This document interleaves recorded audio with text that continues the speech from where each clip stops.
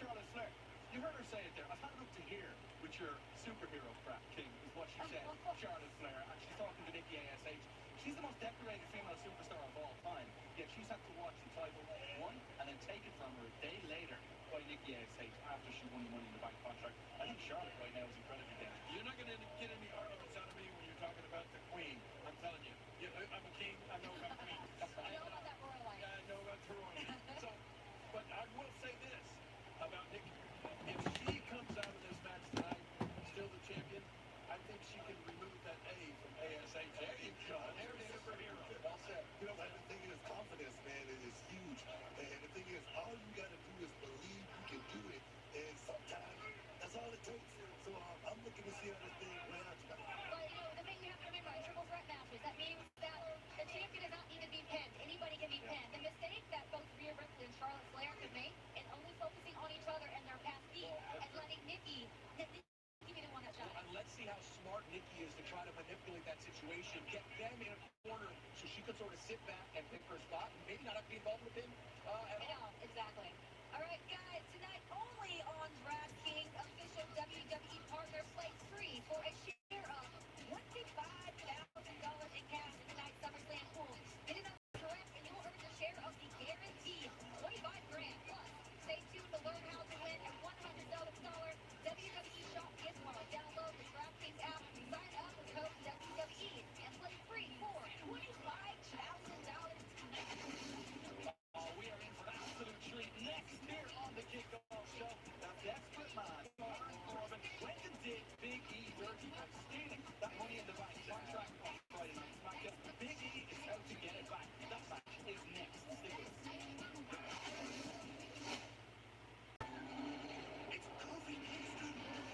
What happens in Vegas stays in Vegas. Thank you for tuning in and watching my WWE SummerSlam live watch-along reactions live right here on YouTube. As always, I'm your host, Encyclopedia Sports, Cohen Luke 96. Be sure to like, follow, and subscribe on social media. Links in the description below. Hit that thumbs up button. Share hashtag WWE, hashtag SummerSlam. Chat questions and comments, super chats, super stickers. Always greatly appreciated. Along with SummerSlam this evening, we got some Little League World Series, along with NFL preseason action on. Once again, just as we had on last night with the conclusion to WWE Friday Night SmackDown, the go-home for SummerSlam this evening, along with the second ever AEW Rampage episode in which CM Punk debuted, returning to pro wrestling for the first time in 7.5 years, as he's now all in with All Elite Wrestling.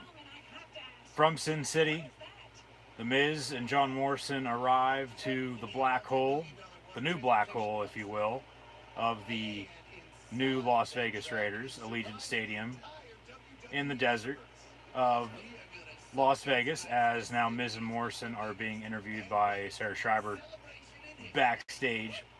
They say 50,000 plus in attendance. I don't know about that. Maybe just a little south, between 40 and 50. But of course, they're going to say 50 plus to make it sound, of course, look better as well. They added this kickoff pre-show match that is about to begin just a short time ago. It'll be Big E taking on Baron Corbin. If Big E wins, I would think he's going to get his Money in the Bank briefcase back. Of course, after Corbin stole it last Friday night on SmackDown, still has it in his possession. It'll be absolutely hilarious if Corbin cashes in and successfully becomes a WWE or Universal Champion, whether that's tonight or at some point down the line. Even though he did not win the Money in the Bank briefcase last month at Money in the Bank, it was, of course, Big E. He's held it now for a little over a month. And now they're, of course, running the story with Big E and Baron Corbin, as it was supposed to be Big E and Aleister Black, and they fired Black. He's now in AEW as Malachi Black, going to be taking on Cody Rhodes, it looks like, at All Out in a few weeks from now. Yeah, here comes Big E. Power Positivity on Friday Night SmackDown. Of course, 1/3 of the New Day, but New Day has since been split up with Kofi and Xavier on Raw. We got the special guest ring announcer via WWE's TikTok sweepstakes they ran. And she's in the ring right now, whoever the hell this person is, giving the introductions for Big E and Baron Corbin here for the kickoff pre-show.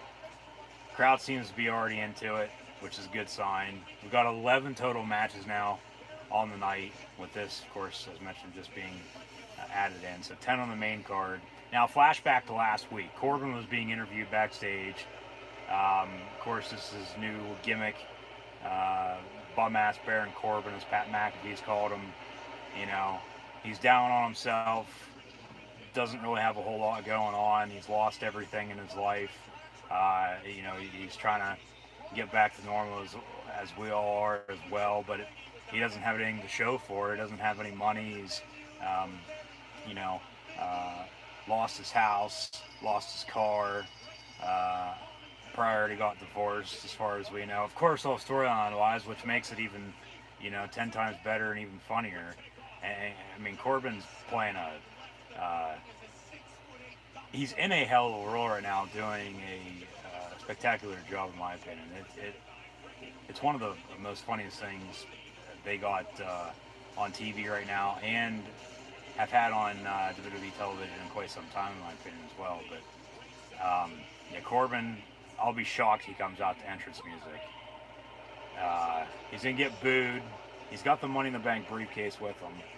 Yeah, so they're running this story right now, of course, as mentioned, with Big E and Corbin. And last night, actually, on SmackDown as well, Big E almost got it back, but then Corbin, with an attack, still has the briefcase in his possession.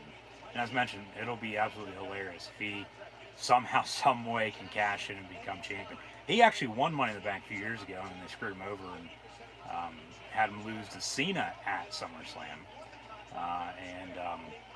Of course, really just been floating around ever since. But, you know, honestly, he's been able to reinvent himself time and time again with as many characters as he's been through in his WWE tenure. And here's he is about to get in the ring. We're going to get the action underway with Big E and the former king himself, Baron Corbin. Because it really all started when he lost his crown to King Shinsuke Nakamura, who is now your new Intercontinental Champion as well. There's no Intercontinental Championship matchup tonight, however, there is a United States Championship match with Sheamus and Damian Priest. We'll get back into the rest of the card in a moment, as we'll have some time to kill here after this matchup gets done and over with before the main card begins at 8 p.m. Eastern Time here in the good old US of A. And once more, thank you for tuning in and watching. Corbin doesn't want to give up the briefcase for the ref. He does, though. And, I mean, basically this should be for the briefcase. And, you know, Big E, no doubt, is going to end up winning. But I'm not going to be shocked if Corbin still, one way or another, leaves with the Money in the Bank briefcase. There's a possibility that we could see a cash in tonight. You know, whether it's a successful one or not, I don't know. I mean, I wouldn't mind seeing Big E cash in and become champion. Hopefully, if he does, it's on Bobby Lashley or Goldberg after the WWE Championship matchup, not after Roman Reigns and John Cena for the Universal Championship. But as mentioned, we'll get back into the rest of the SummerSlam card here momentarily. So stay tuned. But Big E and Corbin going at it here. Of course, bell rings, match underway here. This crowd has filed in. There is really no entrance. I mean, it's old school, if you will, for SummerSlam and or WWE pay-per-views as a whole. Big E with a cover, kick out at 2 by Corbin. McAfee calling him a bag of bones. Pat McAfee on commentary with Michael Cole right now, as this is in fact a SmackDown matchup. We have a few singles matchups that are non-title, few tag team championship matchups along with women's championship matches as well. But right now, less than a half hour away from SummerSlam beginning, the top of the hour, 8 p.m. Eastern, 5 p.m. local out in Vegas. So, really the big question is, for the night, who's going to go all in with their chips and gamble their way, whether it's to a championship win or just a normal win?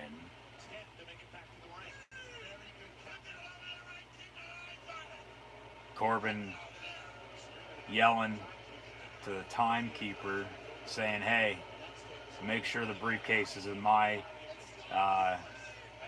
vision so I can see it.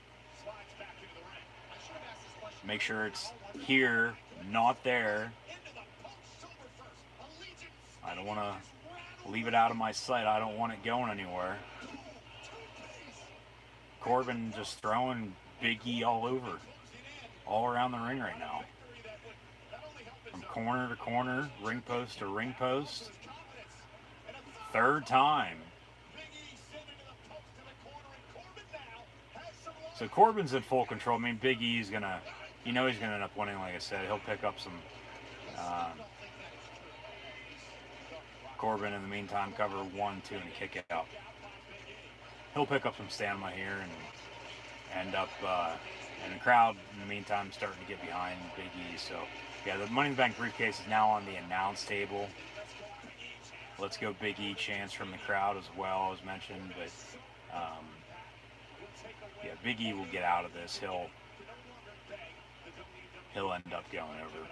But, post-match, I mean, does he walk out with the Money in the Bank briefcase, or does Corbin still find a way to steal it? And they continue this, for a few more weeks on SmackDown. I feel like Extreme Rules next month, as normally the next pay-per-views, say after WrestleMania and or SummerSlam and maybe a few others, but for those two especially, it's always rematches as the next pay-per-view. And, of course, they just started this feud recently, and of course just added this to the kickoff pre-show within the past few hours or so as well. So I mean, with what I said with Corbin, it's absolutely hilarious. Corbin getting rolled up, but then the ref not even gonna count. Big E now gonna, hell is that, an ankle gut lock, if you will. It's very odd looking. Corbin reverses though. And then the deep 6, cover 1, 2, kick out at 2.5. Okay, so we've had a deep 6 from Corbin, but we need the end of days. He's going to go for another cover, kick out at 2 by Big E Langston once more. So one former and one current and a half, if you will, Money in the Bank winners battling out on the SummerSlam kickoff pre-show. Corbin rolls out of the ring now, grabs the Money in the Bank briefcase. Big E from behind. McAfee and Cole grabbing their shit. And now Big E gonna roll Corbin back into the ring. Big E chasing down Corbin ringside, and into the barricade goes Baron Corbin as Big E hits one of those Strowman running shoulder tackles on him. Big E just got elbowed in the face. Corbin has the briefcase in hand, just rolling in and out of the ring, running all over the place now. I mean, technically that, oh shit, that was a big spear through the ropes ringside from Big E to Baron Corbin. Big E gonna roll him back into the ring. Here comes the finish. Big E starting to undo his singlet. 3 New Day claps, excuse me, yes. Catch myself there. Night's still young. And now the big ending. So yeah, New Day rocks, New Day sucks. Big E with the win over Baron Corbin here tonight. SummerSlam kickoff pre-show. And Big E, of course, is still your Money in the Bank winner. Has not even tried to cash in by any means as of yet. Like I said, we'll see if he tries to do that tonight or not. Logan Paul is front row. He's going to be on Raw Monday on Moist TV with The Miz and John Morrison. Of course, Jake Paul's got a fight coming up in about a month or so. There's a Manny Pacquiao fight tonight as well out in Vegas following SummerSlam. Big E does recapture the Money in the Bank briefcase, even though he technically never lost it. Corbin just has been stealing it the past few weeks. So, I mean, in the long run, what's next for Baron Corbin? Because unless he's going to be asking everyone for money or, you know, just everything he's done that's absolutely hilarious the past, it was the first SmackDown back with fans Money in the Bank weekend, so a little over a month ago now. Every week, you know, Corbin, and he's been on Raw a time or two as well. You know, like I said, he's either been asking for money, he's trying to get as much help as he possibly can, and that's why we should, if you haven't done so already, donate to the Baron Corbin Fund. Of course, that is an actual live website. I don't know if it's still up by any means, but I mean, long story short here, in the end, in the long run, unless they're just gonna scrap it, even though it's absolutely hilarious, keep this going for a little bit longer, please. But like, unless they're gonna be turning him face, which of course that's probably the plan, but I mean, he sort of already is, but you know, he's just down on himself. He doesn't have anything. He's lost everything. So I don't know how they're going to get to that point, but eventually we're going to get there. I don't know when it's going to be by any means, but yeah, we'll see what happens with Baron Corbin, with Big E, as he's, of course, as mentioned, still Money in the Bank. Never lost it, had it stolen, but he gets it back tonight with the win over Baron Corbin tonight in the SummerSlam kickoff pre-show. We're about 10 minutes or so away from the top of the hour. So also tonight on the main card for WWE SummerSlam, as they have, as mentioned, 2 women's championship matches, 1 Raw, 1 women's, 2 tag team championship matches as well, 1 Raw, 1, yeah, what did I say about the women's? 1 Raw, 1 SmackDown women's championship matchup. And then, yeah, when I said Raw, I was probably thinking men's women's championship for some reason. My bad. Yeah, so let's restart, hit the reset button. As mentioned, yes, there's 2 women's championship matches here this evening. 1 from Monday Night Raw and 1 from Friday Night SmackDown. And then also 2 tag team championship matches as well. 1 Raw, 1 SmackDown. As mentioned as well, a few singles matches with no championships on the line. It'll be Alexa Bliss and Eva Marie with Piper Niven. Of course, Dewdrop, as WWE is calling her, in her corner. The Lily Lucian will be taking over the Evolution. Eva's about to get booed out of the building tonight. As mentioned, the United States Championship will also be on the line. It'll be Sheamus and Damian Priest, which should be a pretty good matchup. Hopefully Priest picks up the win there. They really haven't done anything with Sheamus since he won the title back at WrestleMania. Hard to believe it's already SummerSlam, but here we are. like I said, really haven't done anything with Sheamus, but he has been banged up. He's been injured. I mean, really, the past few months, they really haven't done a whole lot with neither of the mid-card championships. But now Shinsuke Nakamura is once again your Intercontinental Champion. And then, as mentioned as well, Sheamus going to defend tonight against Charlie Caruso's favorite DP and Damian Priest. And then a few other singles matchups, of course, non-title. We'll have 2/3 of 3MB, shout out Heath Slater, with Drew McIntyre and Don't Hinder the Jinder Mahal, Edge and Seth Rollins as well.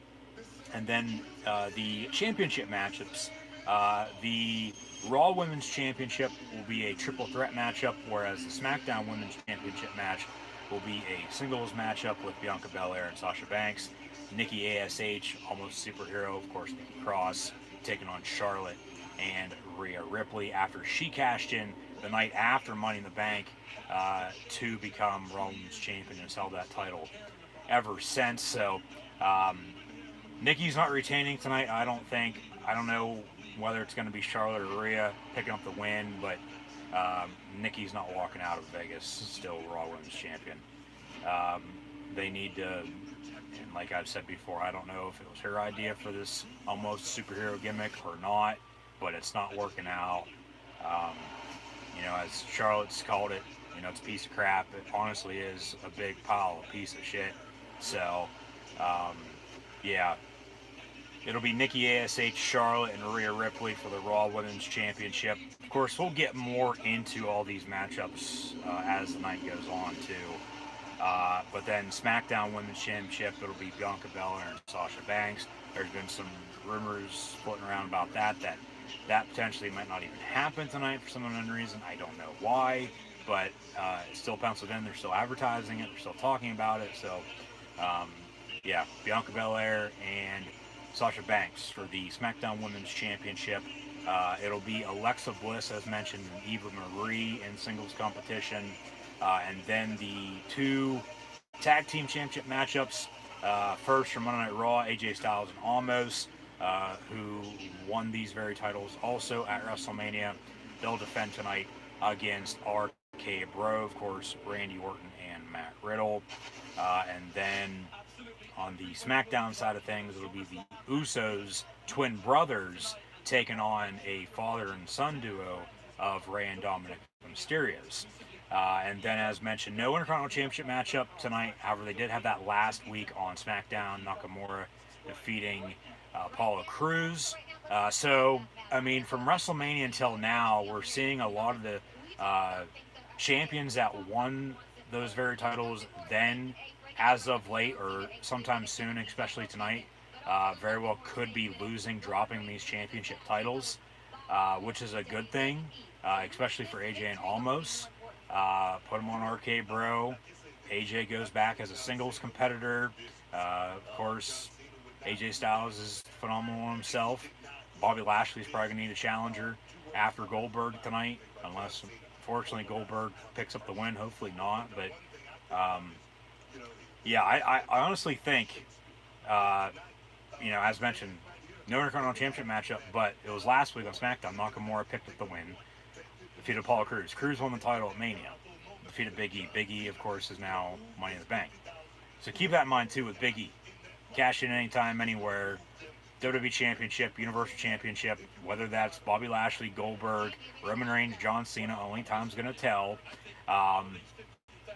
Like I said before, hopefully it's on Bobby Lashley on Monday Night Raw, and they get the New Day back together potentially. Because Big E, I don't think he's going to be cashing in on Reigns, because Reigns ain't going to be losing anytime soon. There's a big stipulation that was just added last night on SmackDown, though, to that Universal Championship match, and we'll get to that here in a second. But and we'll have to see what match does, in fact, kick off the show as well, as tonight's main event will be Reigns and Cena for the Universal title. But I really wouldn't be shocked if they have one of the women's championship matchups kick off the show, or maybe the Raw tag team titles with Styles, Omos, and then RK Bro with, of course, Orton and Riddle coming out, and then the champs to follow. But no, with Crews just losing his title, Styles and Almost probably going to lose tonight as well, along with Sheamus. They all won titles at Mania. Fast forward now a few months to SummerSlam tonight. If they haven't already lost, they're going to be losing, you would think, here sometime soon. So yes, Raw Women's Championship matchup is a triple threat. It's Nikki A.S.H., almost superhero, of course, Nikki Cross, defending against Charlotte and Rhea Ripley. Bianca Belair will defend her SmackDown Women's Championship as well against Sasha Banks. Maybe we'll see the return of the man herself tonight and Becky Lynch as well. Only time will tell. Alexa Bliss and Eva Marie once more. That'll be somewhere middle of the card, I would say. And then the two tag team title matchups, AJ Styles and Almost taking on RK Bro along with the Usos, and then the Mysterios, Raw and SmackDown respectively. United States Championship, Sheamus and Damian Priest. Drew McIntyre, Jinder Mahal, Edge, Seth Rollins, your two other singles matchups this evening. Edge Rollins, that could very well kick off the show as well. I doubt it, though. It'll probably, unfortunately, be some more middle of the pack, too. Very well could co-main event, though. We'll see. If it's going to be the co-main event, it'll be the co-main event. It'll be the third last match, because I would assume the co-main event of the evening will be Bobby Lashley and Goldberg for the WWE Championship. And then in tonight's main event of the evening, it'll be the big dog tribal chief who sits at the head of the table, who we should all acknowledge, and our current Universal Champion, Roman Reigns, as he will defend that Universal Championship against the returning, you can't see him, John Cena. If Cena wins, he becomes a 17-time World Heavyweight Champion. Reigns said last night he's either walking out of Vegas still Universal Champion, or he's walking out, leaving WWE. So, of course, nail in the coffin for John Cena. Reigns will end up picking up the win. If Cena wins, even if Reigns retains, keep in mind, as mentioned, even with Lashley and Goldberg, Big E is still your men's Mr. Money in the Bank for 2021. Then, now, forever together, WWE, and once more, thank you for tuning in and watching my live watch-along reactions of WWE SummerSlam live right here on YouTube. As always, I'm your host, Encyclopedia Sports, Cohen Luke 96. Be sure to hit the thumbs up button, subscribe, like, follow, and subscribe on social media. Links in the description below. Thumbs up button once more. Share hashtag WWE, hashtag SummerSlam. Chat questions and comments, super chats, super stickers. Always greatly appreciated. Now the opening video package for SummerSlam this evening, as they are out in the desert. Sin City, Las Vegas, Nevada. Chips are all in. We're going gambling tonight. What happens in Vegas stays in Vegas. Total of 11 matches on the card, one already in the books, with Big E defeating Baron Corbin on the kickoff pre-show if you're just now tuning in. But the second pay-per-view back with live fans for the WWE following the COVID-19 pandemic. Hopefully everyone's doing well and staying safe. And thank you once more for tuning in and watching. But following Money in the Bank, here we are tonight for WWE SummerSlam. Bobby Lashley Goldberg for the WWE Championship.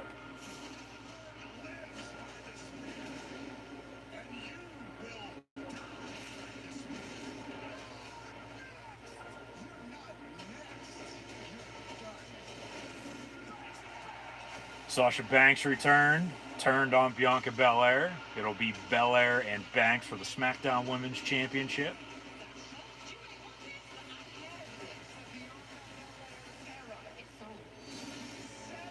Seth frickin' Rollins himself, after he got tarred and not feathered last night on SmackDown, will take on Edge. Potentially, #1 contenders matchup for the Universal title. However, we will have a WWE draft in a few weeks or so, following SummerSlam here, potentially even after Extreme Rules, early October. We'll also have Reigns and Cena tonight in the main event of the evening for the Universal title.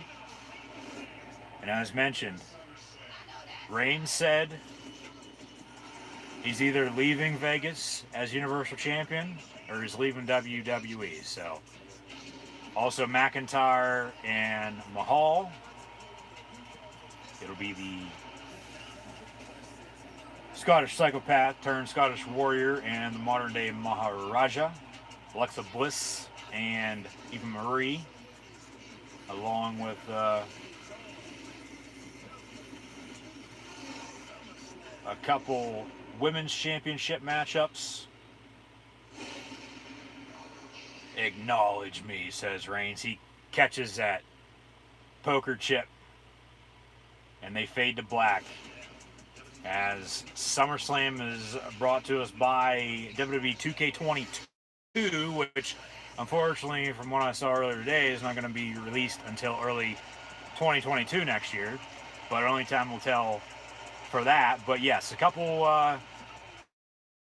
women's championship matchups this evening, tag team titles on the line as well for both Raw and SmackDown, a couple main event championship matchups as well, so a lot to see this evening. WWE SummerSlam. I don't think anything's going to top CM Punk, though, returning to pro wrestling last night in AEW. We'll see if WWE tries to counteract or not. Probably not, knowing them, but bro, so it will be Riddle and Orton challenging Styles and Almost for the Raw Tag Team titles to kick off the show here this evening.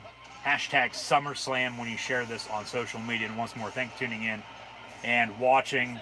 I got lucky last month. Be sure to go check out the video of myself catching Matt Riddle's flip-flop at a WWE house show.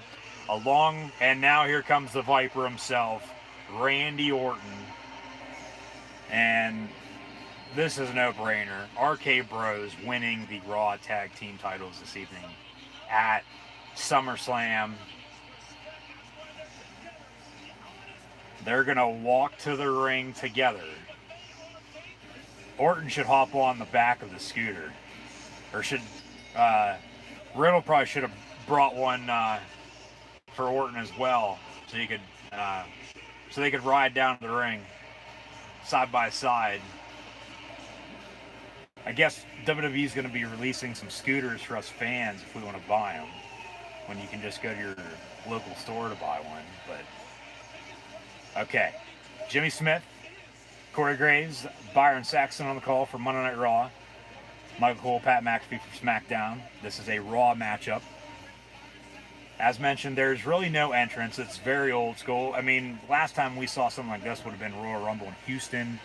A few months before COVID, in which that very night Drew McIntyre won the Men's Royal Rumble and then defeated Brock Lesnar at WrestleMania. We have not seen the Beast incarnate as of late either.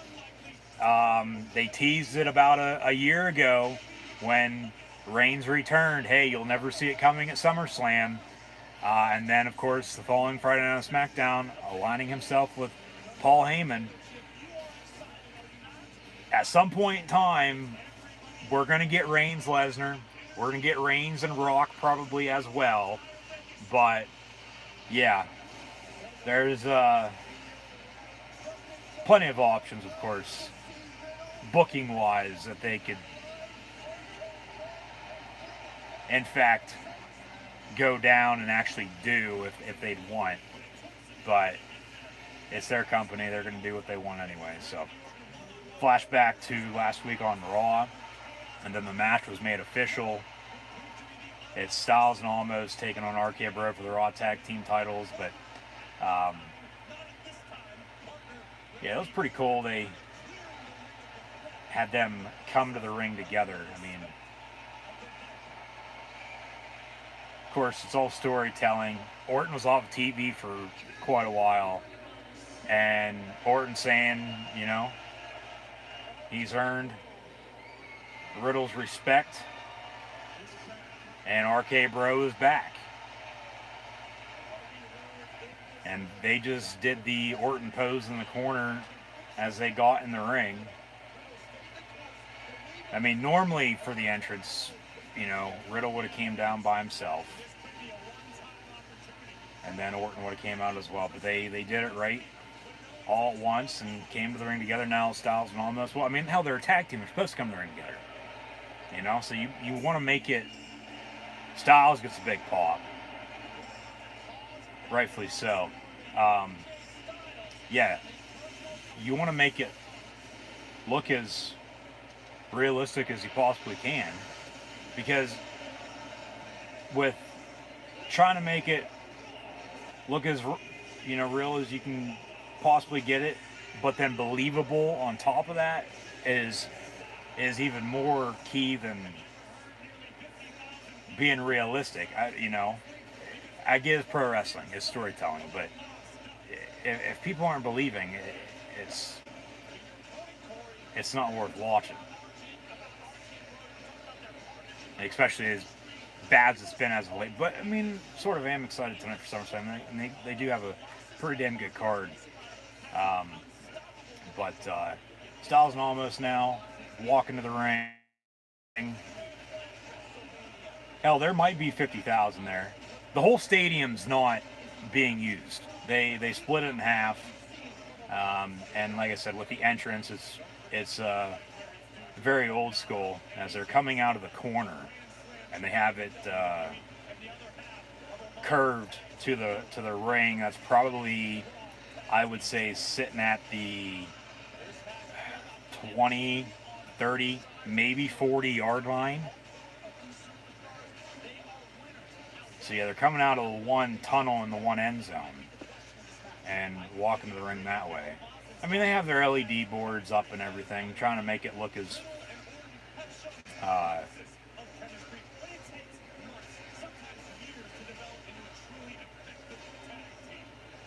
with as big as, you know, the TV production is that the WWE does, trying to make that look as, you know, good as they possibly can in that regard too. I'll say that.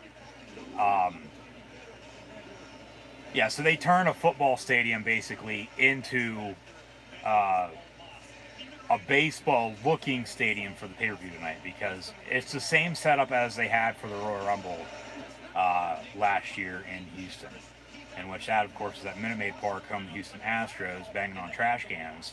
Now we're in the club in Vegas, home of the Raiders. Bell rings, a match underway. Styles and Orton going to start things off. Have a full dark match video of these two battling it out about 2.5 years ago now, on the road to WWE WrestleMania 35, in which saw them, it was about a month or so before, actually. Yeah, on the road to WrestleMania. Saw the whole WrestleMania match that they ended up having.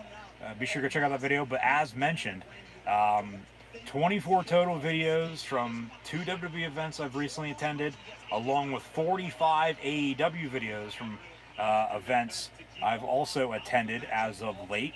Attended a Friday Night SmackDown along with WWE House Show, and then saw everything last week for AEW with Dark Elevation, Dynamite, and the first ever AEW Rampage, including, as mentioned, myself getting very lucky, front row, catching Matt Riddle's flip-flop at that WWE House Show. So be sure to go check out those videos right here on the channel. And once more, thank you for tuning in and watching. Be sure, as always, to like, follow, and subscribe on social media. Links in the description below. Riddle tags himself in. It's now Riddle and Almost, as Styles tags in his big, giant bodyguard from Raw Underground. So it's Almost and Matt Riddle currently going at it. I would assume this will be a 15-20 minute matchup at the max. They might go to the bottom of the hour. But in the end, RK Bro is going to end up picking up the win. This crowd is going to go absolutely nuts for it, as Riddle and Orton, along with Styles, got big pops for the entrances. But yeah, at the end of this matchup, RK Bro is going to be your new Raw Tag Team Champions.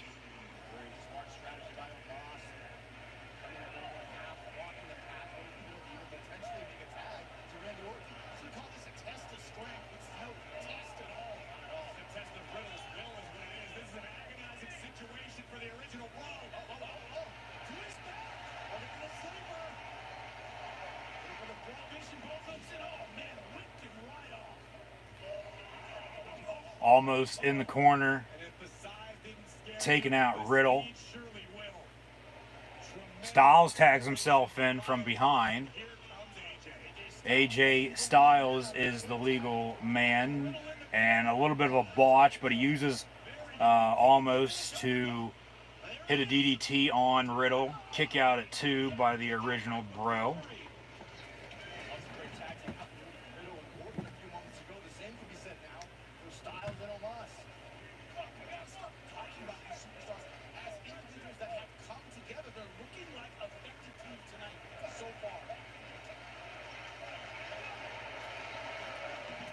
Off the ropes goes Riddle. Nice backbreaker there by Styles. Styles points to Orton.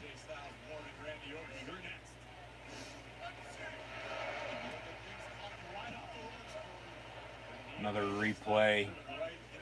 Styles has Riddle now in a headlock middle of the ring.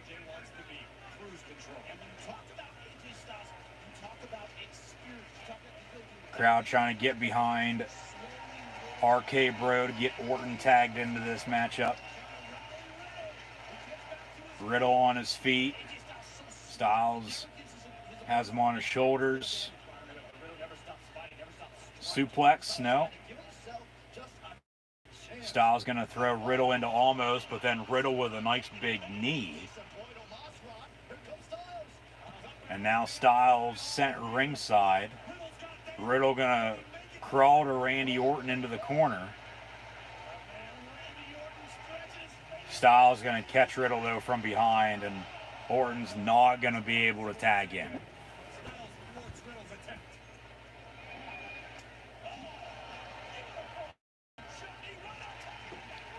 Okay, some technical difficulties here. Hopefully we'll be all right. Just noticed something popped in, so yeah. If in fact this live stream ends, just a heads up, be sure to return momentarily, and should have everything back up and running by that point. But yeah, was not expecting that to happen, but hey, that's technical difficulty for you. Matchup continues though for the Raw Tag Team titles with RK Bro along with AJ Styles and Almost. I don't know why that decided to do that tonight. Haven't had that happen in quite a while, but hey, this is what it is. But yeah, as mentioned, if this just out of nowhere ends, like an RKO maybe, or a DDT off the middle rope from Orton to Styles, as Orton is in fact legal, just be sure to tune right back into the channel within a few minutes or so, and of course should have this live watch along reaction stream for WWE SummerSlam back up and running at that point in time. So hopefully, knock on wood, should be all right now, but don't know until, of course, that does in fact happen. If it does, hopefully not, but Almost with a big choke slam to Riddle on the ring apron. And now, as Styles and Orton are still the legal competitors, Styles, nice reversal there off the ropes to Mr. RKO, the Legend Killer himself. Styles going to send Almost into the ring post. And now, oh shit. Nice maneuver there from Styles. Over the top rope. Ended up hitting a DDT ringside on Matt Riddle.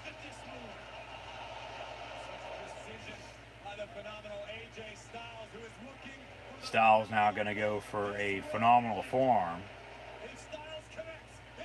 And then Orton rolls out of the way. Orton with an RKO, no. Styles, quick roll-up cover, 1, 2, kick out at 2.5. RKO out of nowhere, middle of the ring. Orton cover on Styles. 1, 2, 3. RK Bro are your new Raw Tag Team Champions as they defeat AJ Styles and Almost tonight at WWE SummerSlam. Quicker matchup than I thought it was going to be. That wasn't even 10 minutes, I don't think.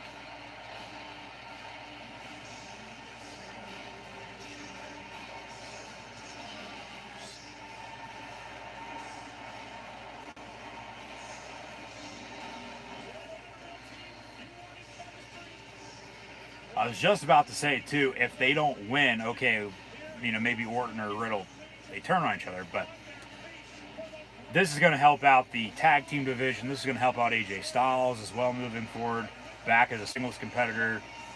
It'll help the WWE and or United States Championship picture as well. As mentioned, draft coming up, so we could see some, you know, moves being made as well. But, you know, for now, that's going to be the direction. I'm sure they'll probably get a rematch tomorrow on Raw.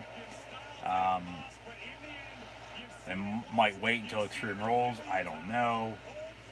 But good for RK Bro. Good for Orton and Riddle, as see some replays of the matchup with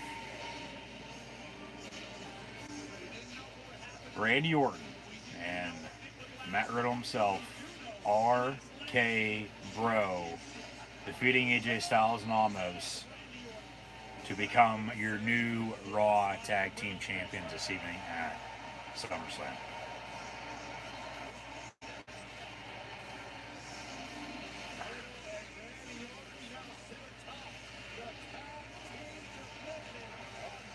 Good matchup. I thought it was a little quicker than it should have been, but I mean, we might see that for a few matchups tonight. I mean, we're still going to get a 3-hour pay-per-view, but to me, towards the middle of the matchup and then to the end, it felt rushed. To me, it did. I mean, everybody has their own opinion. They fade to black as they stand tall. But, yeah. I thought it was a good matchup. I just thought it, you know, felt rushed there towards the end. So, yeah, good match, good win for Orton and Riddle once more. And really, who's going to challenge them now? War Machine, the Viking Raiders? Like, there really isn't anybody. I mean, there is, but there isn't.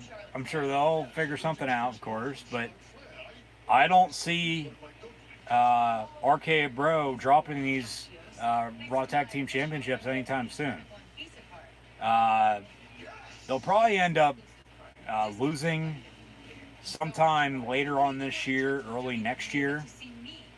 I wouldn't be shocked if Riddle wins the Royal Rumble next year. He probably won't, though, because come WrestleMania, we'll get Orton Riddle in singles competition, you think, because Orton's going to put him over. So hold off on Riddle winning the Rumble. Maybe Riddle wins Money in the Bank next year.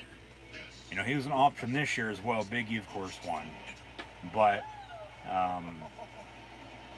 yeah, the opening contest is now in the books. RK Bro, your new Raw Tag Team Champions. And once more, thanks for tuning in and watching. Sorry for any technical difficulties there. Was not expecting that by any means. Knock on wood, as mentioned, hopefully should be all right moving forward. But if, as mentioned, this live stream just abruptly ends, be sure just to tune back into the channel momentarily, and should have a new one up and running at that point in time. But hopefully we don't have to go there. But be sure to tune back in tomorrow night then as well for NXT TakeOver 36. Be sure to go check out those videos as well, as mentioned earlier, from recent pro wrestling events that I've attended, live in living color, if you will. So, now, last week on Raw, Alexa Bliss with Eva Marie and Piper, of course, Dewdrop.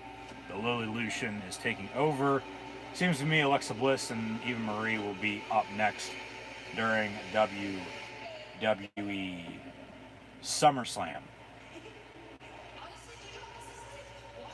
So Alexa's gonna pick up the win. Yeah, Eva's starting to turn or get pissed at Piper, slapping her in the face a few times. Piper's gonna end up turning on her. She's probably gonna cost her the matchup tonight. Is what's gonna happen. Boo! Here comes Eva Marie.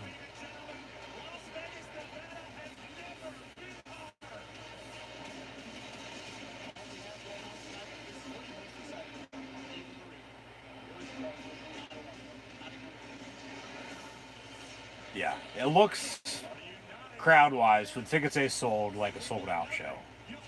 I mean, I'm sure there's a few empty seats, but we go Raw, back to Raw with this next matchup. As mentioned, it'll be Alexa Bliss and Eva Marie in singles competition. I mean, really, other than if whoever wins this, and it's going to be Alexa. You know Piper is going to turn on her. You just know it. Are they going to be a contender then for the Rollins title at some point in time? I would hope, especially if it's Alexa to take on, whether it's going to be Nikki, Charlotte, or Rhea after tonight. Like, the WWE as a whole, they need to get their act straight, get everything together, figure out what they're going to be doing moving forward. You know, I get, Rome wasn't built in a day, and they'll figure it out, and they're just getting back to, touring and everything. But here comes Alexa Bliss with Lily, as we have a big blow-up doll, if you will, of Lily, 3D image.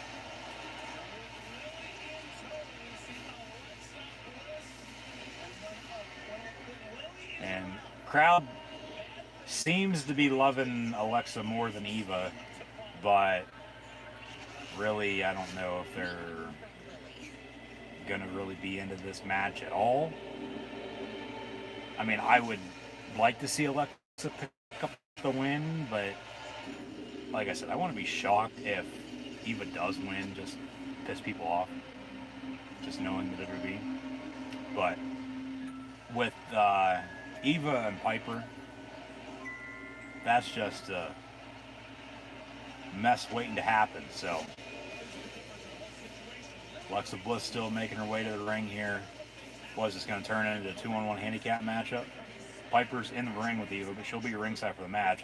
I mean, unless Lily came alive and it turned, to be like, if Bray was still with the company, okay, the Fiend Bray Wyatt would make sense, but Alexa puts Lily not in timeout, but in the corner. And so yeah, next it would be Alexa Bliss and Eva Marie at SummerSlam here. But it's all mind games is all it is with, a doll. Dewdrop, give me a break. It's Piper Nevin. Bell rings, match underway, Alexa Bliss and Eva Marie.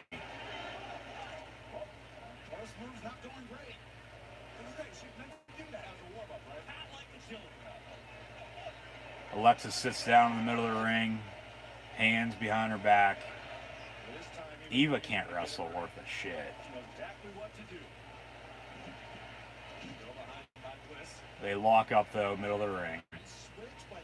Gonna go suplex to suplex, maybe no, elbow on a reversal from Alexa. Trending #1 here in the States, hashtag SummerSlam. Be sure to use that hashtag when you share this on social media. And thank you once more for tuning in and watching.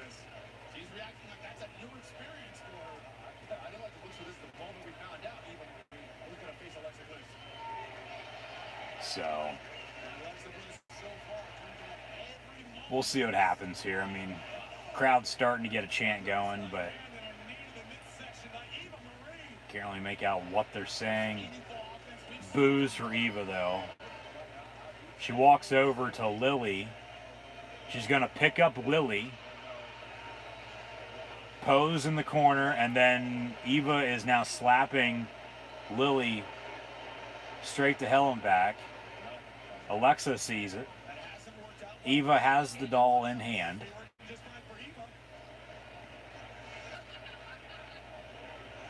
And with Alexa's superpowers, as Eva, that's all she does. That's all she can do. Slap people in the face because she can't wrestle. Alexa screams, takes down Eva with a couple shoulder tackles here. Piper ended up catching the Lily doll. Of course, it's now sitting on the ring apron, but there's a rope break. But,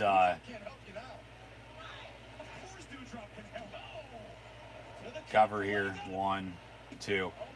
Yeah. I mean, it's a doll. Like, what more could you ask for, you know, a match like this with these two? Now we got a little bit of a buffer. Hopefully the WWE Network on Peacock isn't as shitty as it was last month for Money in the Bank. But maybe it's as bad, if not worse, tonight for some reason. I don't know why. Of course, for myself, internet-wise, Wi-Fi, as of late, been very shitty. Have some weather going through the area right now as well. So, I mean, of course, you add all that up and, yeah, it's technology, it sucks, but then just, it's like, why can't it just work, you know, all fine and dandy when you need it to be? It's good, but also, as mentioned, sorry for any technical difficulties. So, yeah, here we are, SummerSlam. Got some buffer going on my end with, seems like the whole entire internet right now. Normally, it's just one thing. And it's like, why isn't that working? Because everything else is working. But when it's all going in and out, okay, there's something up, but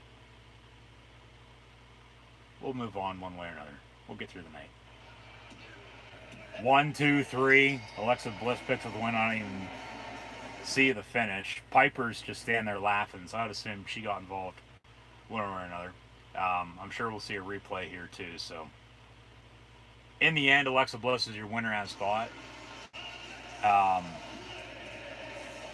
Doesn't look like Lily got involved by any means. She was just in the corner the whole time, except for, you know, whenever Eva had her in the ring slapping her in the face of Alexa. But maybe now Piper turns on Eva post-match here.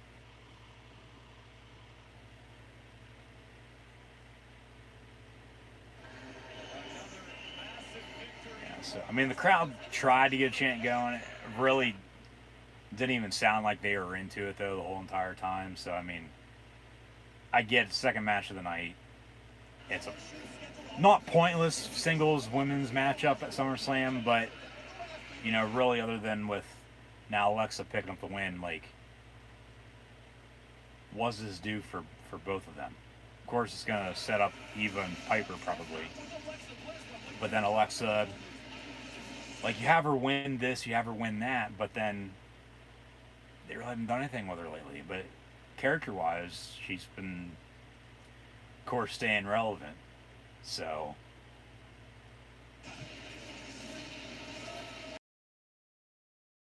Alexa going to exit victorious. Eva's still trying to figure out how the hell she lost, what the hell happened, as Piper doesn't seem to know what did. So yeah, Dewdrop, Piper Nevin. She's going to grab a mic, it looks like. She's going to have something to say here.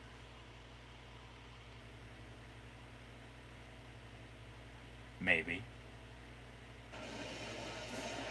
That's what it seems like. Maybe we'll get to hear it. Maybe we won't. I don't know. Here we go.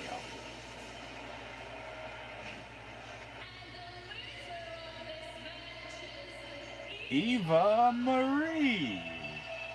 And the crowd absolutely loves it. As Eva Marie is, in fact, your loser.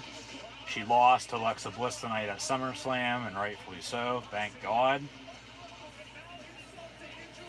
And then Piper's going to steal Eva's coat.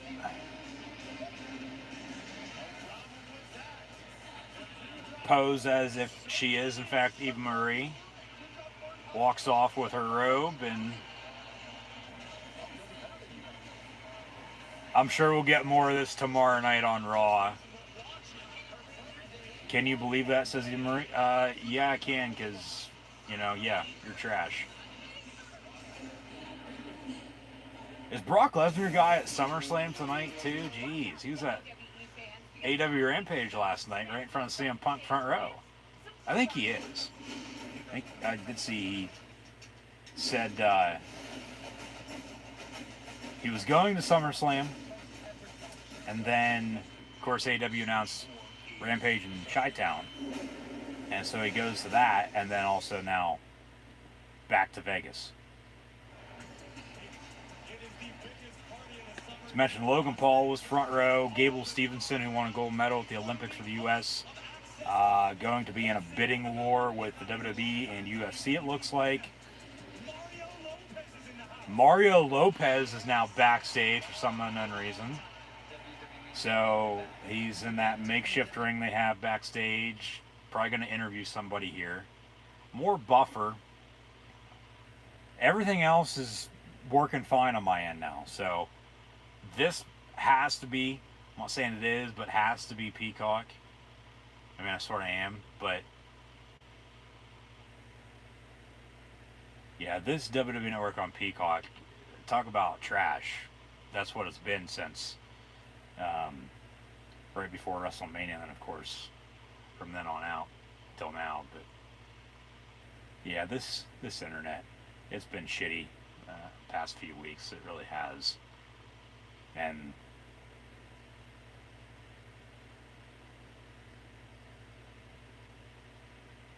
with, of course, the company not, okay, it reconnects here, not really doing a whole lot about it, stuck in the middle, and Mario Lopez is going to interview RK Bro here, but hey, if it still works, still runs, does this every once in a while, it's really catching up to itself now. Shit. Okay, so Mario Lopez just interviewed RK Bro. Now here comes Damian Priest. I didn't even get to hear what Orton or Riddle said. So if anybody knows, let me know in the comments. Yeah, this internet's very whack tonight, to say the least, compared to how it normally is for nights like this. But it'll be the United States Championship match up next. It'll be Sheamus defending against Damian Priest. U.S. title on the line.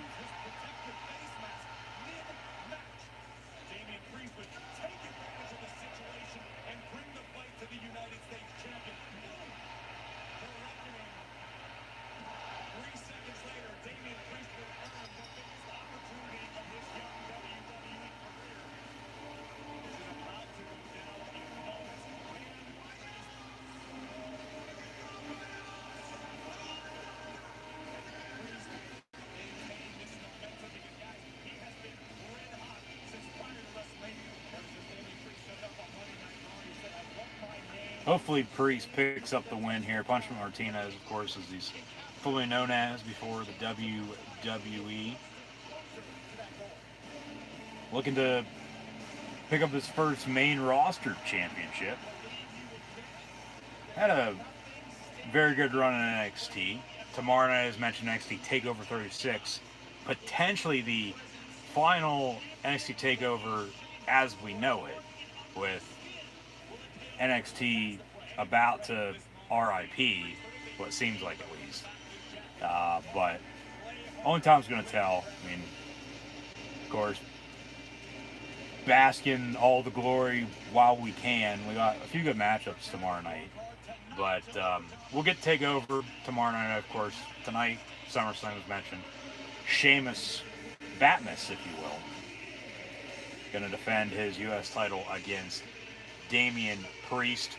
Saw Sheamus and Drew McIntyre at the WWE house show last month. Full match of that right here on the channel. Be sure to go check it out, along with all the other videos from recent events within the past month, and then all other pro wrestling events I've attended before right here on the channel. Be sure to subscribe if you haven't done so already. Here comes Sheamus.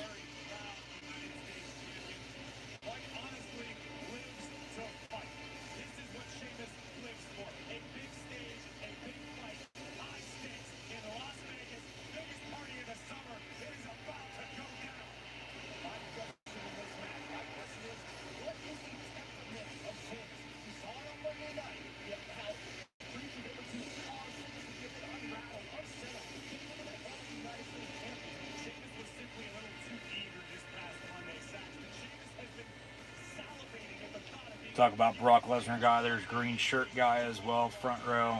Good to see the WWE Universe back in full effect for whether it be Raws, SmackDowns, house shows as well, along with pay-per-views.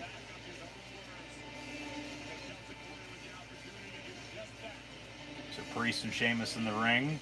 They're really going after it fast here tonight. Bell rings, match underway. Sheamus and Priest lock up middle of the ring. This is the fourth match in the past hour. I mean, really 20 minutes a slot with kick-off pre-show match with Big E and Corbin, but since 8, 20 till quarter till right now. It's third match of the evening, and the second, as mentioned, for a championship.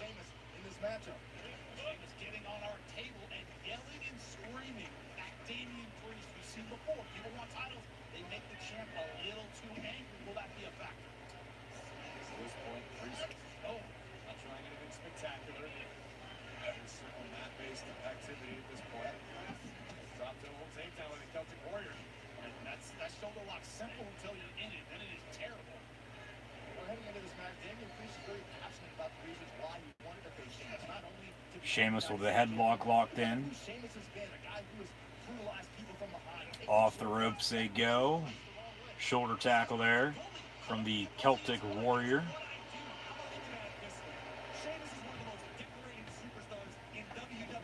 Sheamus is very underrated. He is. He doesn't get as much respect as he deserves. And Priest is a very good up-and-comer, if you will. I mean, he's been around for quite a while in pro wrestling.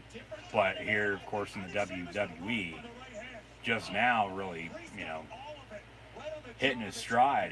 He teamed with Bad Bunny at Mania, defeated Miz and Morrison. Cover, won, kick out by Sheamus.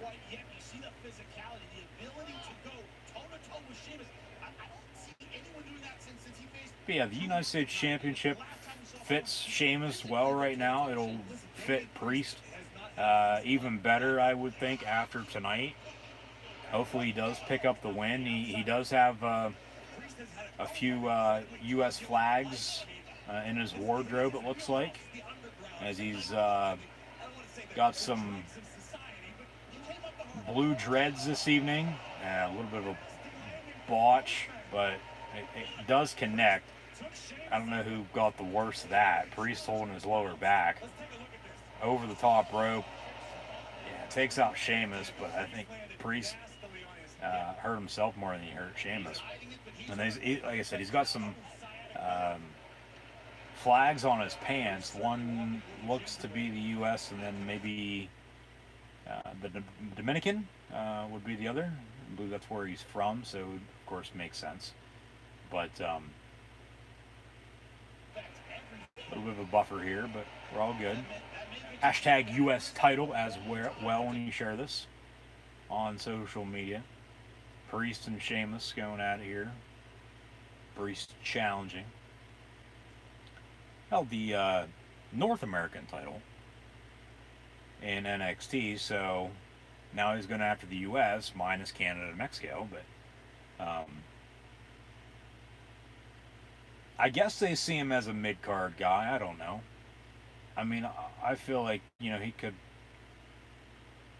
do well, not in the Universal Championship scene right now, not with Reigns, but, you know, maybe for the WWE Championship. But that's the thing. If Sheamus loses the U.S. title tonight and Priest is your new U.S. champion, Nakamura is your new Intercontinental champion as of last week on SmackDown, still buffering. You know, we're going to miss half SummerSlam tonight because of this. Jesus Christ, come on. You know, maybe Sheamus is a option for Bobby Lashley in the WWE Championship after tonight, moving forward to the next upcoming pay-per-views here in the fall. But, of course, now the WWE Network on Peacock is trying to exit back to the home screen, it looks like. And got a little bit of a buffer here once more. And let's just continue to bitch about how bad the WWE Network on Peacock is as we're back to live. And then Sheamus with his chops. They're working the ropes. Crowd started chanting along, and then Sheamus stops and does a finger wag. No, no, no, not today. So Sheamus in full control here of Damian Priest here at SummerSlam tonight.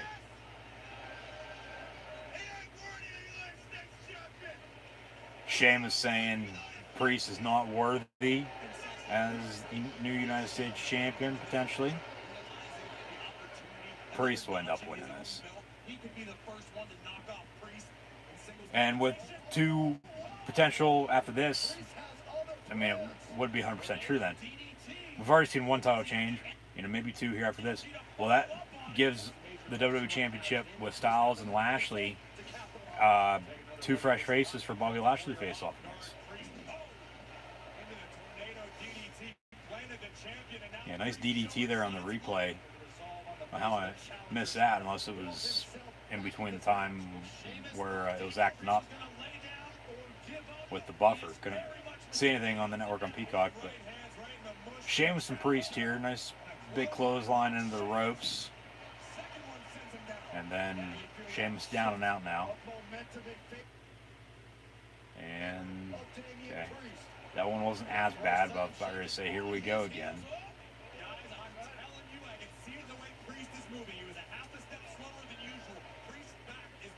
Didn't get to see Damian Priest.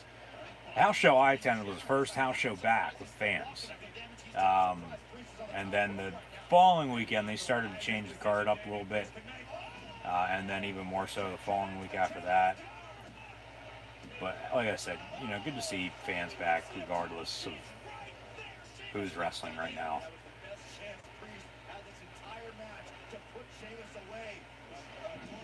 And, you know, good to actually be able to actually go to these events again. So, yeah. A few more replays. Kevin Dunn, thank you very much. He's down on that. But Priest gonna go. No.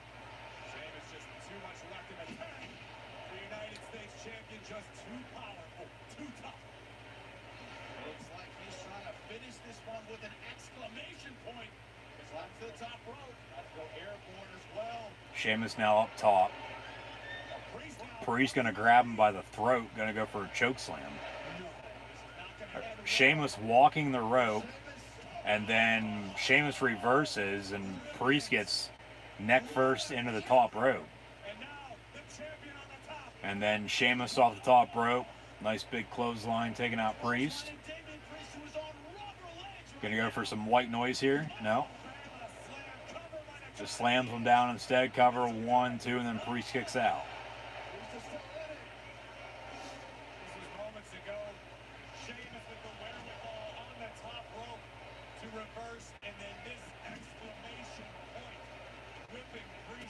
Sheamus, of course, wearing that black mask for his face, not his mouth or nose for COVID by any means. But he broke his nose, so still wrestling, he has to wear this Batman mask if you will, while he wrestles. A few headbutts in the meantime.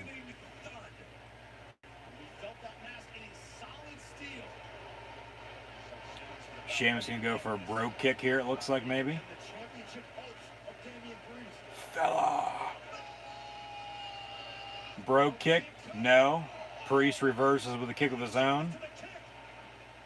Gonna choke slam Sheamus, cover, and of course has to buffer. Probably 1, 2, 3 right now, and Damian Priest is your new United States champion. Here we go, 1, 2, kick out by Sheamus. So no, match continues. Listen if you can. Turn up the volume on your television. Listen to the impact.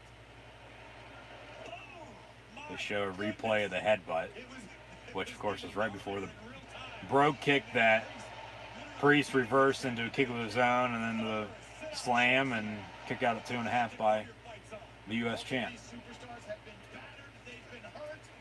They continue to slug away at one another. Feel a sense of urgency right now for Damian Priest. I don't know if Priest's back can handle the full weight of Sheamus. Priest off the ropes, and then Sheamus hits him with a kick in midair. Cover, 1, 2, kick out at 2.5 by Priest. Sheamus can't believe it. Thought it was 3.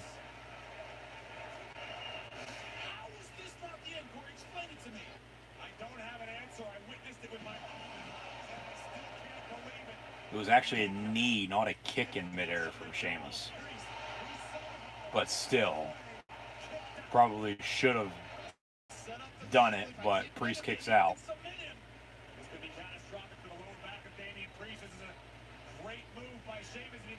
Quick roll up, cover, 1, 2, kick out. Sheamus gonna roll it through. Now a submission locked in. Priest taps, he loses. Gonna try to get a rope break here, it looks like.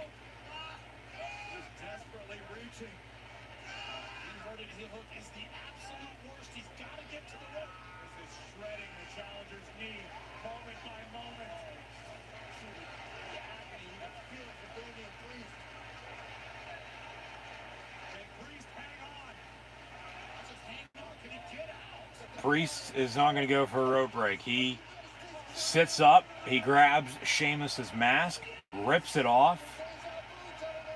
Sheamus's nose must be all right. And now rights and lefts from Priest to the head of Sheamus. There's a kick as well to get out of the submission. And then face first for Sheamus into the top turnbuckle. Priest with another kick of his own.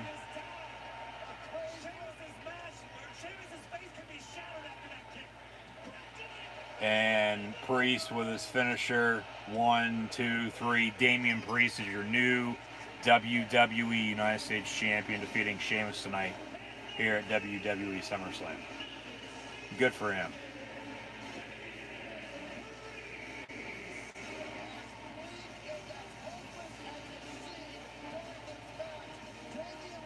Gives him something to do now.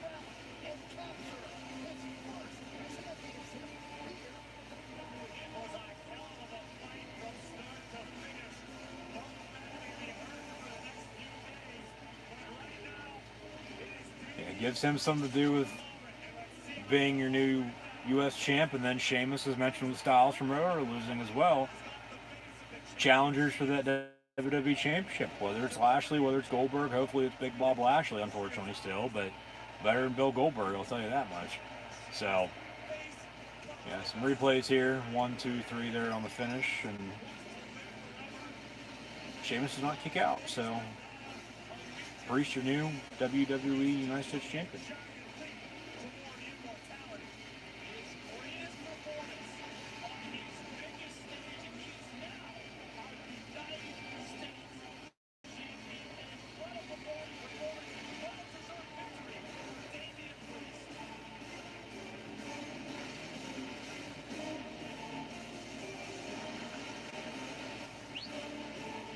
Four matches in the books. 7 to go. Yeah, it'll be a 3-hour show. It'll be done at 11.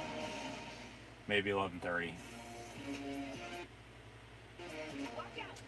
Now a commercial on the network on Peacock. So what could be next? They went Big E Corbin on the kickoff pre-show. Then the Raw Tag Team Championships. Then Bliss and Eva Marie. And then the U.S. title. I would think maybe Drew and Jinder, since it's almost 9. They'll save Edge and Rollins for later. Here's a WWE 2K22 commercial. This actually looks like real life. Jesus Christ, look at these graphics. It hits different.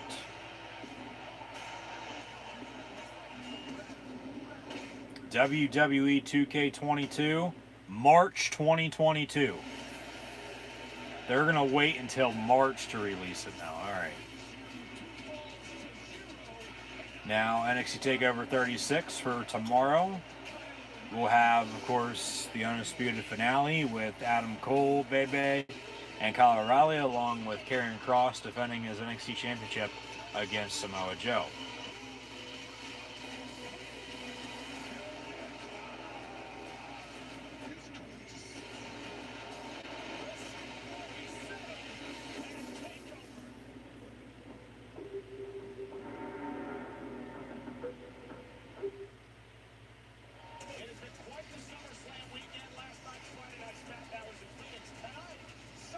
SummerSlam from Vegas. We're going to have a SmackDown match next.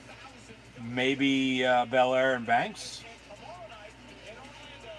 Maybe, probably the SmackDown Tag Team Championships. Probably going to be the Usos and the Mysterios.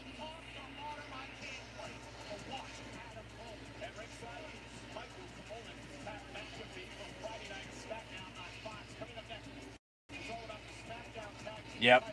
Usos, Mysterios, the SmackDown Tag Team Championships. Yeah, so they go SmackDown, Raw, SmackDown.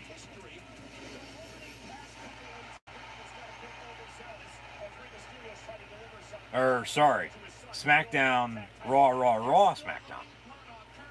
Yeah. So about halfway through. 10 on the main card, and then the add-in with Big E Corbin from earlier on the kickoff pre-show, which already took place, of course. But yeah, so far, Big E with the win, RK Bro with the win, Alexa Bliss, and then as RK Bro won the Raw Tag Team titles, we just saw Damian Priest become United States Champion as well, if you're just not tuning in. And now next, another championship matchup with Mysterios trying to recapture these SmackDown Tag Team Championships. They lost at Money in the Bank on the kickoff pre-show then a month ago in Fort Worth, Texas. And they'll re-challenge the Usos, who defeated them that night. So, Usos, Mysterios coming up at SummerSlam.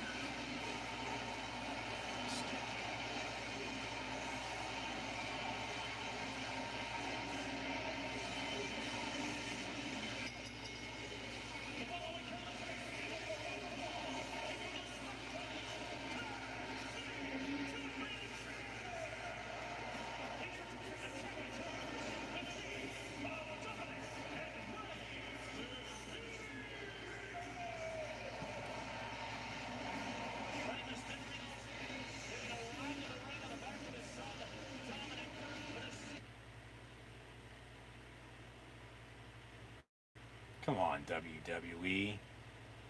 WWE Network more so on Peacock. This is absolutely ridiculous. Ridiculous.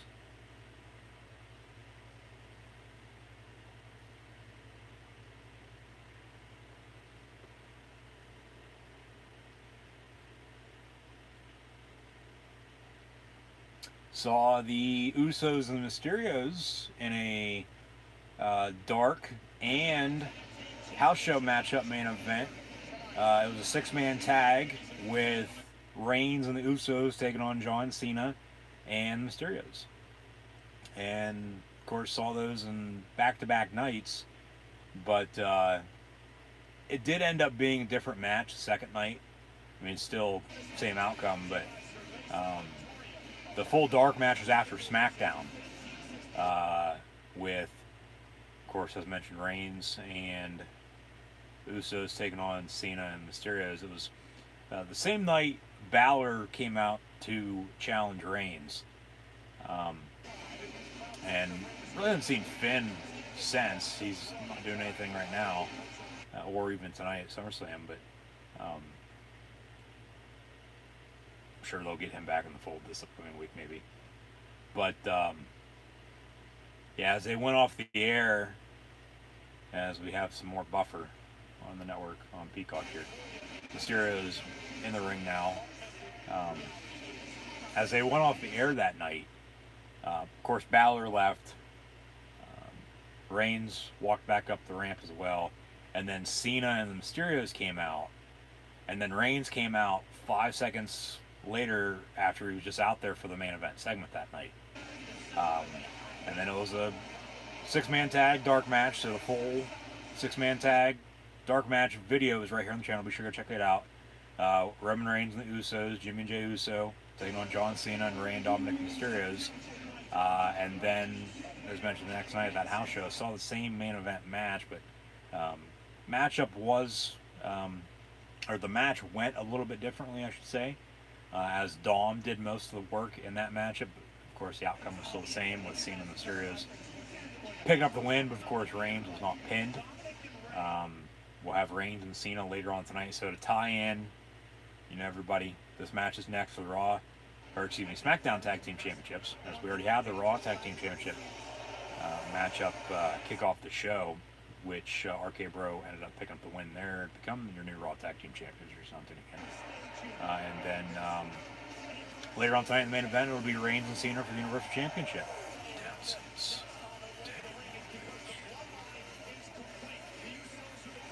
And we're about to get this matchup underway. It's going to be the Usos and the Mysterios in a rematch from last month at Money in the Bank.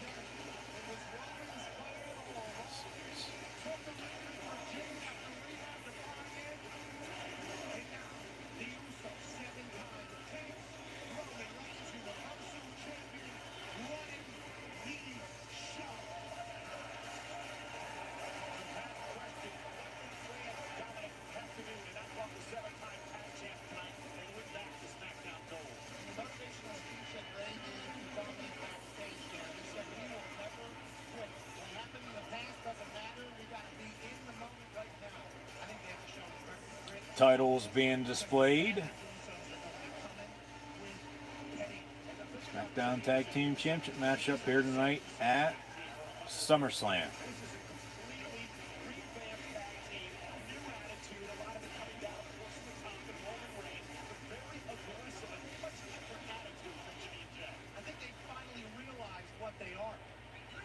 Ring the bell, bell rings, match underway. As Jimmy Uso and Rey Mysterio will get us started.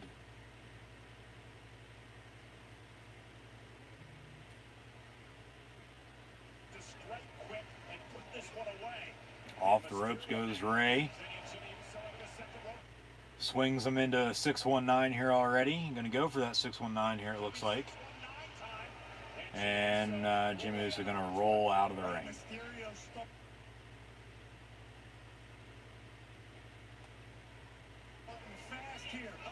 And unfortunately, due to technical difficulties, if anybody is trying to comment, I see a few comments coming through, but they are not being displayed on my end. So, unfortunately, right now at least, maybe a little bit later on, I'll get to see them. But at this point in time, anything that's come through as of late, ever since the TD started earlier, I have, unfortunately, for some unknown reason, not Been able to see those. I cannot see them at all whatsoever. So, yeah. So I keep looking every once in a while because, like I said, I know I'm seeing a few come through, but there's nothing popping up on my end here. It says, knowing old YouTube,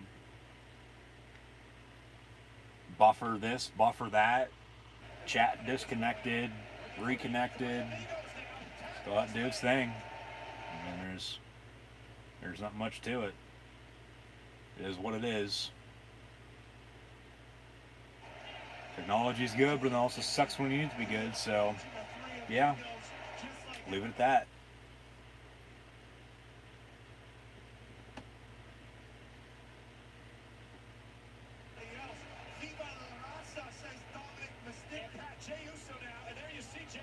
Dominic off the top rope, gonna be sent ringside, pushed off by Jey Uso, as Ray looks to the ref like, what the hell? 3 count for Dom, as Dom is legal against Jey Uso right now.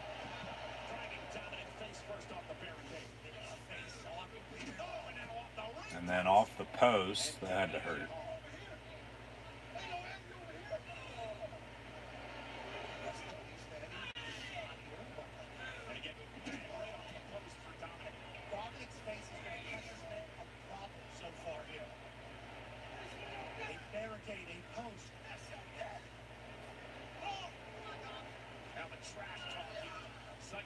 Headlock for Jey Uso, locked in on Dominic Mysterio. Found out earlier that 1 year ago today, on the first ever SmackDown in the Thunderdome, as today is the 1 year anniversary of us being introduced to the WWE Thunderdome. It's been 1 year since Dominic Mysterio's first ever WWE match.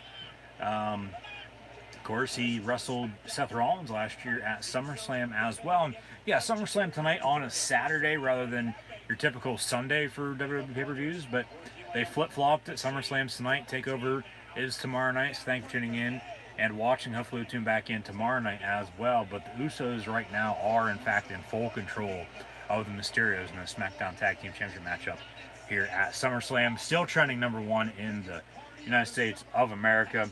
Hashtag SummerSlam.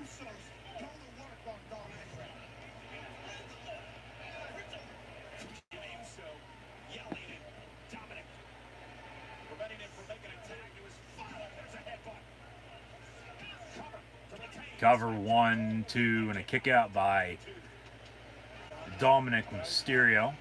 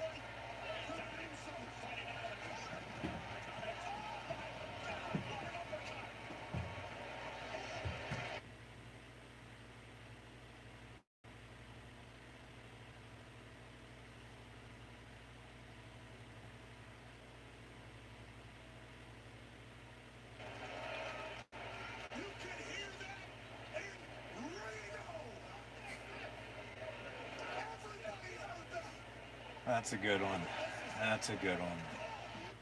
That's typical, though. That's, you know. McAfee's good on commentary. He is. He is. He's good at his job. He's hilarious. Talk about being funny with Baron Corbin.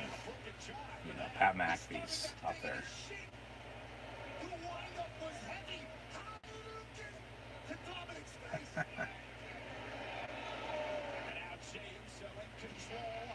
Nice vertical suplex there from the Usos to the Mysterios, with Jey Uso Still working Dominic Mysterio here in this SmackDown Tag Team Championship matchup.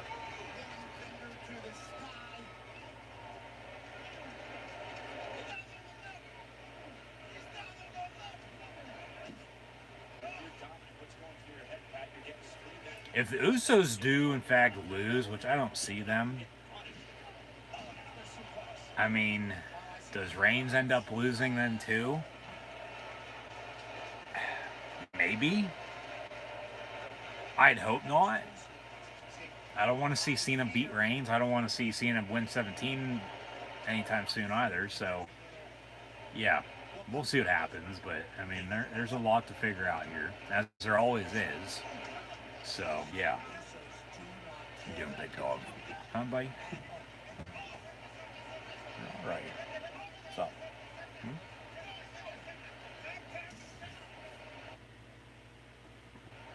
Just as time was an arm's length away, yanked back to the middle of the ring by Jed.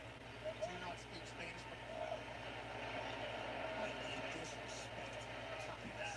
Three almost. Dominic says no worry. Dominic counted. Oh my goodness. Nice neck breaker counted by Dominic Mysterio. The question is, can he get to his dad? Can he make the tag to Raymond? All right, total glitch, but I guess we're back live. That was odd, but it's been like this all night with the buffering and all the reconnecting it's been trying to do. Rey Mysterio is legal. Quick roll up though by Jimmy Uso. Rey gets out of it though. Super kick. Cover. 1, 2, and Rey Mysterio kicks out.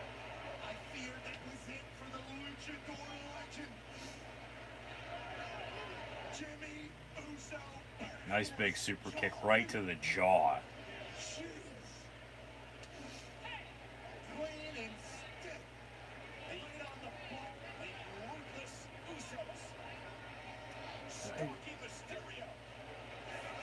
Hear what I think I heard?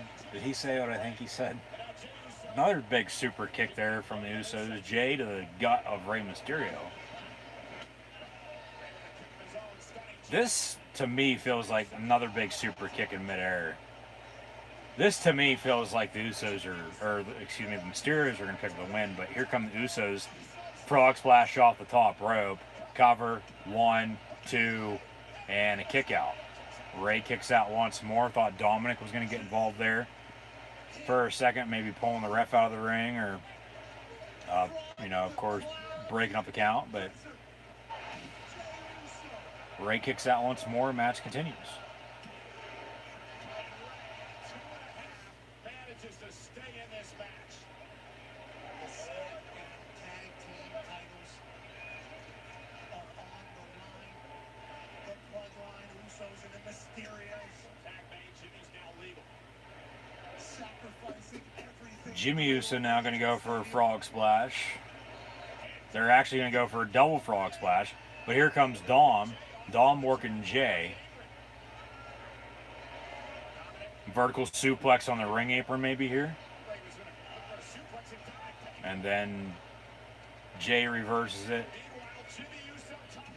Frog splash misses though in the ring for Jimmy Uso on Rey Mysterio. And now Jimmy in position for a 619 here. Off the ropes goes Rey. 619 does in fact connect. And there's nothing really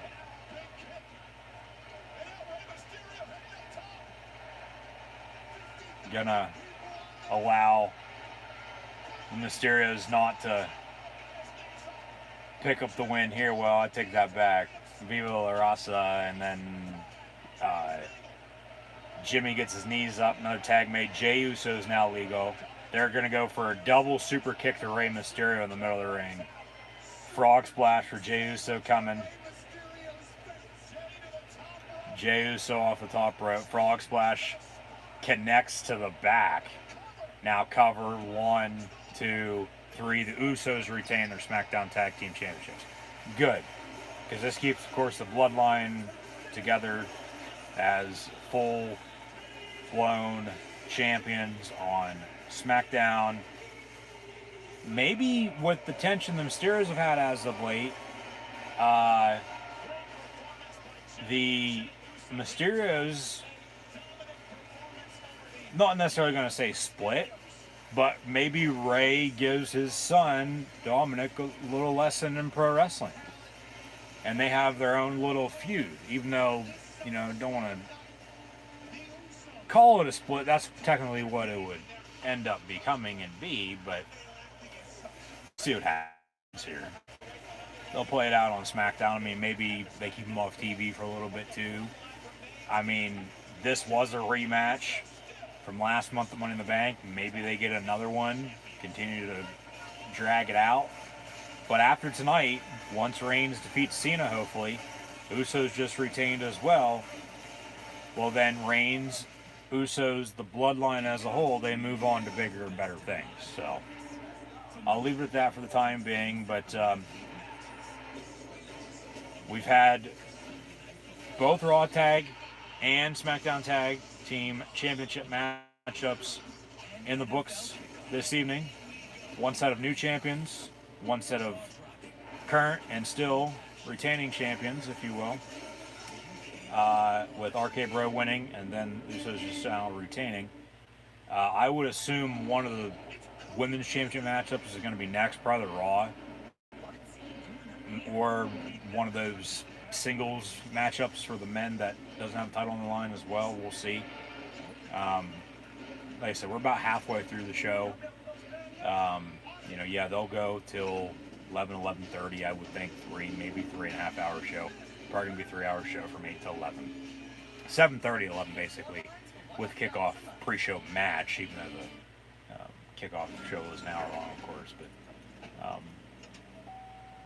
yeah, I mean, a 3-hour pay-per-view, that's the new norm anymore.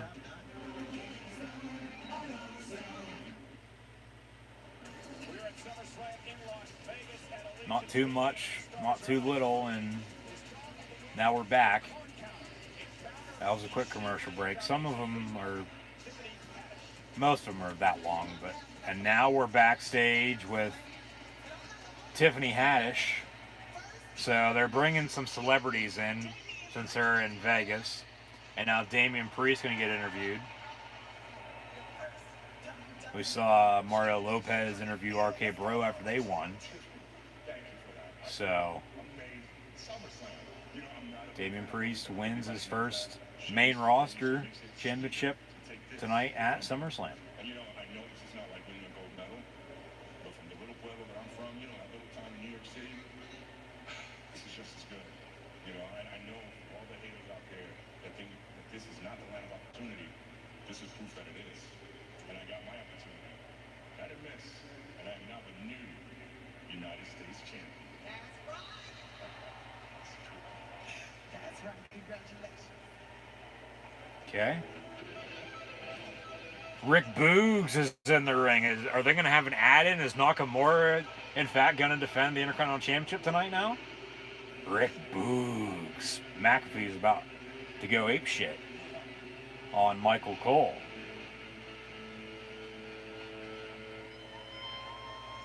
Boogs is in the ring, not at the entrance. Boogs.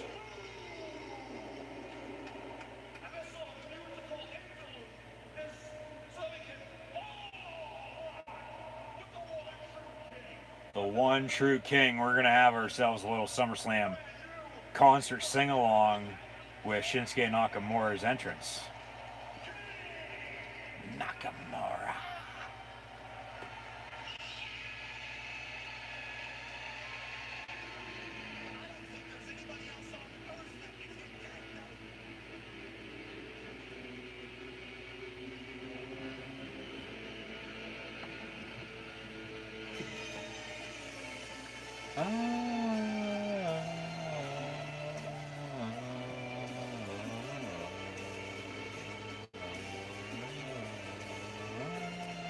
Nakamura is already halfway down the ramp.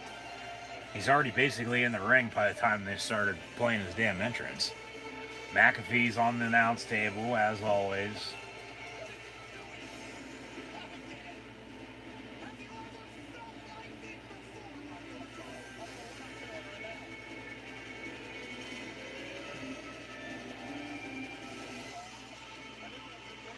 So is somebody gonna come out to Nakamura now? Like, are they gonna have this be an add-in? Are they gonna have Nakamura defend the Intercontinental Championship tonight at SummerSlam as well? Have everything on the line?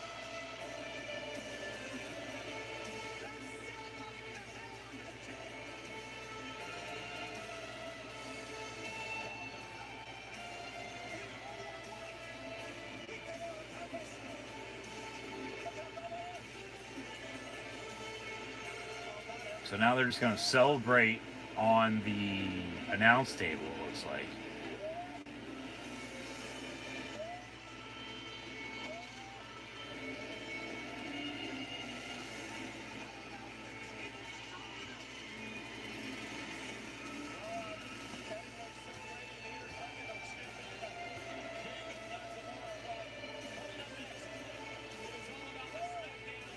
So they just have that for the hell of it. Have Nakamura's entrance be played to the crowd. Up next, it's going to be Bianca Belair and Sasha Banks for the SmackDown Women's Championship.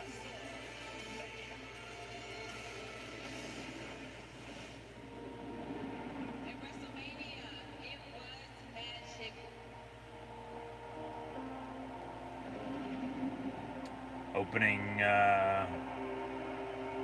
or not the opening, just the video package for this matchup now.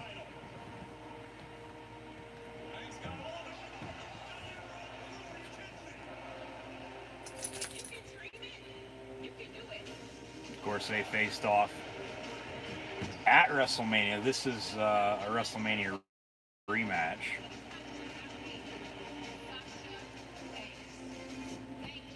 Jump, buddy. Lay down right there. Lay down.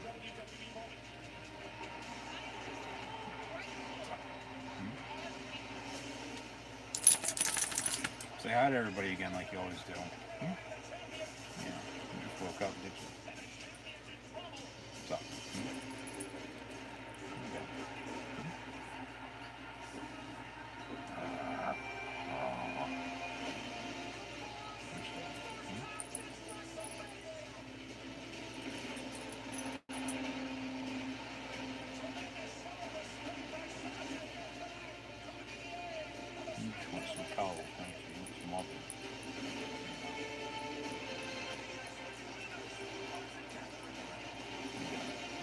Big dog's not coming out till later, you know. You're already here.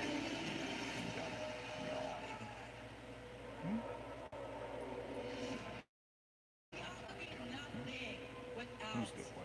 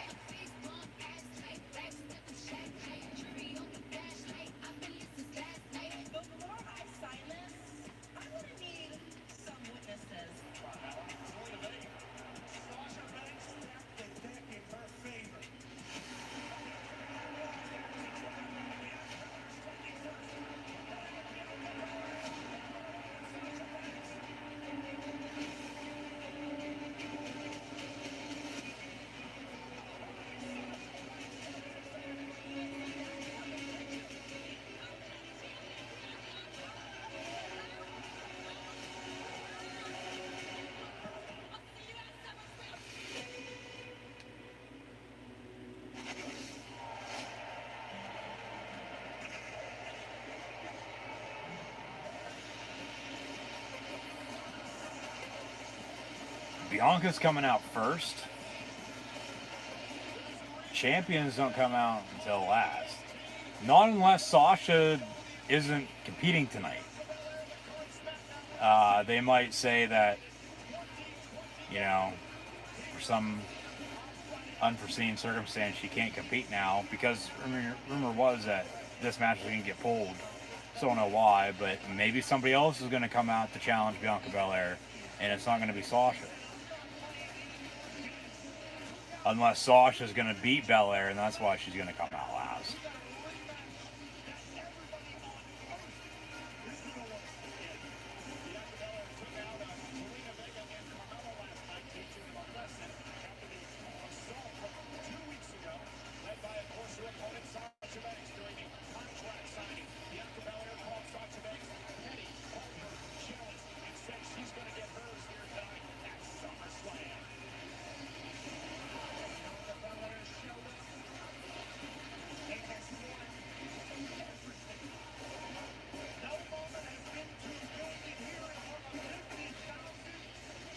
I mean, if it is going to be Becky or somebody, I don't know. Especially Becky, the place is going to come unglued.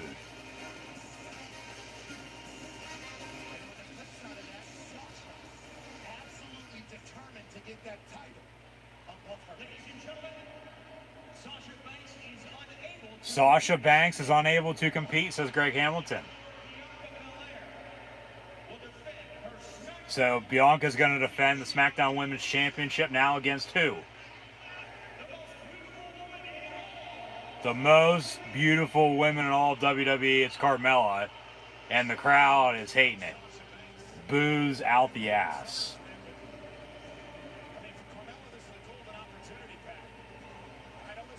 We've seen this how many goddamn times? Jesus Christ. Nobody cares about it to begin with, yet we're still shoving it down our throats.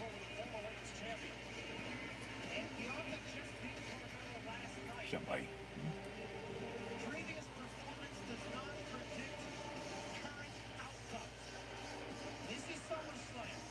Like, is there nobody else that they could put up against Bianca, for God's sakes? No offense to Carmella by any means, but come on, seriously?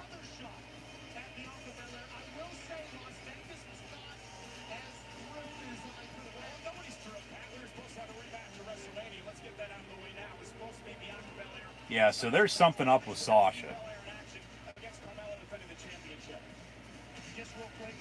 And now she can't compete tonight. Whatever the reason is, well, just another, you know, a reason for me not to like her. I don't like her to begin with, but...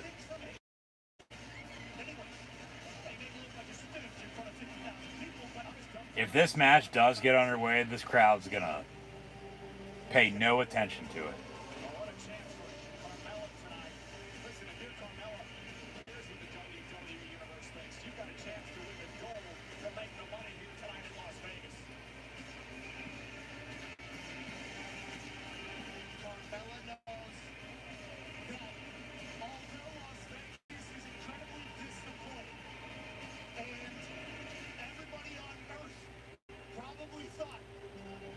Maybe it'll be a triple threat. Maybe somebody else can come out.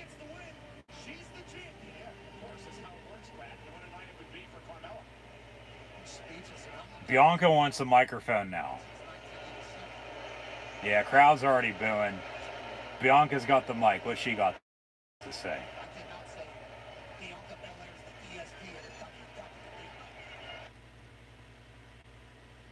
Now we got some buffer.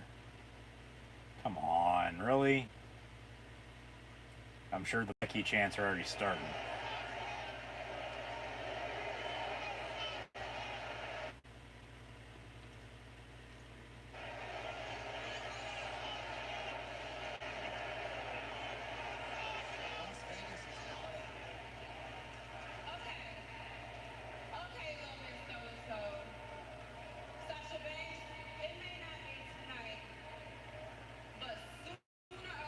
Sooner or later, Bianca's gonna get Sasha again. I don't know why she'd want her again. She already beat her. Sasha would be the one wanting the match for a rematch.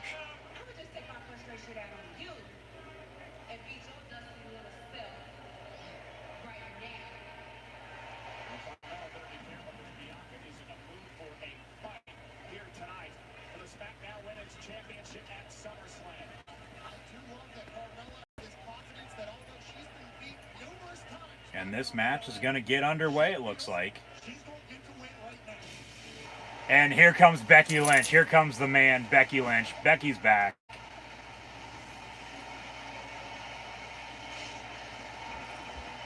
Crowd loves it. Yes, yes, yes.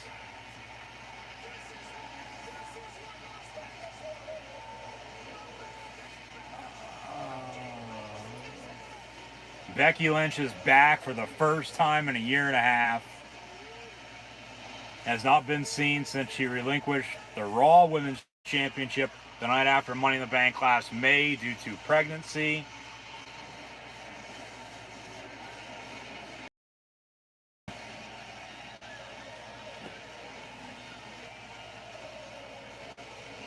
Becky Lynch is back, and she's going to be on SmackDown, it looks like.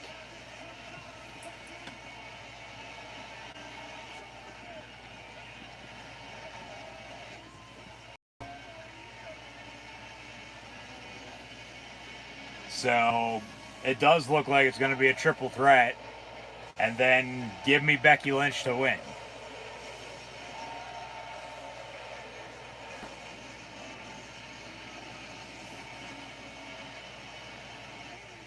Yeah, there's no way in hell Bianca's going to win now. Becky's going to win this title. What does her shirt say? Something about Vegas? The man's back in Vegas. Okay.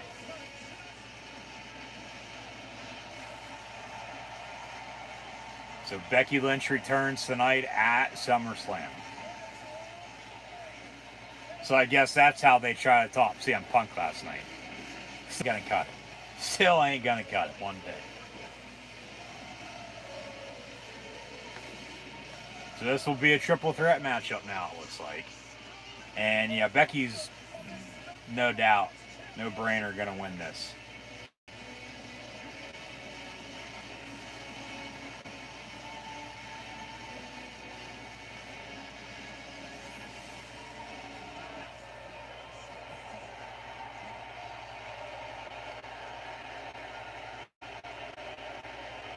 Becky taking it all in. They needed Becky back. And, of course, good to see her back. She should win the championship. She probably won't, though. They'll do shit. And then she'll feud with somebody else until she gets a championship. They'll do shit. And then she'll feud with somebody else until she gets a championship matchup. Becky glances down to the title, and then she takes out Becky, going to take out Carmella, and it'll be a singles matchup with Bianca Belair and Becky Lynch, and Becky's going to beat her straight up one-on-one. Maybe. Becky going to continue to attack Carmella ringside now, throwing her into the steel steps. Becky chance.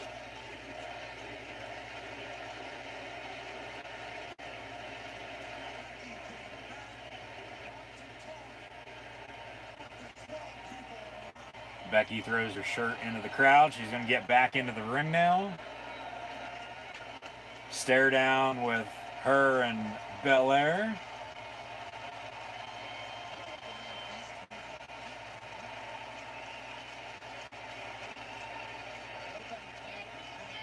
Becky needs to win this title right now.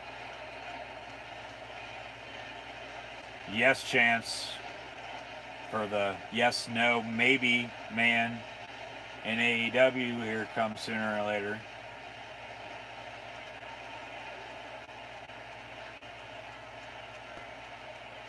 Of course, now they're both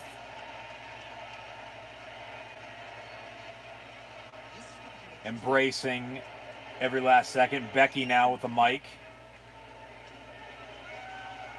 What's she gonna say? I'm back?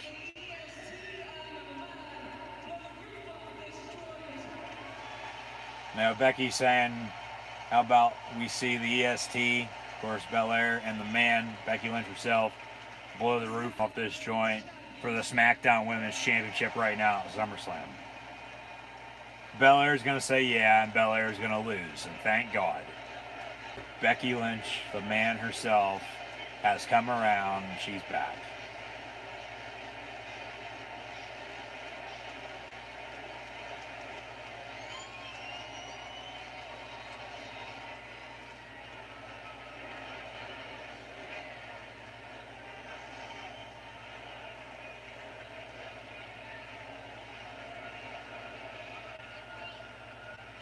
Belair saying, let's go.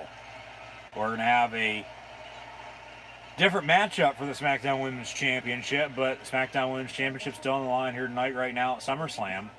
Instead of Bianca Belair and Sasha Banks, it's now going to be Bianca Belair and the returning man herself, Becky Lynch. Bell rings, match underway. Here we go.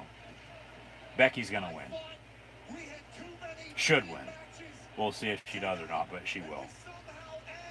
They shake hands. Nope. Becky with her right hand then. Going right after Belair. Big slam, cover. 1, 2, 3. A rock bottom like that, and Becky Lynch defeats Bianca Belair in 5 seconds and becomes the new SmackDown Women's Champion here tonight at SummerSlam. You couldn't have had a longer match than that. I mean, that's like Lesnar beating Kofi in 10 seconds. But, I mean, that just shows you they don't give two shits how Belair's title reign went. At least Kofi did have a good title run. And Belair loses it like that. And the man is back. So we'll have a rematch at some point in time. Sasha will get back involved. They'll have a triple threat.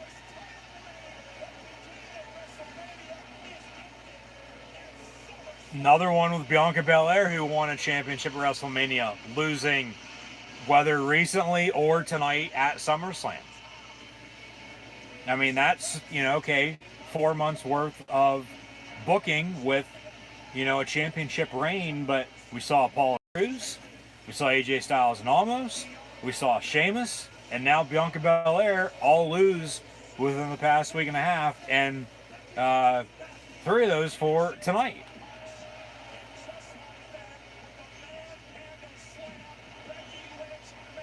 The manhandle slam is what Michael Cole just called that. All it was a rock bottom. And Becky Lynch, 1, 2, 3, defeats Bianca Belair in a split second to become the new SmackDown Women's Champion tonight at WWE SummerSlam from Sin City, Las Vegas, Nevada. Alright. I would have liked a little bit longer of a match, but everybody knew Becky was going to win anyway, so you might as well get done over with. To the point, hey, Becky's going to win. We're going to do it like this. Becky wins, and that's that.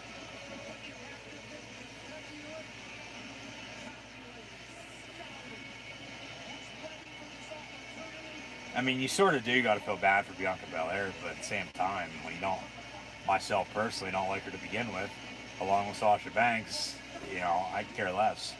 Man herself, Becky Lynch is back. That's all that matters right now, and she's your new SmackDown Women's Champion. So, yeah. Her husband and Seth frickin' Rollins also going to be in action later on tonight. Still to come against Edge, Drew McIntyre, Jinder Mahal, plus 2 more main event championship matchups with a triple threat Raw Women's Championship title matchup to come as well. So, yeah, the man, Becky Lynch, is back. She's your new SmackDown Women's Champion. And what a sequence that was. I mean, they announced Sasha's unable to compete. Carmella replaces. Crowd doesn't like it, rightfully so. We've seen that how many times. And then Becky comes out, and then, Becky defeats Belair like that. And Becky's your new, once again, SmackDown Women's Champion.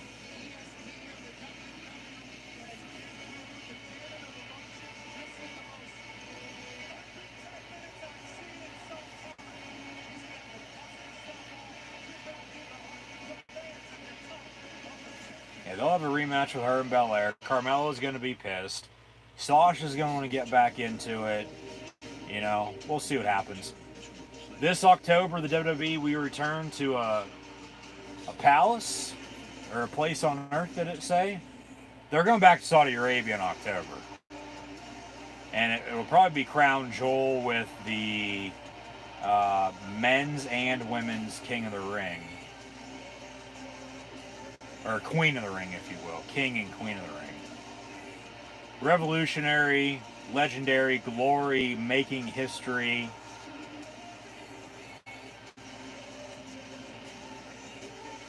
WWE Crown Jewel coming in October, as if they've never had it before. More like returning in October. That's penciled in as a October the 21st on a Thursday again. If I'm the WWE, of course, I get you have your deal, but if I'm the USA right now, I'm not going over the Middle East anytime soon. I'm getting the hell out. Of course, the evacuation plan with, of course, the clown that's in office right now, I mean, come on, but no. Saudi Arabia, any of the countries in the Middle East would not want to go to right now. New WWE shop commercial. So that'll probably be the new one that we see moving forward. They try to change those up every once in a while, I guess. It's the same discount, same deal though.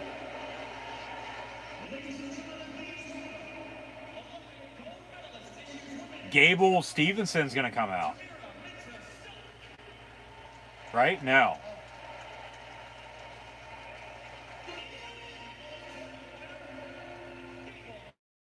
Yeah, here comes Gable Stevenson. We're going to have a few Olympic gold medalists now here at SummerSlam. Do they sign with the WWE? Is that what they're doing? She's the...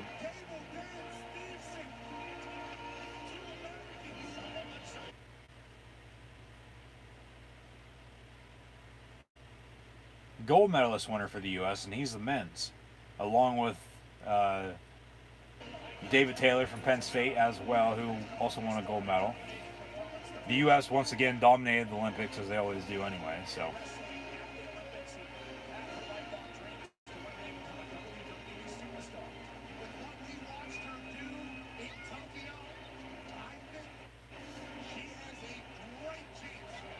So another add-in here tonight. She's wearing her gold medal. He's not wearing his, though.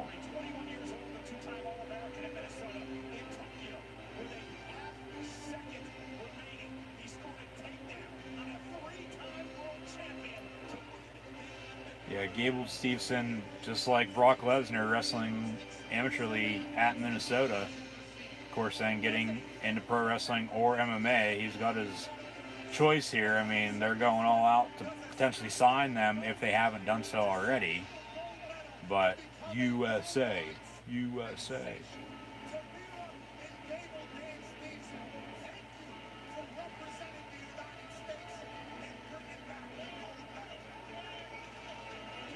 So they're going to get into... Is somebody going to come out?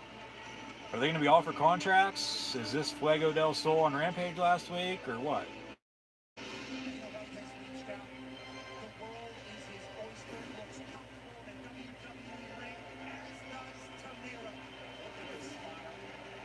They must have signed. They're, of course, Olympic gold medalists, but I mean, why else would they be doing this at SummerSlam? Normally, they'd be keeping this under wraps.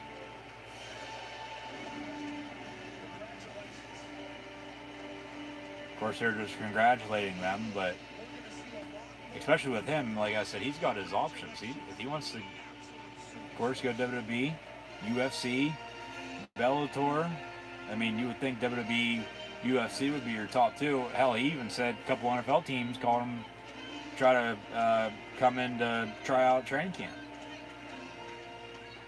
And then they fade to black, so I don't get what the hell that was for, other than just to, okay, congratulate them.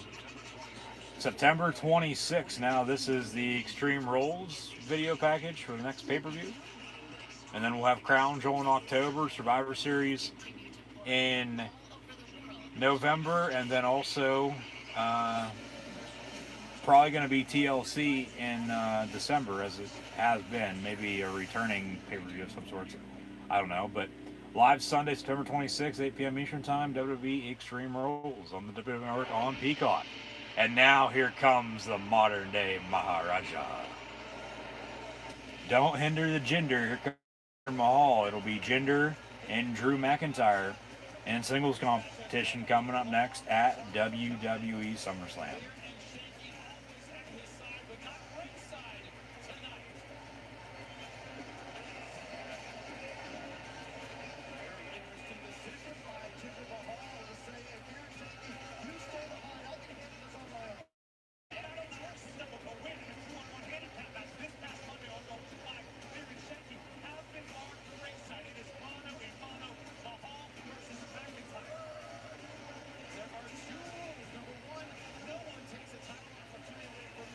As mentioned earlier, saw Sheamus and Drew at the WWE house show I attended. Full match video right here on the channel. However, during that matchup, Jinder Mahal came out, interfered before the matchup. Drew ended up picking up the win, but then post-match as well, Jinder attacked again, but then Drew still stood tall and hit a few Claymore clicks on both Sheamus and Drew McIntyre, or Jinder Mahal. Drew did that, yes. A few Claymore kicks on both Sheamus and Jinder to close out that match and pick up the win. So, Jinder Mahal in the ring. And now here comes the Scottish psychopath turned Scottish warrior in Drew McIntyre.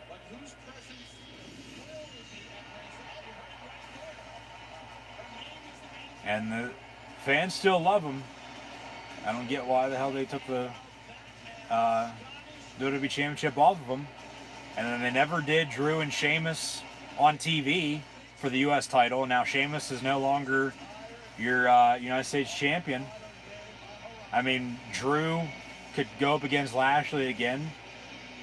Drew, I wouldn't mind seeing him on SmackDown potentially after the draft.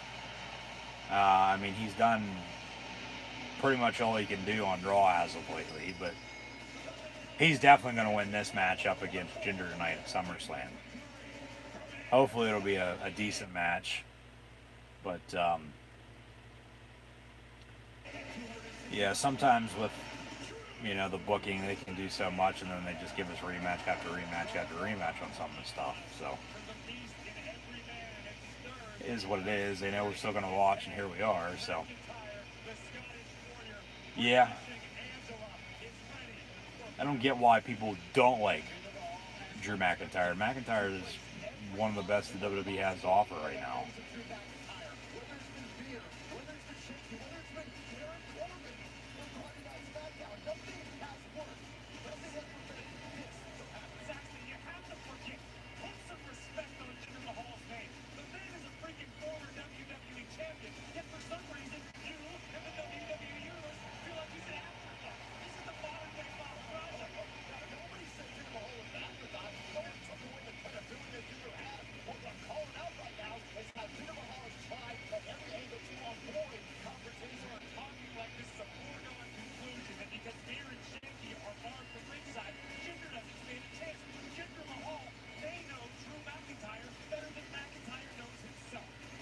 Drew McIntyre and Jinder Mahal set to do battle here at SummerSlam.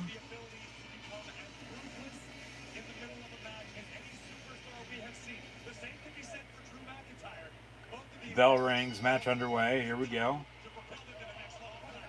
Drew gonna drive Jinder into the corner.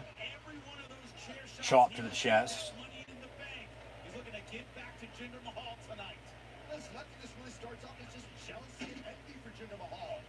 Jinder with a nice elbow there.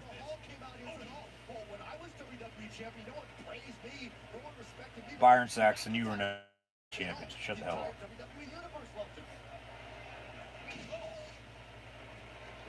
Nice vertical suplex, but it was more of a slam, if you will, that Drew just throwing Jinder all over the place. And Drew already going for the 3-2-1 for a Claymore, but Jinder rolls out in the ring. I was going to say, if they're going to have this be that quick of a match, just like the SmackDown Women's Championship match that we just saw, and then the two add-in segments with Nakamura and then the Olympians, like, just trying to get through the night, like, come on. Like, that doesn't make a good show. You gotta have good consistency. Sometimes upsetting your opponent works. Sometimes you gotta deal with an upset opponent, and that's it. Drew McIntyre. Jinder telling Drew, hey, I'm sorry. Where's Heath Slater when you need him? 3MB, baby. Trying to sell McIntyre wasn't buying it. Does that speak of someone who's Jinder with a big kick. Cover on Drew. 1, 2. Kick out at 2.5. Goodness, that might have been the upset of the night. So some of this stuff, like I said earlier, has felt rushed. I wouldn't even necessarily say out of place, but some of the stuff just feels rushed. Or they're just trying to fill some time because maybe something did get rushed and, you know, they're trying to balance it all out then. Get back on track to, you know, get to the end of the show here. But Jinder in control now of McIntyre. We'll have the conclusion of this. And then,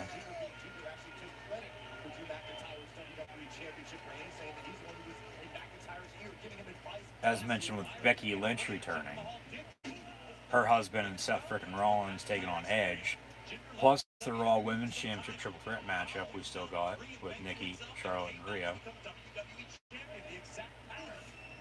And then the 2 WWE and Universal Championship match. So, I mean, that's another good hour, hour and a half maybe. Yeah, they'll finish this up.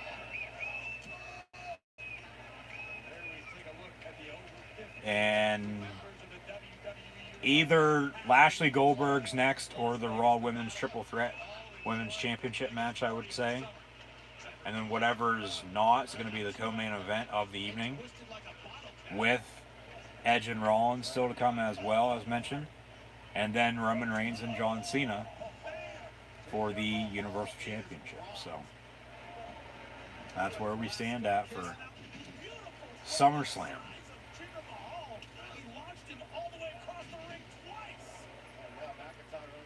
Drew back on track here, gaining some momentum.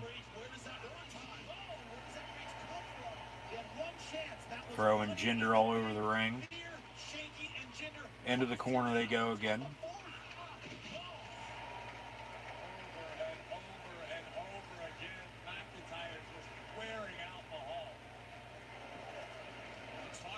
Drew with a DDT to Jinder.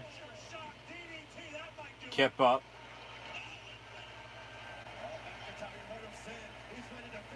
It does feel weird watching WWE main roster pay-per-view on a Saturday night again.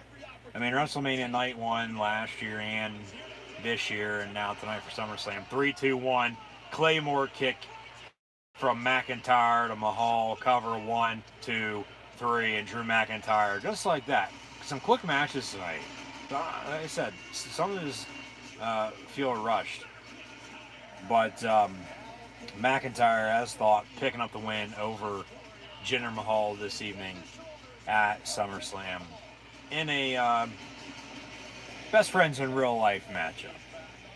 And now here come Veer and I'm gonna shank you Shanky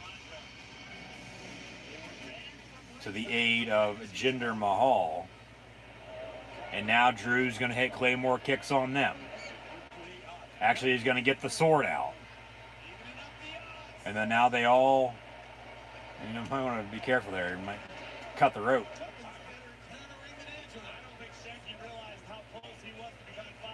They all roll out of the ring. And Jinder Mahal, along with Veer and Shanky, retreat as Drew McIntyre picks up the win here against the modern day Maharaja tonight at SummerSlam.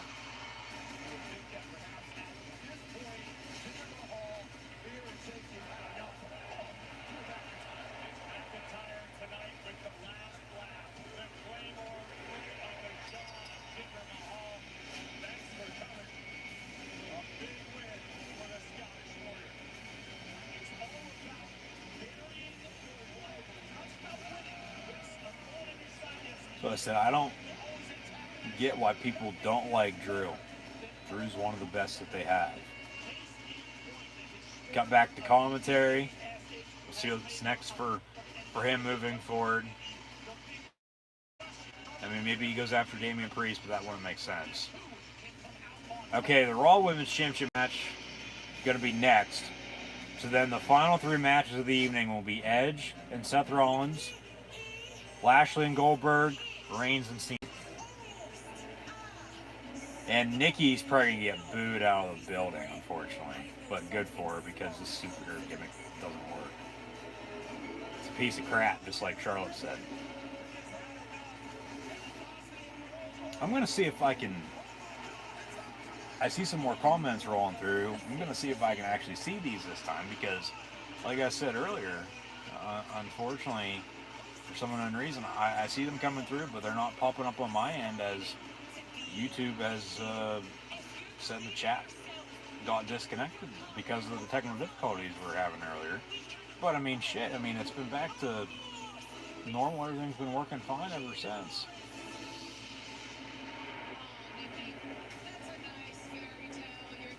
Yeah, so I don't know what the deal is, but nothing really I can do. It is what it is. But thank you for those comments. I do see them, but I can't read them.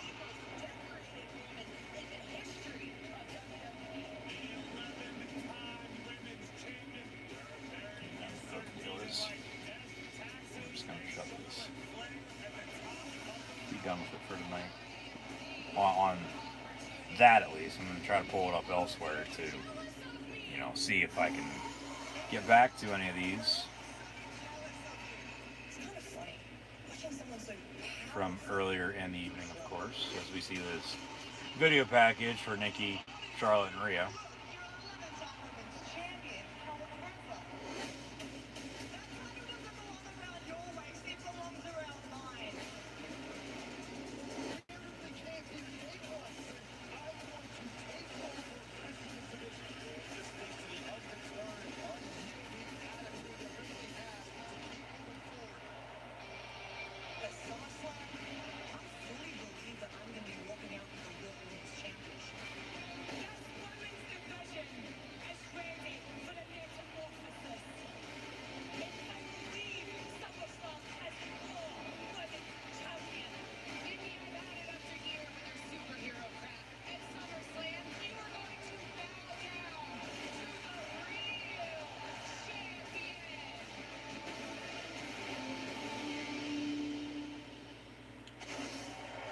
Charlotte or Rhea is going to win this. Here comes Nikki. Doesn't sound like the crowd's enjoying it. Maybe, I don't know. Of course, they pipe in crowd noise anyway as it is, so it's hard to tell anymore.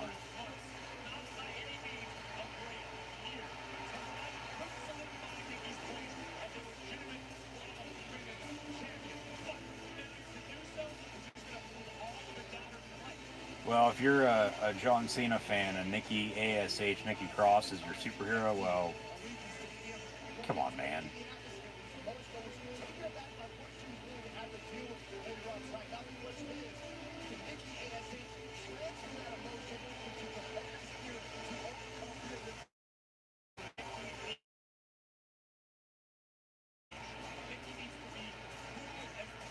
So just as Bianca came out first and lost her title, here comes Nikki coming out first as well. We know she's going to lose the championship tonight anyway.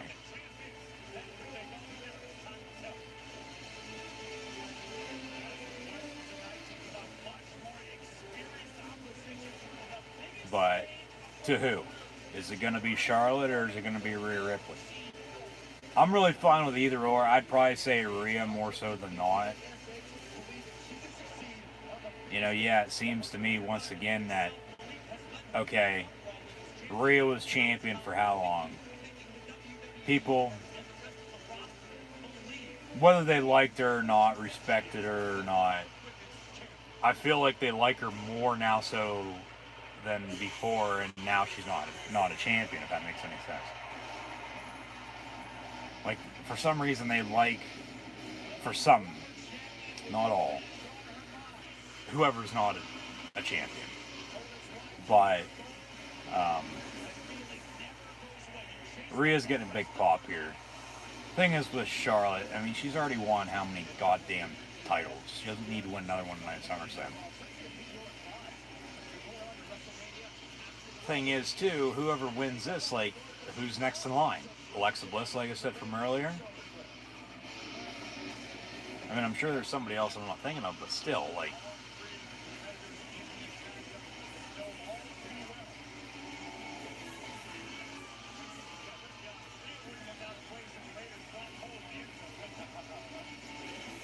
Graves brings up the club that the Raiders have in the end zone at Allegiant Stadium in Vegas that'll make its debut this fall.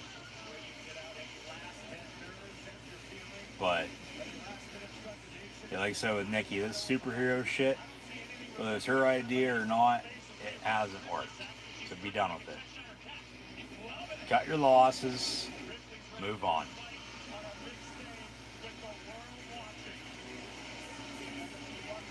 Got to see actually this very same triple threat match at the house show. Be sure to go check out all the videos as mentioned from earlier.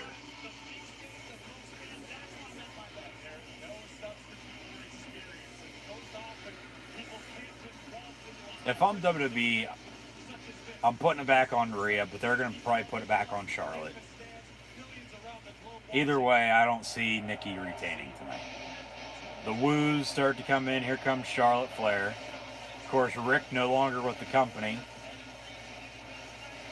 Side by side with Andrade this time last Saturday night down in Mexico City. So Andrade challenged Kenny Omega for AAA World Championship. Yeah, so Charlotte or Rhea is going to win this, no doubt about it.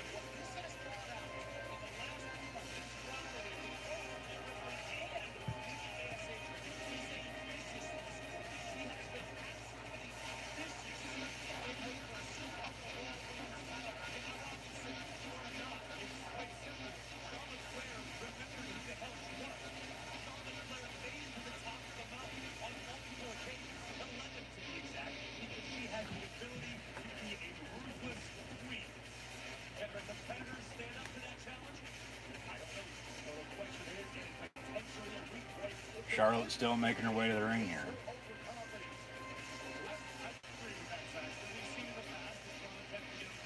This honestly isn't that long of an entrance. Just wait till Reigns comes out.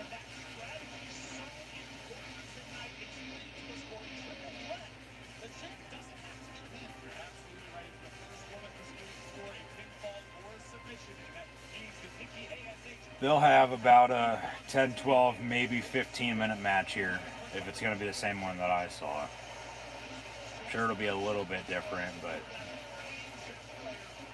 that's with house shows. It's practice. Practice? Yeah, talking about practice.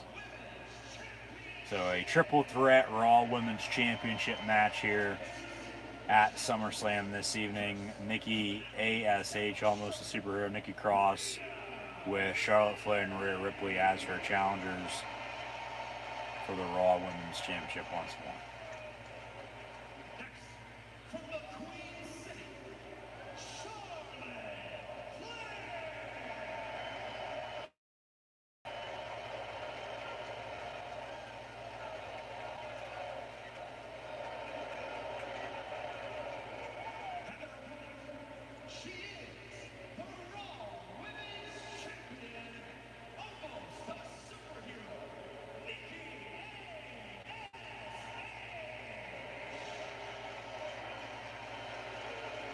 More boos than cheers for Nikki, it sounds like.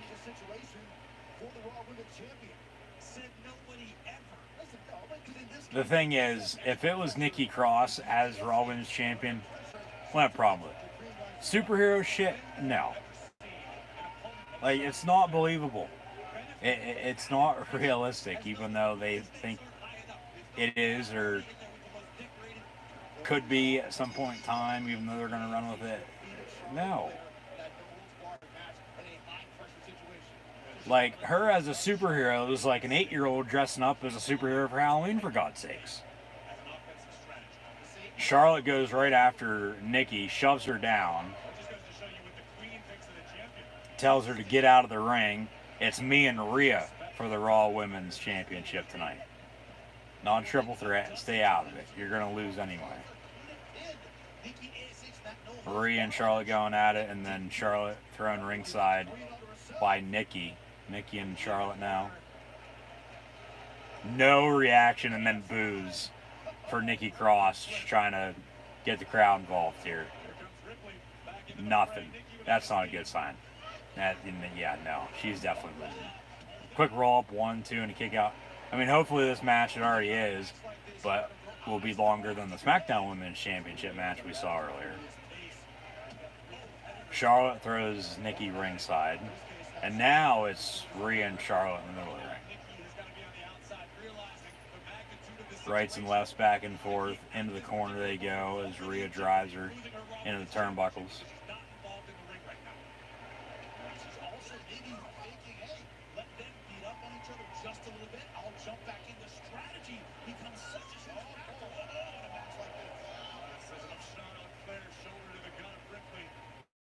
Here comes Nikki from behind. Kicks Charlotte ringside, and then nice takedown there. No. Maybe they're going to go for a DDT. Another quick roll up. Nikki, 1, 2, kick out by Rhea. Here comes Charlotte. Charlotte going to spear Nikki into Rhea. Big clothesline then to Ripley. And then Charlotte doing some more housework before her kip up.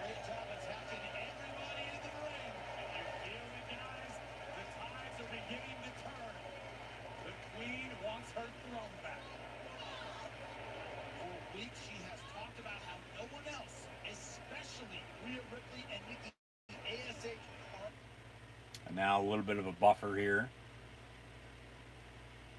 Damn internet's been acting up all night, but this is the 4th to last match. We'll got 3 more after this, so. And I mean, 2 of the 3 are, worthy main events of the evening. They'll have,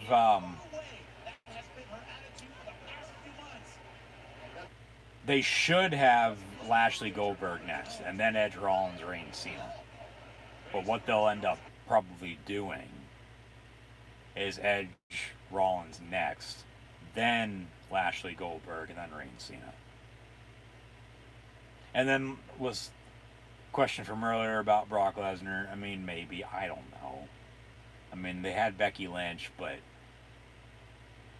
I mean, I did bring it up earlier too that, maybe because they've teased it for a year now that Heyman's alongside Reigns, that you would think at some point in time we're going to get Roman and Brock, and then Roman and The Rock as well, so I don't know. We'll see. Only time will tell.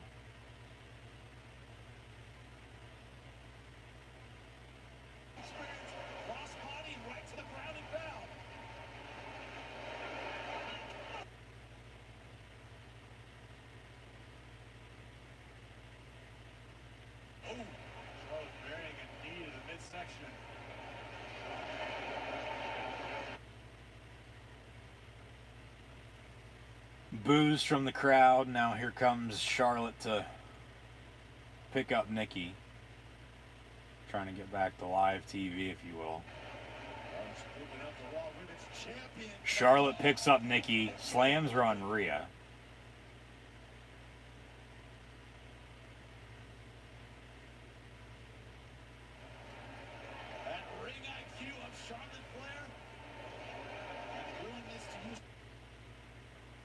And now maybe going to go for a moonsault off the top rope, it looks like. Her opponents against each other. Charlotte now making the climb to the high red district.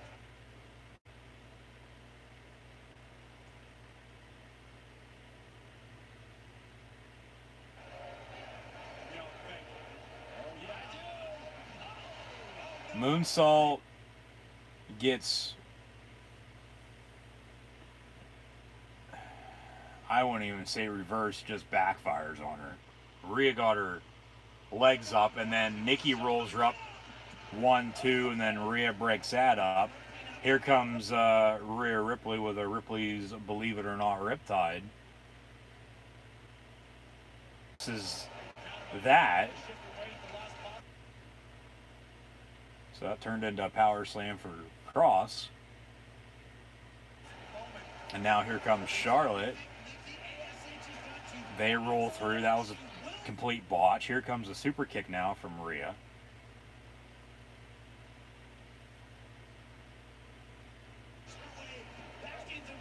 And Charlotte with a big boot. That misses. Another botch. Jesus Christ.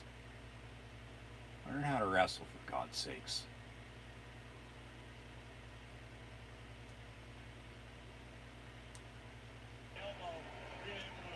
Big boot from Charlotte. Nikki's ringside cover. 1, 2. Rhea kicks out. Maybe that was going to be it for a second.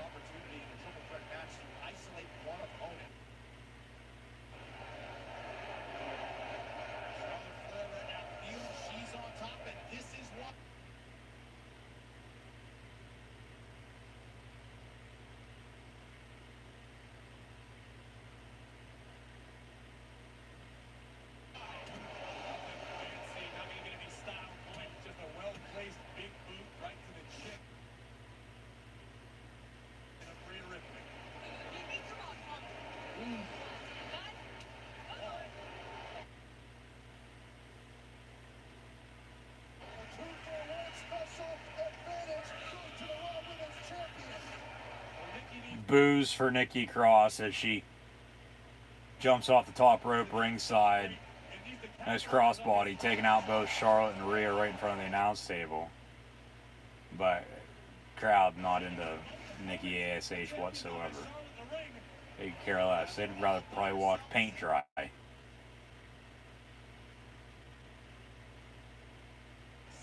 what she wanted. All she needs is one more big move.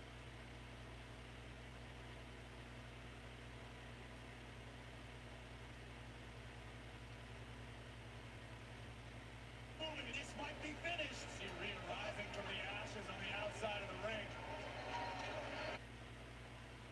Charlotte going to go for a double vertical suplex here. Or are Nikki and Rhea going to reverse it into a suplex of their own on Charlotte? Looks like the latter.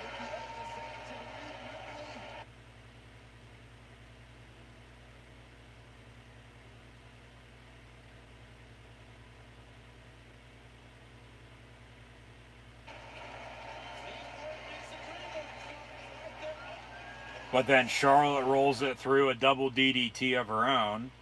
So now she's in full control. Kip up by Charlotte Flair.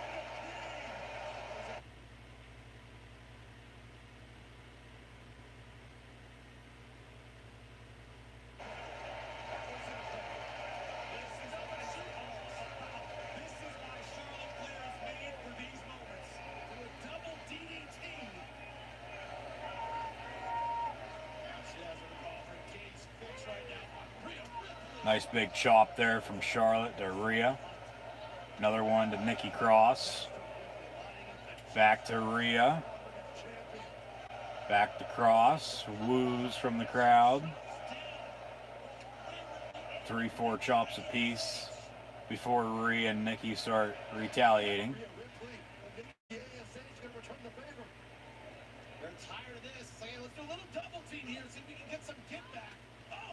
Charlotte with a big kick and then a whatever the hell she just did to Nikki there, throwing her ringside.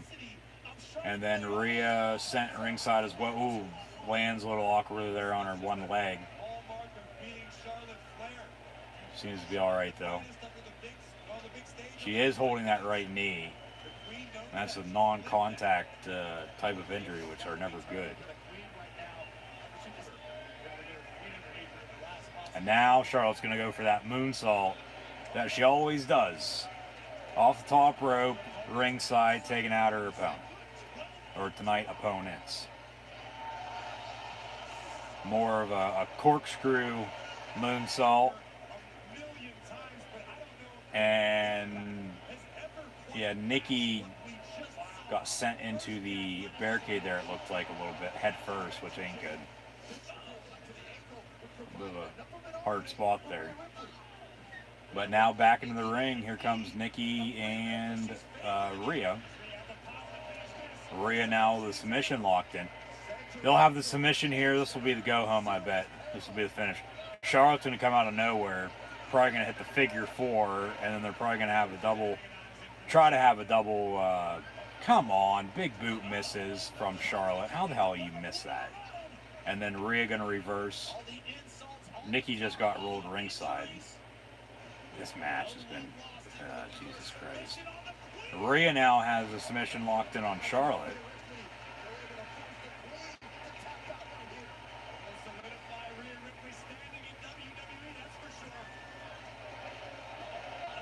And now Charlotte going to reverse it into the figure 4. And now the figure 8's going to be in. And is Rhea going to tap? If Rhea taps, Nikki loses her title and Charlotte becomes her new Raw Women's Champion. But Nikki Cross off the top rope to break up the pin. Or break up the submission, excuse me.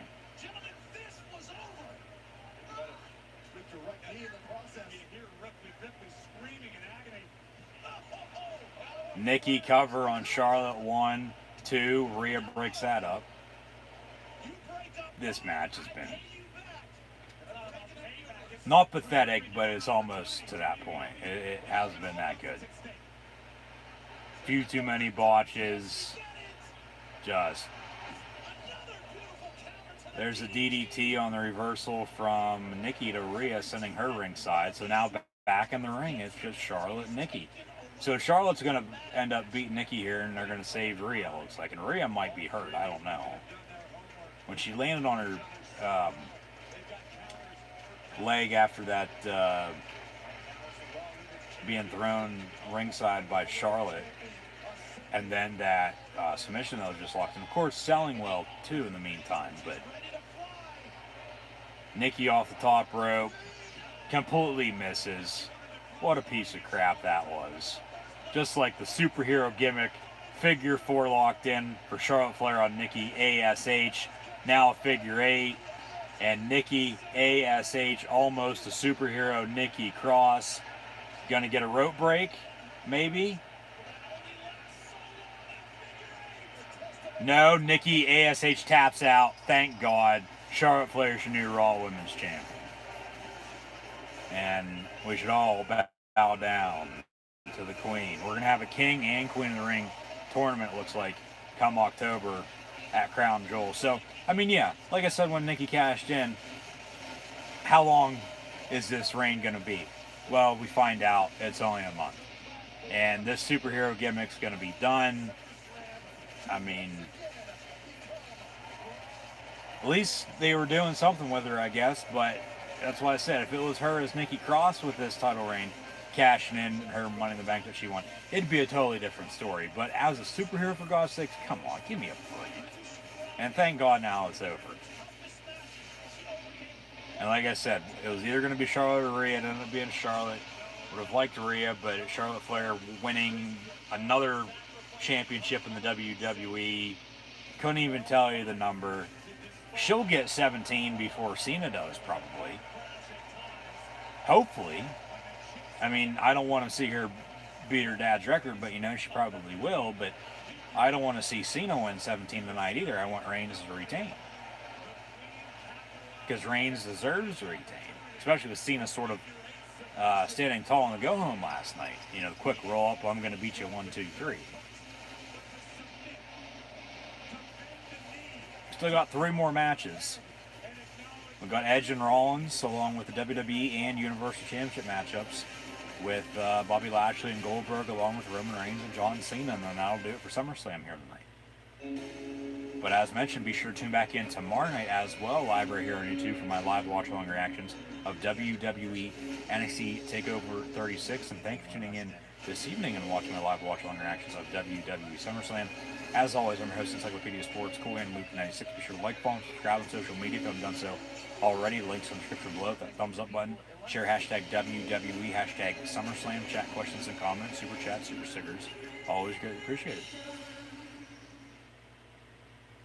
Well, here we are. SummerSlam, the biggest party of the summer. WWE is committed to leaving a lasting impression everywhere we go. And Las Vegas was no different. With a community caravan, we served 5 organizations, celebrated them as community heroes. We did several virtual meet and greets and events. And we competed with our great friends at Special Olympics in the bocce ball tournament. This week was a great show of support to all of these organizations that do so much great work, putting smiles on faces just like we do in WWE.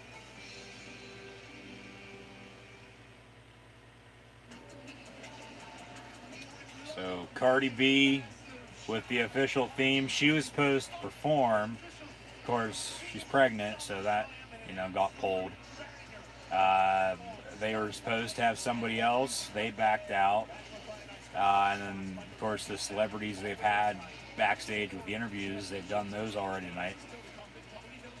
Okay, up next it'll be Edge and Seth Rollins. Then the co-main event of the evening will be Bobby Lashley and Goldberg, followed by the main event of the evening, Roman Reigns and John Cena. So 3, 2, 2.5, maybe 3 if you want to count Lashley. Goldberg's a good match. A good finish here. You got, 2, 2.5, maybe 3 good matches still to come. Definitely 2. And then, with Goldberg is and still can't wrestle. And Lashley sort of a 2.0 of him, but hoping he, of course, picks up the win over Bill Goldberg tonight. And then, like I said earlier, okay, you got Styles, you got Sheamus, you got McIntyre, there's probably a few others challenge for that WWE Championship, over the next few months or so. This matchup, though, Edge and Seth Rollins, in my opinion, going to be a #1 contender matchup for the Universal Championship, in which Rollins should win this. And then, maybe Edge goes to Raw. He's sort of been on SmackDown a lot lately. He was on Raw when he came back, though, of course, with him and Orton. But that was pre-COVID, and then, of course, the empty WrestleMania they had. But he's been on SmackDown with, Reigns, Daniel Bryan, now with Rollins. But Rollins should win this. Rollins should be the #1 contender for Reigns' title in the fall. I'm sure there's a few others, as always, in that regard too, but this will be a good matchup here, no doubt about it. 2 former Money in the Bank winners, former world champions. Of course, last night on SmackDown, they're calling it the Brood Bath. Edge kicked off the show. Rollins was 9 o'clock hour. Of course, Brood music then hit, and then Rollins in the ring in his all-white suit got drenched in the black slime, the black tar, if you will, from above.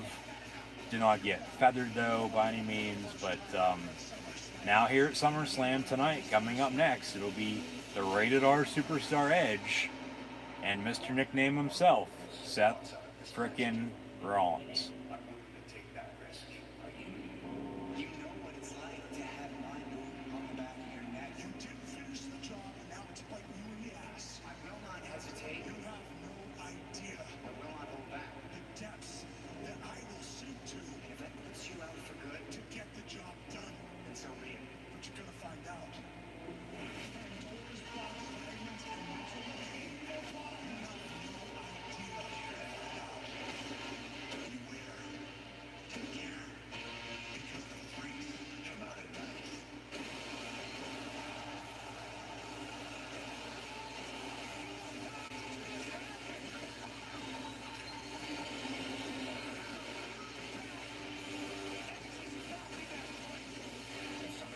Just as this match is about to get underway, we're 24 hours removed from CM Punk finishing up his opening promo in his return to pro wrestling last night on AEW Rampage. So Phil Brooks, CM Punk is all in with AEW, but now we're about to burn it down with Seth frickin' Rollins and the Rated R superstar Edge.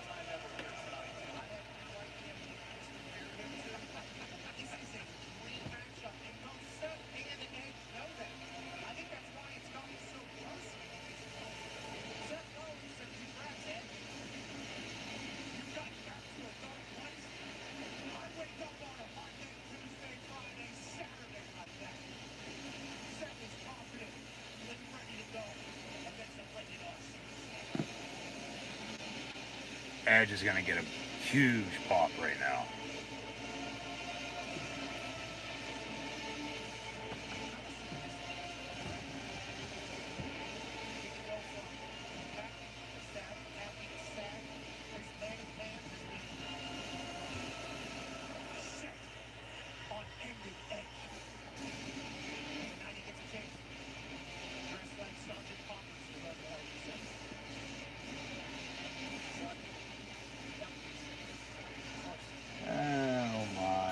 Michael Cole pack of things.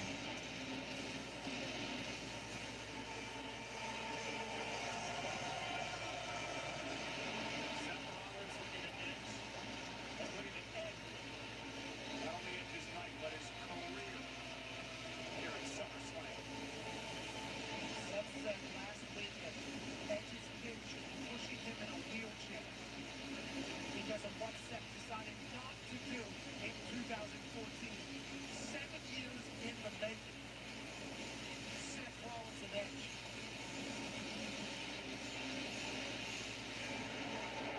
This is amazing.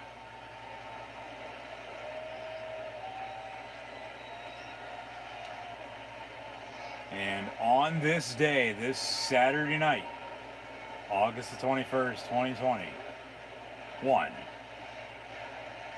it'll be Edge and Seth Rollins at SummerSlam. Or he's going to come out as the Brood. Alright, where's Christian at? Oh, that's right, he's TNA Impact World Champion right now. Where's Gangrel at when you need him? So, we haven't seen this from Edge in, good God, almost 25 years probably.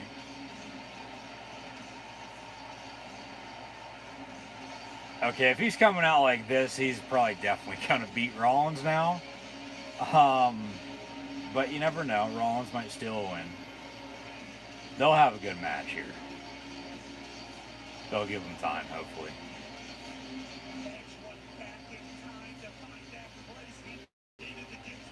He's even got the sunglasses on.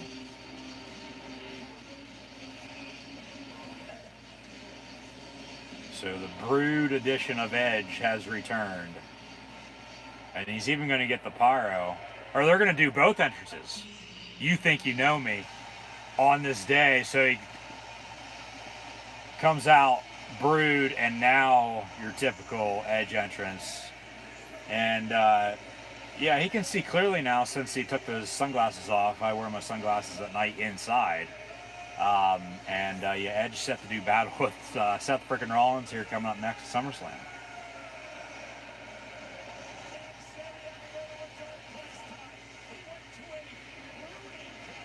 Yeah, so that was, I guess, pretty cool. They run both entrances for him back to back here tonight at SummerSlam.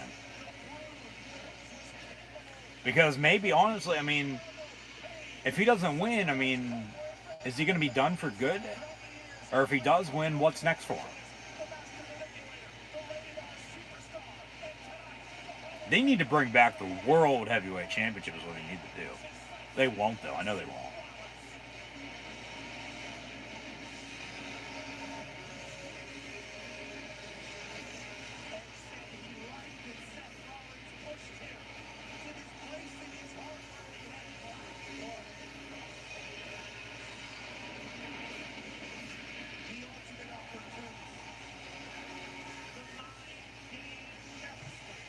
I mean, at least this is towards the back part of the show here. It's one of the final matches of the evening rather than getting lost in the shuffle early on or midway through. Bell rings, match underway. Edge and Seth Rollins here at SummerSlam. And thank you for tuning in and watching. Be sure to like, follow, and subscribe. Links in the description below.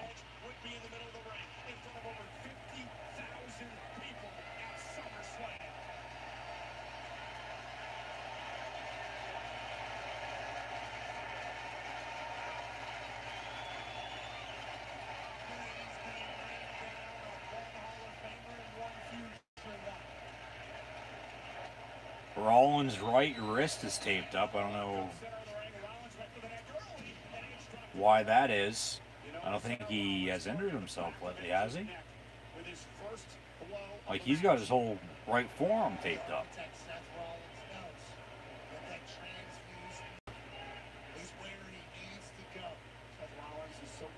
Or maybe, did he get a tattoo just recently and doesn't want to show it off yet?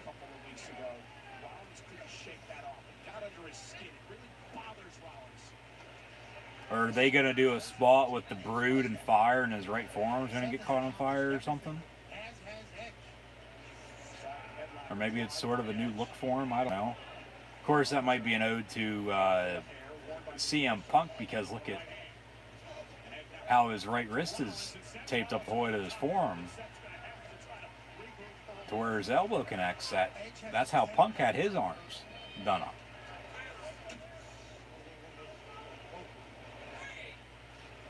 Rollins ringside, slapping the announce table. 5 count for Rollins to get back in the ring. Has he already lost it? I mean, we're at a count of 6 already, Pat. You only got 10 now. Rollins is 7. Rollins going to get back in the ring now on a count of 7. Goes right after Edge, but Edge with a reversal. Nice big right hand there. These mind games, that frustration of Seth is what Edge is feeding on. Oh, and think about what he went through 24 hours ago, Rollins. He had that Brood bat. Still trending #1 in the U.S. Hashtag SummerSlam.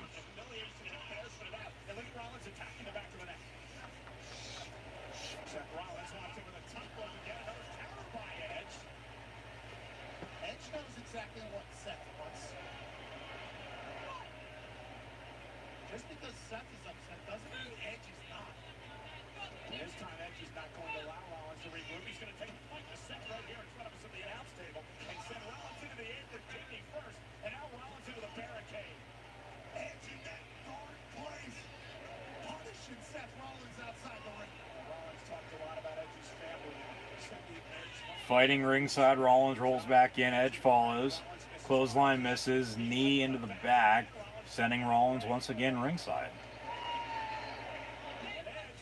And then a slide misses. Edge gets thrown into the ring post back first.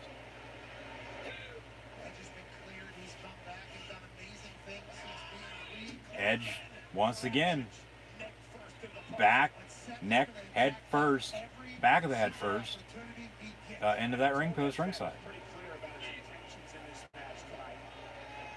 Stop Edge so he can never come back correct. 7 count for Edge, but Rollins gets out of the ring, so now they're both fighting ringside here again. Cut him in line for a Universal Championship opportunity. And now Seth is on. And now driving Edge. And the back of his neck into the steel steps. Rollins driving Edge into those steel steps ringside now.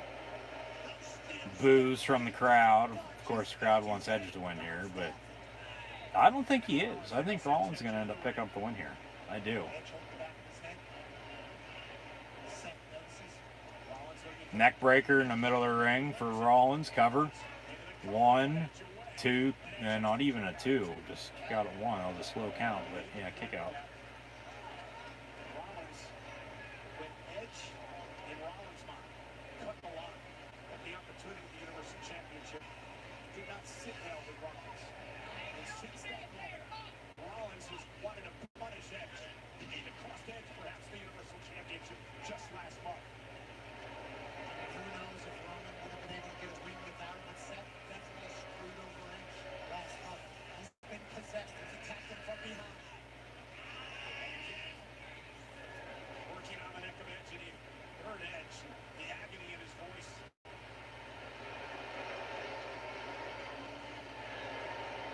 Seth said terrible things about Edge's family, while also saying, what about my family? Seth wants to get back to the top of the marquee. He wants to eliminate anybody that says anything disparaging about him. And Brood Edge has done such a thing. Seth said Edge is a narcissist that needs to get punished. And trying to fight his way out of this predicament. 3 right hands down to the midsection. Off the ropes they go. Nice sling blade there from Rollins. Forcing that to the back of the neck edge. It's hard. Rollins going to go for a stomp here, it looks like. Rollins is in position. Rollins is in position. We take another look at the cycling. Rollins was setting up for the stop, and Edge wisely made it to the ropes.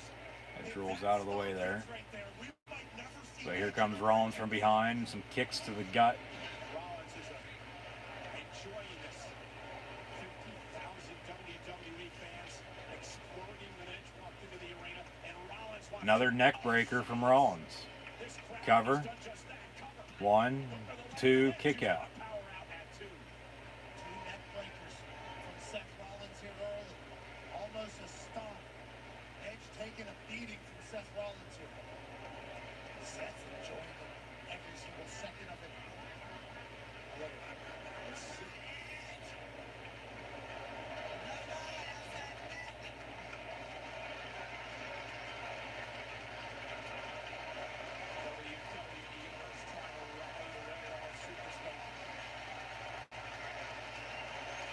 Edge trying to get to his feet. Here comes Rollins though. Right hand, no. Reverse. Another reversal from Edge. Rollins, knee right to the midsection. Edge reversal, Rollins into the corner. Edge just can't get anything going. 1 step forward, 2 steps back. Seth, oh, and the knee. Jesus Christ. That Come on, to the side of the head, hooking a leg down. 1, 2, kick out. That was a, Knee to the button, I want to say a botch. He just didn't get all of it. But that knee off the, that flying knee off the top rope to the back of the head of Edge. And no, he didn't get all that. It wasn't a botch, but he didn't get all of it. I will say that, yeah. Of course, they had to show the camera angle that showed like, you know, kept protected the whole way. Crowd booing Rollins, as he's been in full control for the most part of this match here. Kicks Edge. Kicks him again. 3rd time's a charm. Yep. There you go.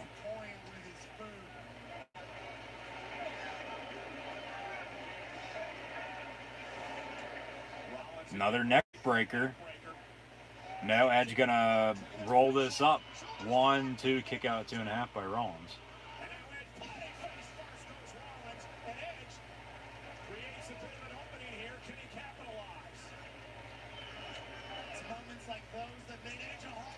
And then Edge Not the spear, but driving Rollins into the corner.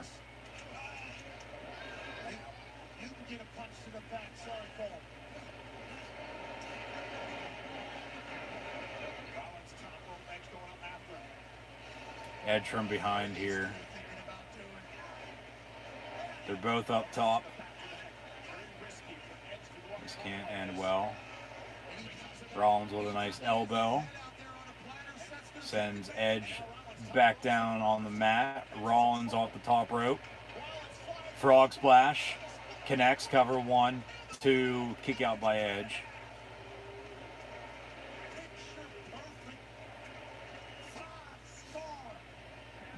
Splash from Seth Rollins. The height Rollins got on his splash and he connected the Edge. Champion. Here we go. Seth eyeing up Edge.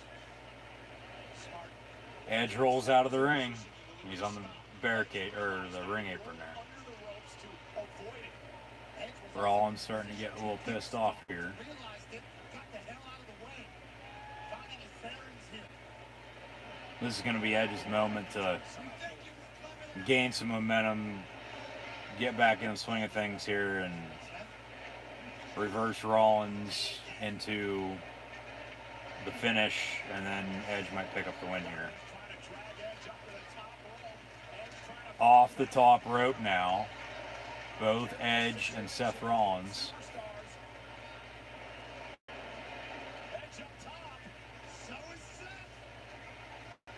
I have a video of these two from the promo they cut tonight out of SmackDown. And then what they didn't show, nice neck breaker off the top rope from Edge to Rollins. Jesus Christ. No, but what they didn't show on air, on TV, that powder blue suit jacket Rollins was wearing that night, Edge ended up, pretending to wipe his ass with it. Video of that right here on the channel. Be sure to go check it out. So, yeah, that was a nice, very dangerous neck breaker off the top rope there from Edge to Seth Rollins. Crowd starting to get more into it now.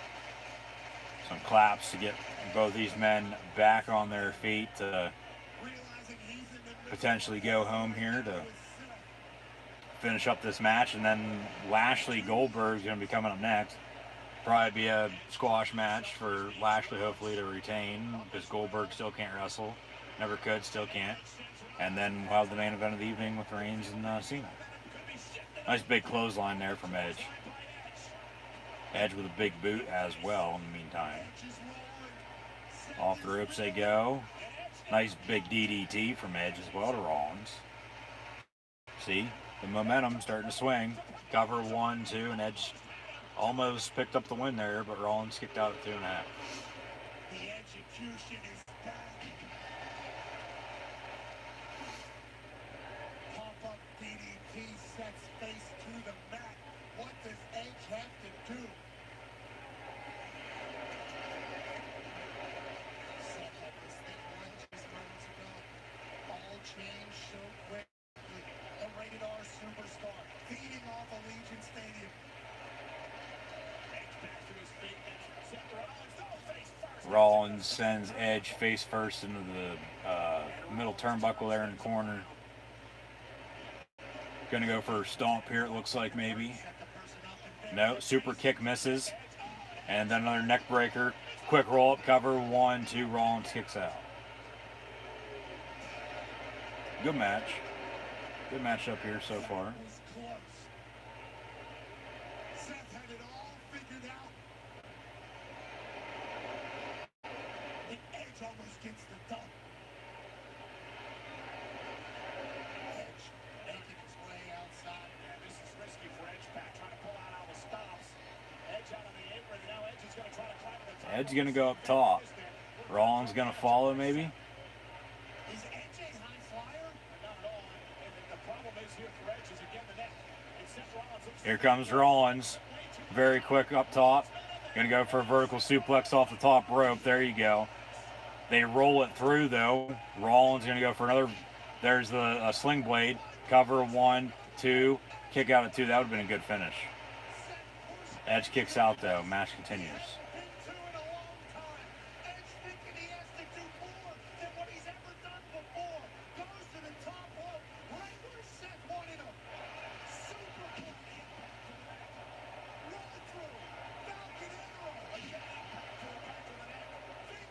Or what I say, Sling Blade. Yeah, he connected that earlier.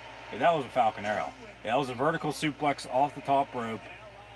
They rolled it through the whole way, and then the Falcon Arrow, and then the kick out at 2.5. Yeah, my bad.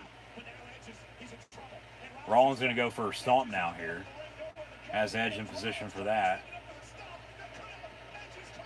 Stomp the yard in Vegas. That misses. Rollins now going to go for a pedigree on Edge. No, Edge going to reverse. Nice big power slam there. 1, 2, and then kick out. They roll it through though, and then okay, they both go separate ways here. If Edge is going to win, he's going to win it with a spear. And Edge is probably going to end up winning. And then what's next for Rollins? He's been on SmackDown for quite a while. The thing is, Becky just came back. It's like keep couples together, especially them two. I wouldn't mind seeing Rollins going to Raw, and then McIntyre, as mentioned earlier, potentially going to SmackDown.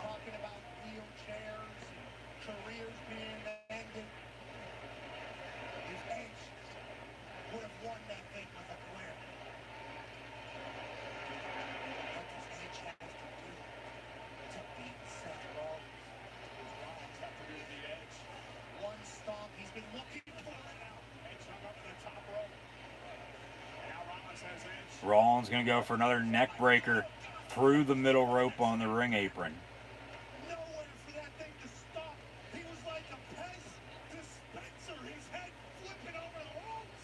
And now Rollins going to go for a stomp on Edge on the ring apron. That misses. Edge then throws Rollins into the ring post.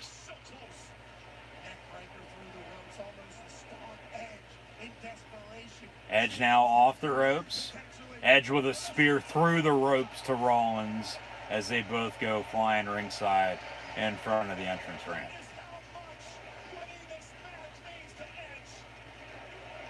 Holy shit chance now for the first time tonight.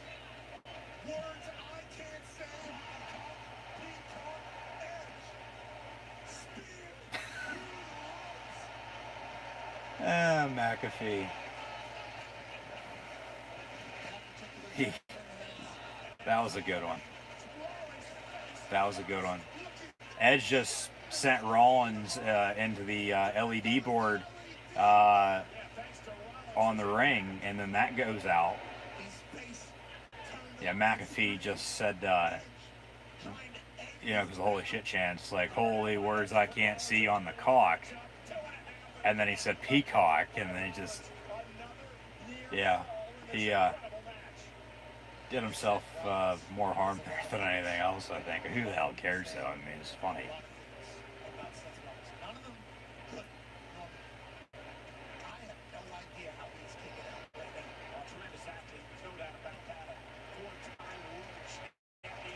Probably go to 11:30. They'll finish up here. Lashley Goldberg will be quick, and then they'll have the main event be done by 11.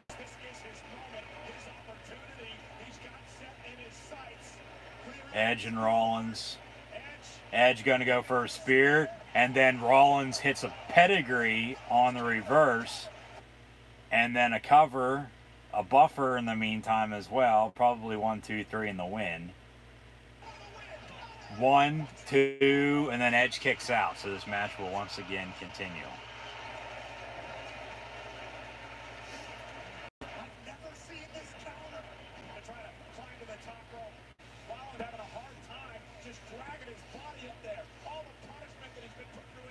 Rollins now going to go up top again. Yeah, corkscrew moonsault that Charlotte hit earlier. Misses. Edge on a reversal with a spear, cover 1, 2, and another kick out by Rollins. Jeez.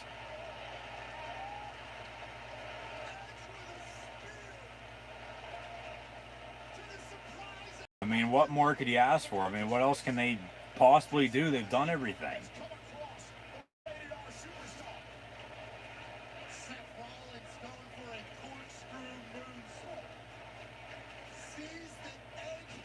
Yeah, the moonsault misses, and then Edge with a spear, and then a kick out again.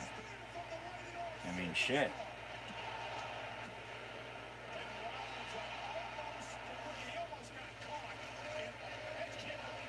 This is awesome chance now for the first time tonight as well. So in the same match, holy shit! And this is awesome for the first time tonight, and we got 2 more matches to come after this, and then that's it. So I mean, what's that tell you with, of course, SummerSlam tonight? Of course, Becky Lynch returned, but and that was a big pop, but still, match-wise, to me, it's felt rushed. But at least they're giving this time. They are. Rollins with a big right hand. Now super kick to the head of Edge. This has been the plan all along for Seth. Now that we're in the deep end, they're both dog-tired. Now Rollins going to go for another stomp here, it looks like. Crowd not liking it, but this might be it.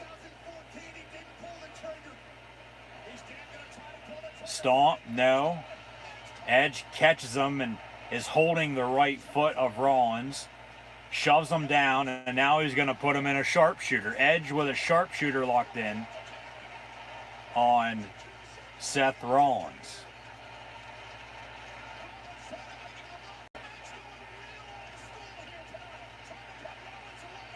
And we're going to get a rope break from Rollins. No.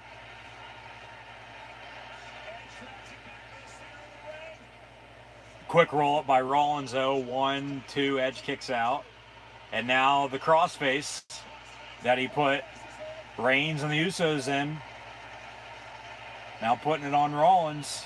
Rollins taps, he loses. Rolls it through again, center of the ring. Rollins taps, he loses once more.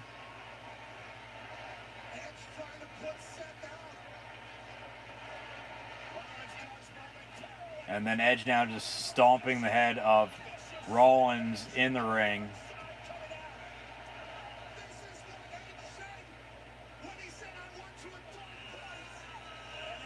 Now a headlock.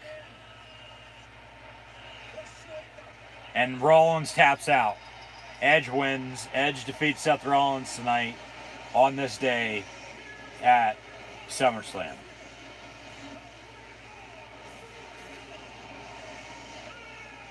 Alright. Is he going to be going after Reigns now? What's Rollins going to do?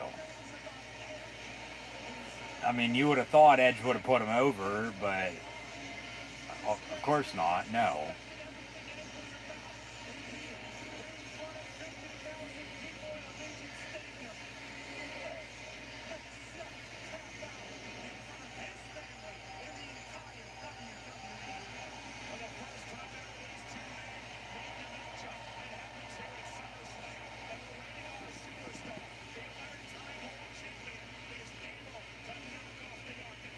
Good match, best match of the night so far. And it will probably go down as the best match of the night when it's all said and done.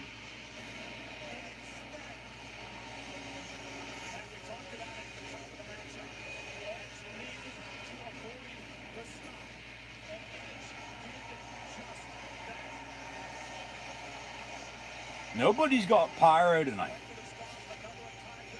Edge did get some fire for the Brood entrance. Reigns is probably definitely going to get pyro, but at the same time, with the entrance, they can't really do pyro tonight. They might be able to do it at the other end that's open where there's no fans, but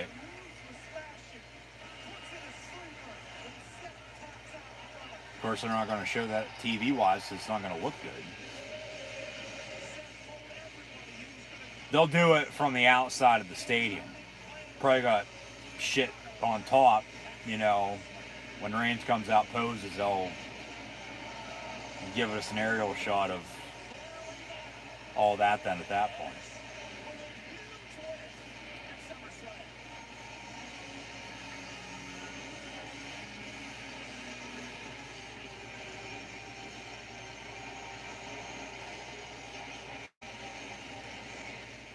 They fade to black. Edge picks up the win here at SummerSlam against Seth frickin' Rollins.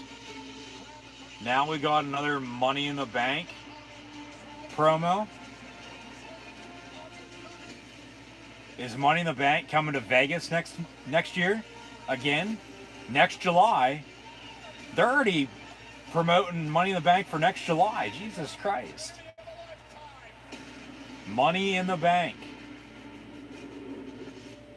July 4th weekend in Vegas at Allegiant Stadium. Who? Scan to be the first to receive exclusive pre-sale info. Scan the QR code.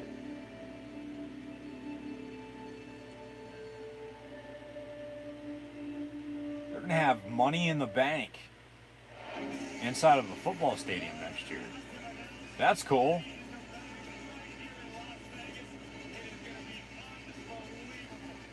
So I guess they're going to be having at least one event per year in Vegas at Allegiant Stadium. And I doubt they'll, unless they want to or have to, run T-Mobile Arena anymore. They had Money in the Bank in Vegas a couple years ago when Moxley won and then cashed in. But Mike Rome with the attendance, they're going to say 50,000 and it's nowhere near. 51,326 my ass. There's probably between 40 and 45, maybe 48,000 people there. There's no way in hell they broke 50. They're just saying that to make themselves look good. I mean, they might be counting everybody in production, though, too, with the whole entire company.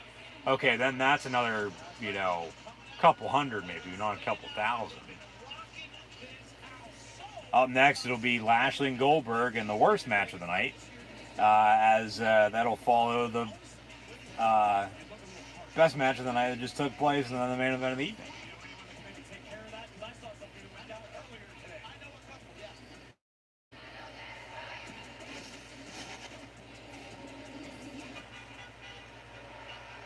Miz and Mrs. Or, yeah. Maurice is there, but this is Miz and Morrison. Miz TV, Moist TV. Miz is healthy, he's 100%. Not injured anymore, no more wheelchair.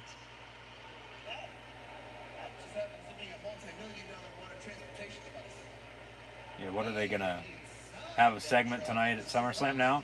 They're going to turn on one another, maybe? Finally? That's big for Money in the Bank, though. July 4th weekend of all times. Next year in Vegas. They're already promoting it.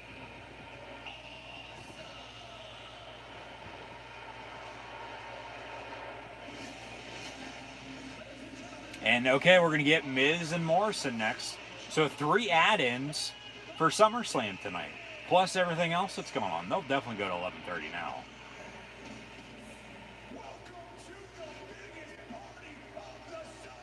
The biggest part of the summer, SummerSlam. We got John Morrison and The Miz in the ring. One of these two are turning on each other right now. And I've been calling for this for the past year, year and a half, 2 years. And it's about damn time.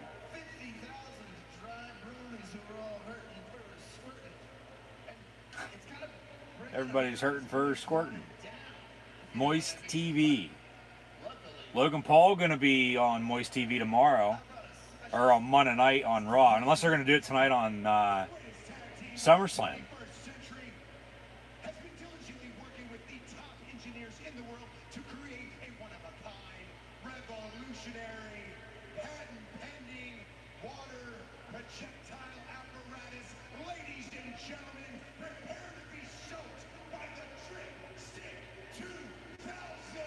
We're going to get introduced to the Dripstick 2000.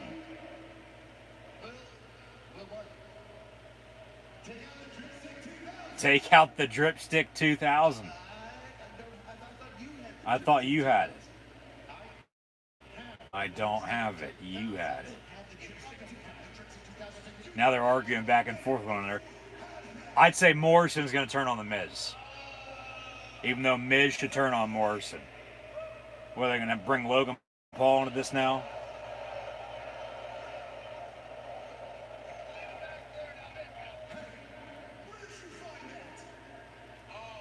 Oh, that's Xavier.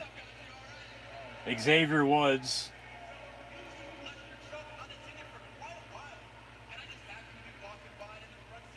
With what looks to be the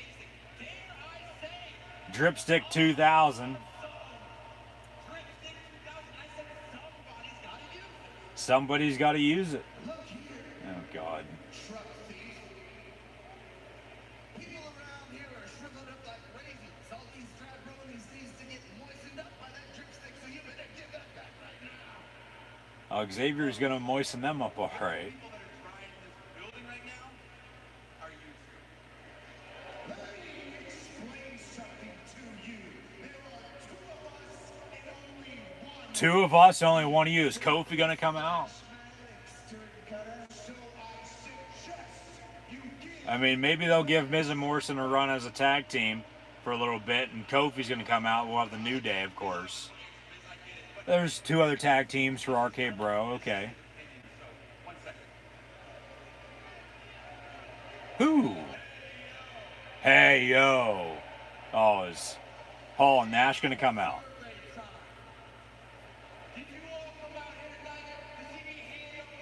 Yeah. Xavier's got his Razor Ramon, Scott Hall look going on. As the New Day has a new NDR, New Day Rocks t-shirt, has the NWO font. And it's the red and black wolf pack. Boo. Survey says...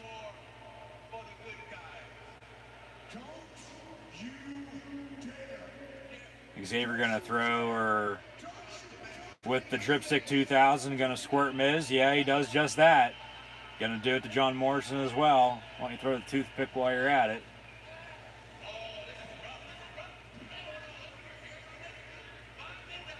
Three add-in segments that really didn't need to be a part of the show tonight.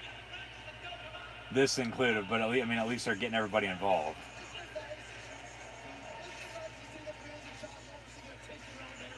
We need Miz and Morrison to turn on one another, though. I mean, calling for how long now, like I said.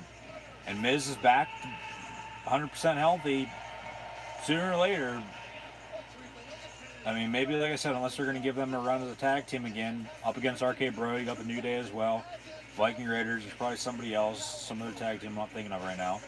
But still, come on. Give me Miz and Morrison in singles competition against one of them. Well, that is the Dripstick 2000, I guess.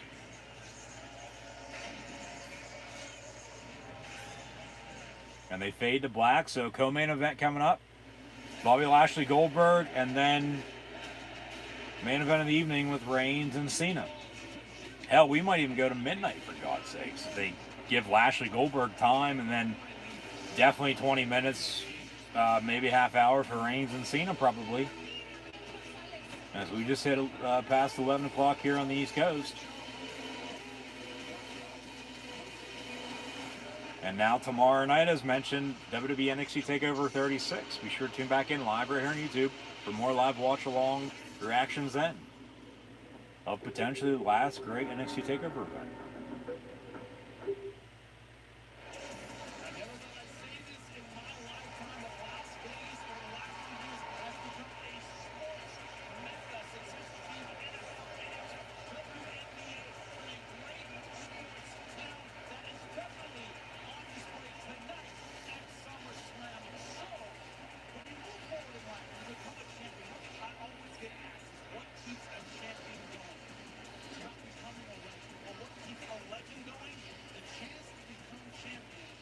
Lashley and Goldberg coming up next. No reason for it, but here we are. We're going to get it. Goldberg's only got, I believe he said, 2 more matches left on his contract, and hopefully they don't re-sign him again. He's washed up as all hell. Never could wrestle, still can't. And why don't you scream a little louder so, you know, your roommate at your nursing home can hear you.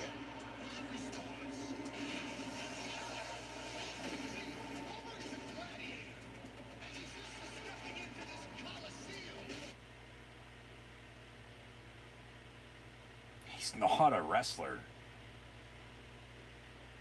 He can't wrestle. He's just an overhyped,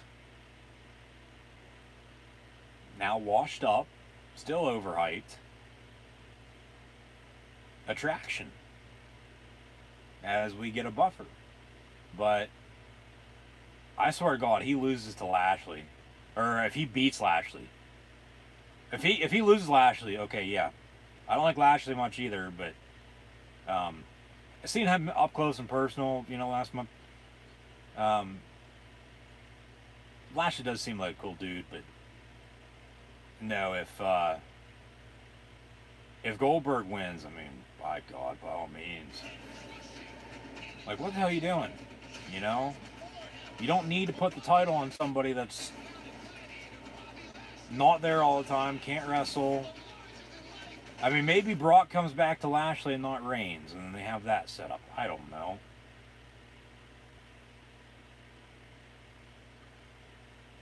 Lashley hopefully wins this. Long story short, I mean, there's not really much else to be said because, like I said, I care less about this.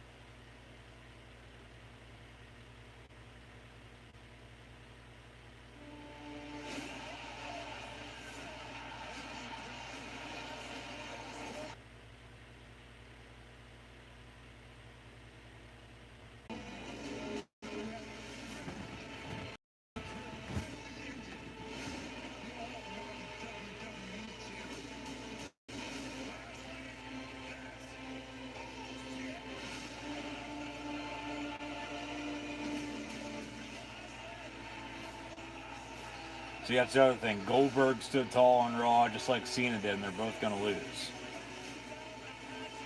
You stand tall, you lose for the most part.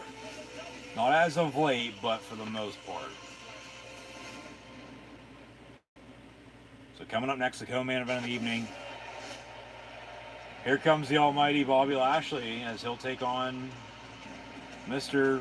Bill Oldberg, in quotes, Goldberg.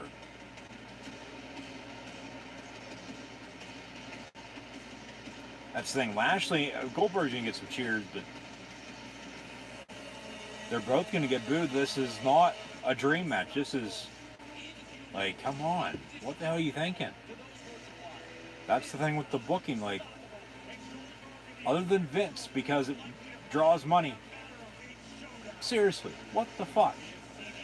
This makes no sense. It does nothing. Other than make Lashley look stronger in the end if he beats him. Now, if he loses, it's just 10 times worse. Because look what Goldberg's done. Beat Kevin Owens. He's beat Bray Wyatt. Of course, in the end, ended up putting over Brock Lesnar, who didn't need it at that point in time, and then was going to put over Reigns, but then Reigns pulled out of WrestleMania because of COVID, and then put over Strowman. And 2 of those 3 men aren't even with the company anymore. So, like, some of the decision making, some of the shit that, goes on with this company, the WWE, yet here we are still watching because they know we're still going to watch. So they can do what the hell they want.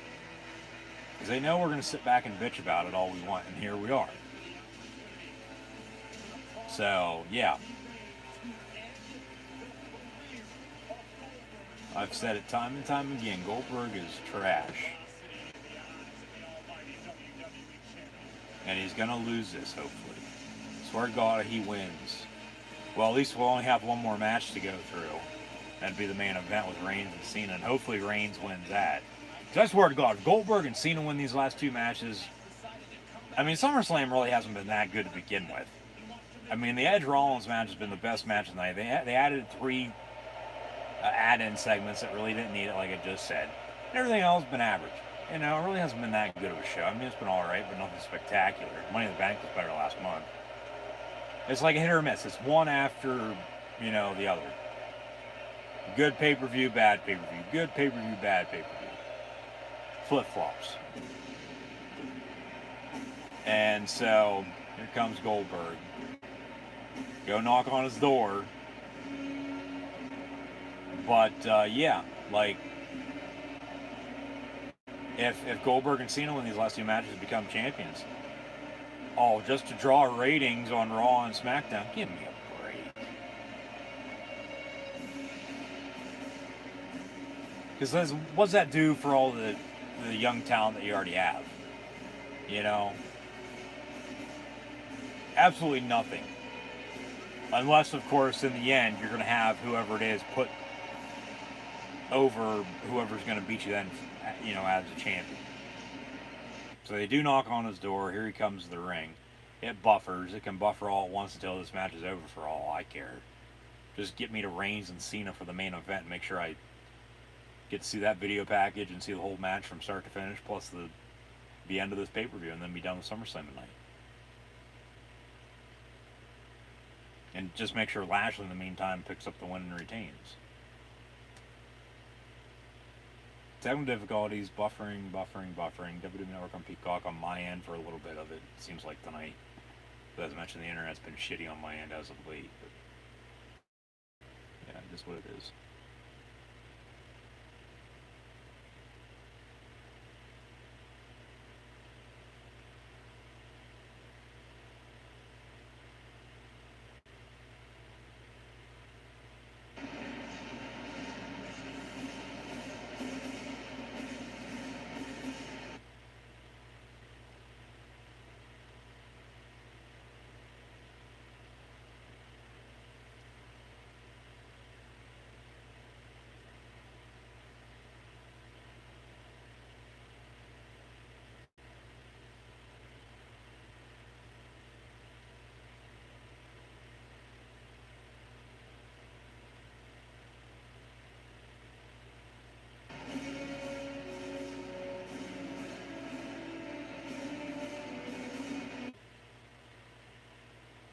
More buffering. This is ridiculous.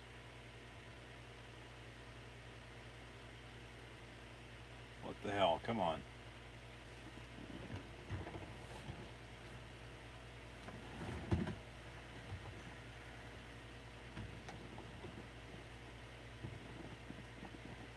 Maybe I should probably get out of this and go back and try to get back into it, see if that works.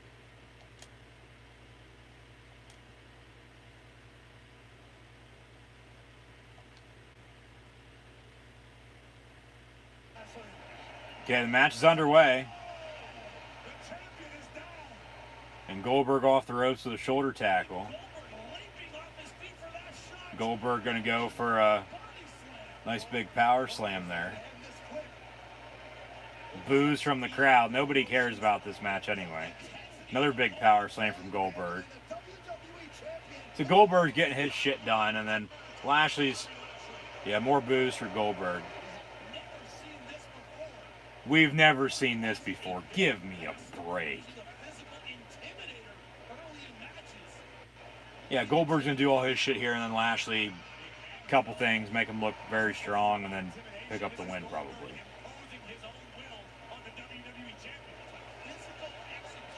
I think they've realized, Bill Goldberg himself, that he's trash, and he sucks, and nobody gives a shit about him anymore. And it needs to be done, because it like, what the fuck? Seriously. It does nothing. It does not help anything. Boos from start to finish in this match. Nobody can give two shits for this.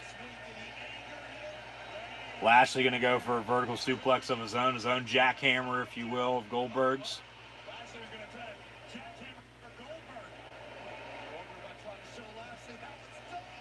And then, no. Maybe a double spear.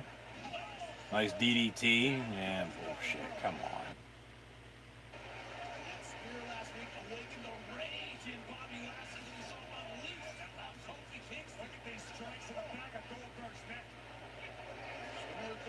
Like, okay, if Brock comes out to Lashley after this to save a piss-poor match, okay. Lashley going to go up top. Goldberg catches him, throws him on his head. Jesus Christ. That's why. Just no. Goldberg gonna go for a spear. Crowd booing it already. Spear, no. MVP rolls Lashley out of the ring. And that gets cheers. Lashley's getting cheered right now, which is a good thing. And now a spear ringside for Goldberg. I think they're starting to chant MVP.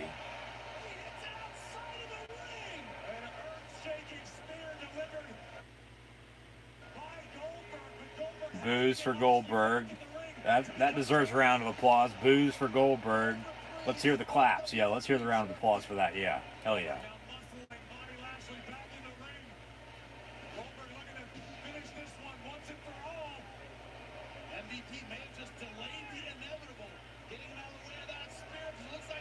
Goldberg gonna go for another spear. Lashley rolls out of the ring again, and that gets cheers. And then MVP with his stick hits Goldberg, and then a spear. Oh, that was a bad spear. Goldberg really holding his left knee now, selling his left knee. Just got hitting the leg with the stick, the cane, if you will, of MVP. And he didn't even sell it at first. I don't know if he didn't feel it or what. And then Lashley with a piss poor Goldberg spear, if you will, and then a big choke slam there. And now Lashley's about to put the Lashley Chris Masters lock on Goldberg, and Goldberg's probably going to go to sleep and pass out, and Lashley's going to pick up the win and retain his title. Come on, Goldberg. Fight more than this, but please don't win. Yeah, Lashley with another spear. Actually, more like front chop blocks to that left knee.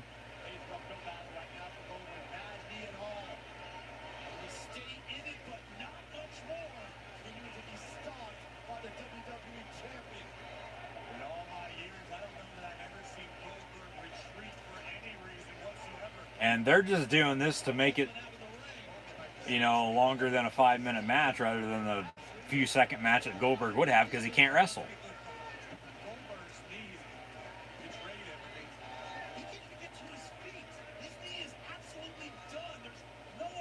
Lashley gonna work Goldberg ringside. They're gonna go into the ring post.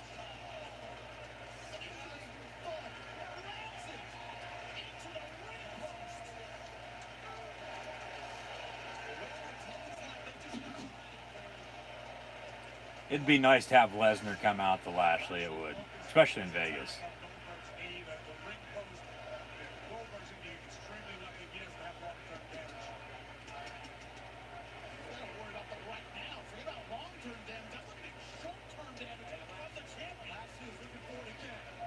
Lashley gonna drive Goldberg into the steel post. Once again, that left knee getting worked a lot here tonight in this match. Lashley's getting cheered. But that's the thing. They're getting Lashley over with using Goldberg to get him over. Because everybody hates Goldberg. As much as you, whether you like Goldberg or not, you're going to hate him because he can't wrestle.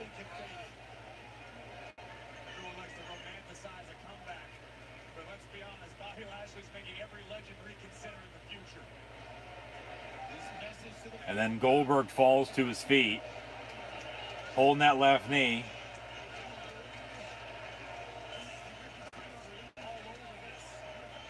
Really selling it. He says he's all right. Yeah, stop the match. Give Goldberg a forfeit. Saying, I quit. I can't wrestle anymore. He falls down again. And then the ref rings the bell. That's it. Are you serious for this finish? Are you kidding me? What the hell? Good. Lashley's still WWE champion. Goldberg loses. But come on, man.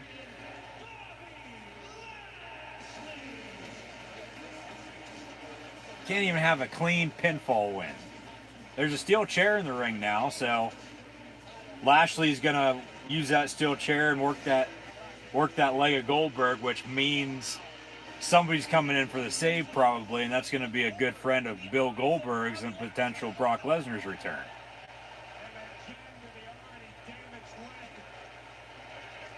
Lashley now with a steel chair to Goldberg. So Lashley's sort of turned heel in this instance. Goldberg's now the face.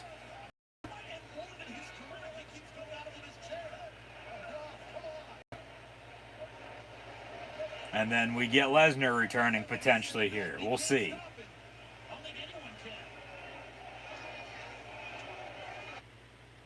Buffer, come on. Come on. Come on, let's go.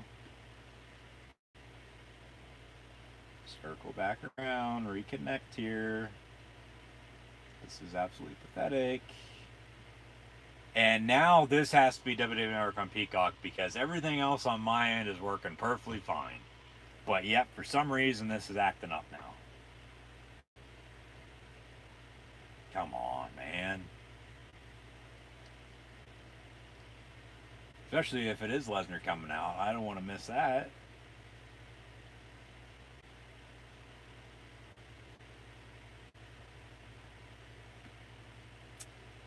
Jesus Christ, come on.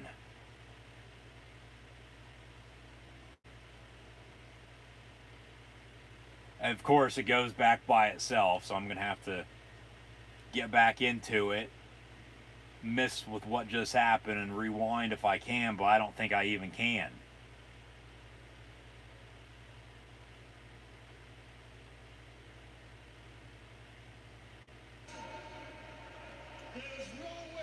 Okay, MVP's in the ring on the mic. They just took out Goldberg's son as well.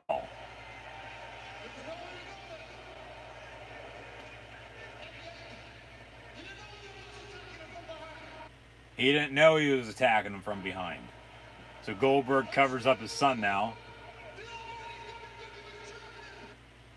Bobby Lashley is still your WWE champion here. And he's getting cheered for it. Defeating Goldberg and taking out his son in the meantime too. And I guess we're going to go to midnight because it's almost 11:30 and we haven't even started the main event yet with Reigns and Cena.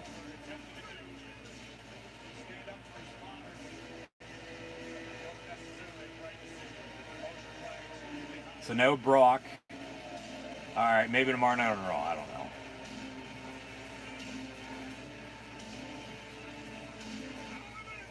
know. Or technically Monday on Raw, because I'm thinking today's Sunday, because it's main roster pay-per-view. It's Saturday night. So 2 nights from now on Raw. Tomorrow's NXT TakeOver.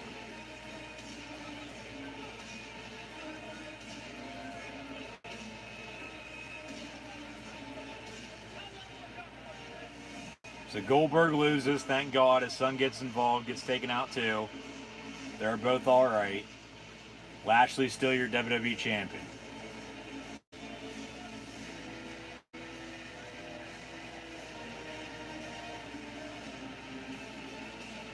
And coming up next, the main event of the evening with Roman Reigns and John Cena for the WWE Universal Championship. What are we going to get, a WWE the day of or a 24 on WrestleMania 37 this past April now? Yeah, what's up with Cesaro? Cesaro hasn't done a whole lot lately.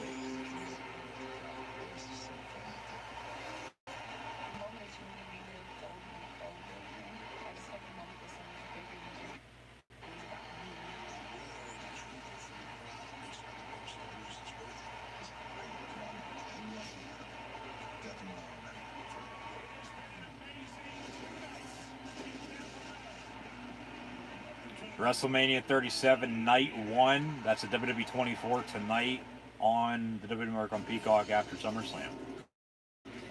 And now the Extreme Rules promo, the video package for the next pay-per-view next month, September the 26th.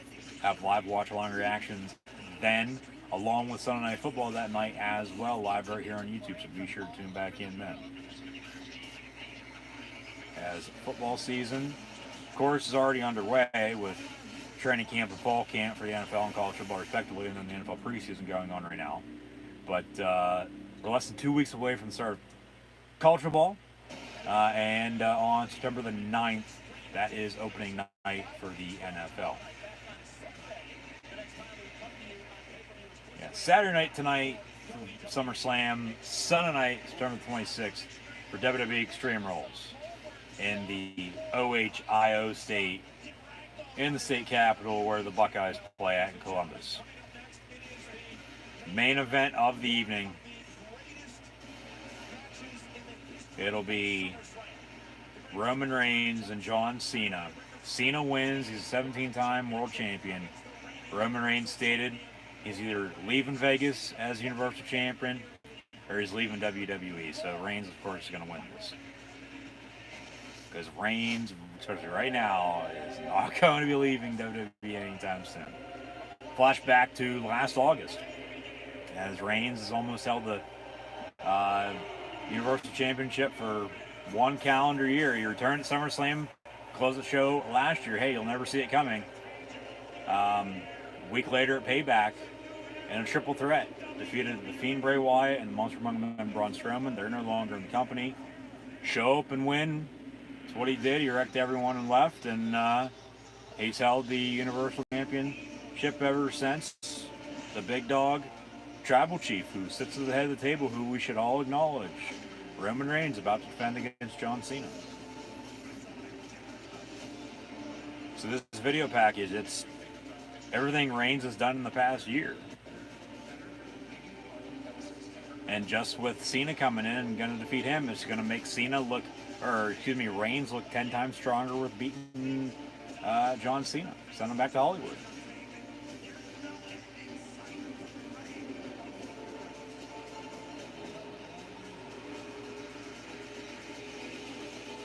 And then especially with Rollins losing earlier to Edge, with what I said about Finn, with Balor hasn't done a whole lot lately after he challenged Reigns. You know, they had that, but haven't done anything since. Well, Balor's probably going to be next in line for Reigns after tonight. And I wouldn't be shocked if that's going to be the next few. And Finn would be a good option to dethrone Reigns, but still wouldn't happen.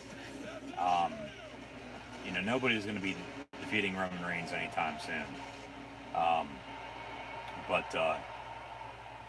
Yeah, that'll probably be the feud then. Even with Edge, you have Reigns, Edge, Finn, and Seth Rollins, and probably in that order as your contenders for the Universal title after tonight for Roman Reigns' championship. But if Cena wins, okay, he's 17-time world champion. Reigns leaves WWE. Mr. Missionary. I was there for that. That was hilarious. That was absolutely hilarious. At least Reigns did reinvent himself here. This Reigns we have now, it's the best Roman Reigns we've ever seen and the best Roman Reigns we're ever going to get. So enjoy it while you can. Thing with Cena, yeah. Same old John Cena.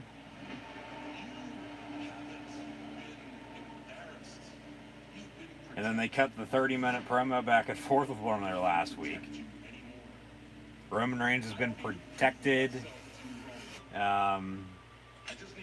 You know, Cena then brought up, hey, all I need to do is just pin you 1, 2, 3, and he's been saying that a lot lately.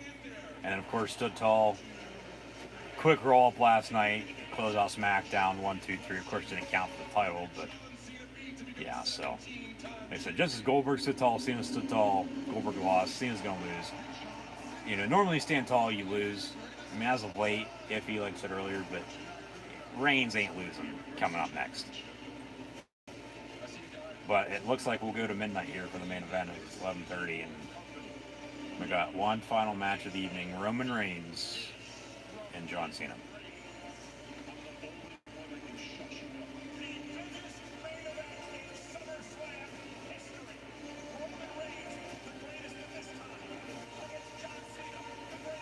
That's the thing with Reigns, yes. He is this generation's Hulk Hogan. Stone Cold, The Rock, and John Cena. That is Roman Reigns right now. Roman Reigns is the guy. He is the man. He's top dog. Here comes John Cena. No green Cena. He's back to the red, white, and blue.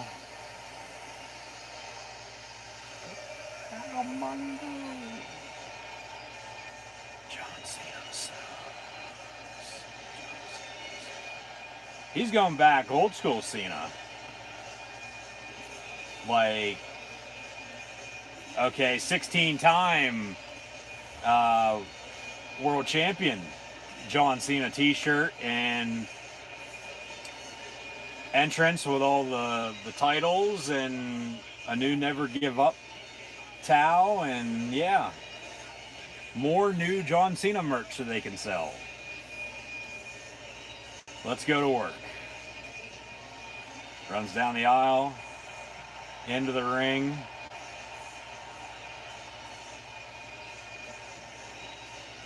And it'll be John Cena trying to capture his record 17th WWE World Heavyweight Championship, breaking Ric Flair's record tonight in the main event of SummerSlam 2021 against the Big Dog Tribal Chief, who sits at the head of the table, who we should all acknowledge once more, our current Universal Champion, Roman Reigns.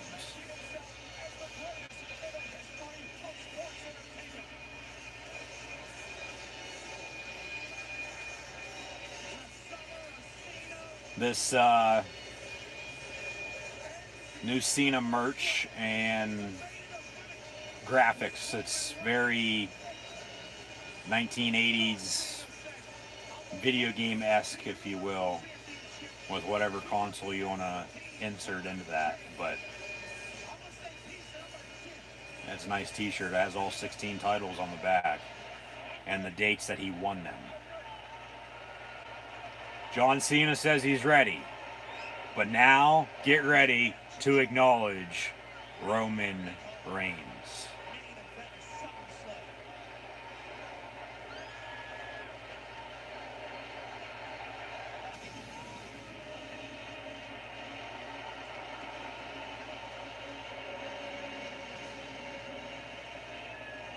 The head of the table.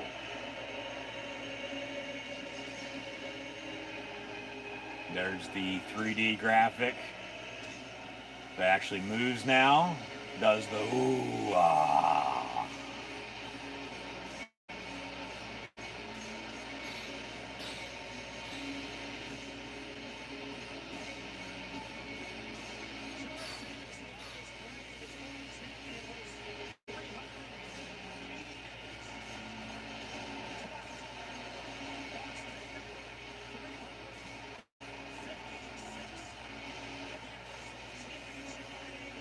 Reigns has to hold the title like another month to break Cena's longest reign he's had as champion, they say. But here comes the big dog, Tribal Chief, Roman Reigns. He sits at the head of the table. Bow down and acknowledge.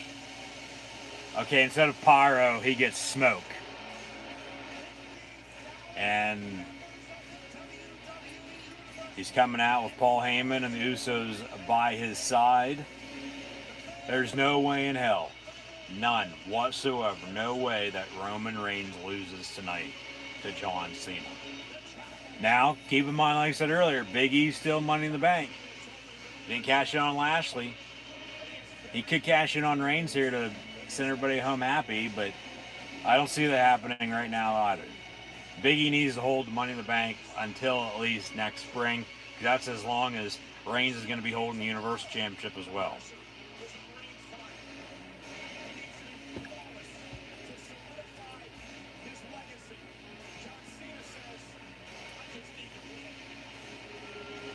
The Usos aren't going to be coming ringside. They're going to back off, go to the back. Heyman coming out with Reigns.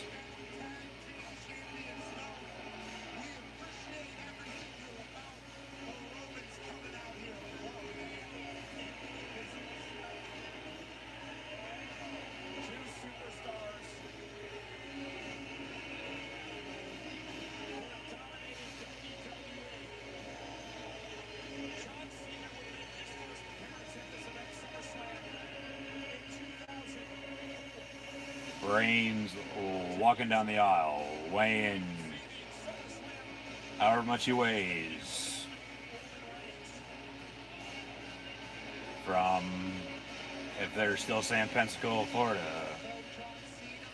They're both going to get introduced after they both get in the ring here.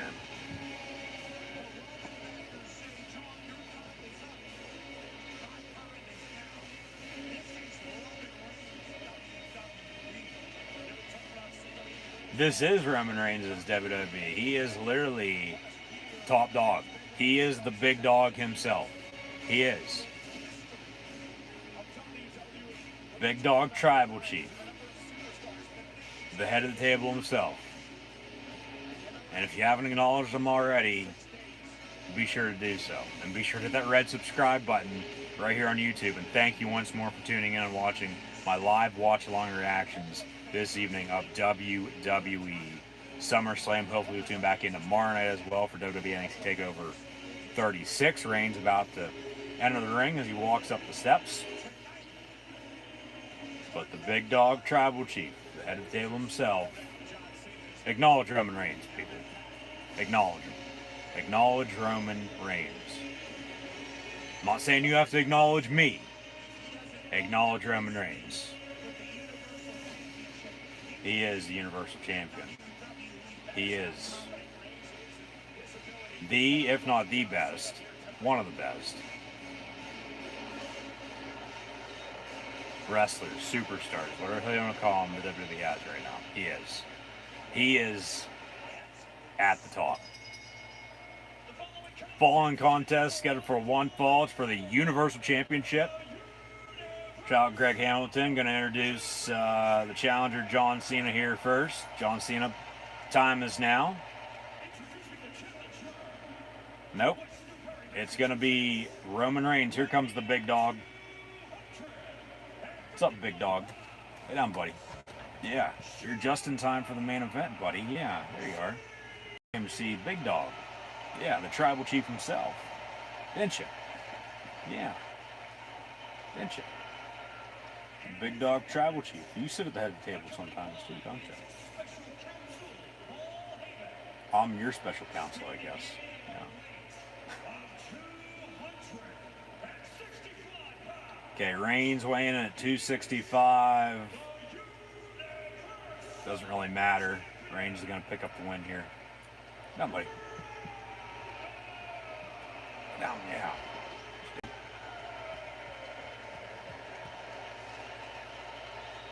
Reigns walking over to Cena's corner.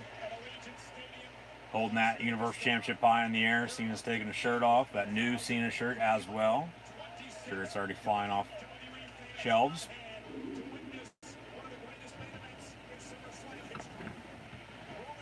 Main event of the evening for the WWE Universal Championship. It's John Cena, the 16-time World Heavyweight Champion, looking to become 17-time. Break Ric Flair's record potentially tonight at SummerSlam. Taking on, once more, the Big Dog Tribal Chief, who sits at the head of the table, who we should all acknowledge our current Universal Champion, and Roman Reigns. Bell rings, match underway. Jawing back and forth with one another. They're going to lock up here, it looks like now. Reigns backs off. Documentaries will be made about this match tonight. The opportunity for Reigns to cement his legacy. What you doing, buddy? Huh? You're a big dog. You're the big dog, and then Roman Reigns is a big dog.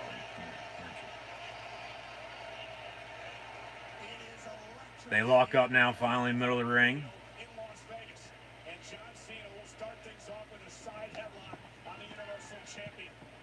John Cena wearing his patented shorts. Shoulder tackle from Roman. Gives Reigns, or gives Cena a number one. Not flipping him off, but give him a number one, saying I'm number one. I'm at the top. I'm top dog.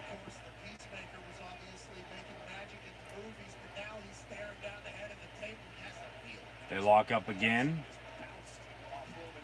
Quick roll up. 1, 2. Kick out. 1, 2, 3 is all Cena needs. Roman can't rest on his yardies.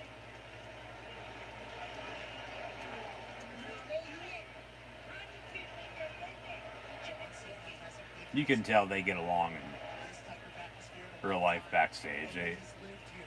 have respect for one another. They're just doing what's best for work right now. Calling each other out a little bit. And Cena's going to put Reigns over even more. Quick roll up. That's the thing. Cena doesn't really use quick roll ups. But it's the 1, 2, 3. That, hey, I'm going to beat you like this. 1, 2, 3, and that's that.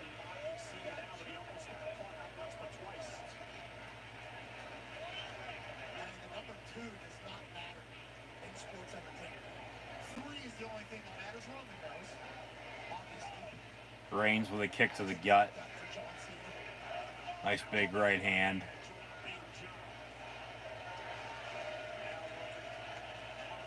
And then Reigns looking to the crowd. We got some Let's Go Cena. Cena sucks chants going on. Cheers and boos for Reigns. You got to respect Reigns. Whether you like him or not, you got to like him. You got to acknowledge him as well. Nice big right hand then from Roman. Acknowledge me, says Reigns. Okay, we're going to acknowledge Roman Reigns here tonight.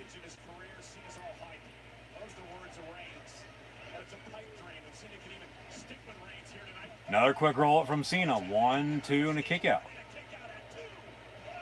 And then Reigns with a chop. Those 2 6-man tags that I was talking about earlier, that I saw in person, videos right here on the channel, of course. Reigns in both matches really didn't do a whole lot. I mean, he did get involved there towards the end. But seeing him up close and personal as well, you can tell he's number 1. He is. He is literally the best in WWE right now, whether you like him or not. He is the big dog. He is the head of the table. He's the guy. Roman Reigns is the guy.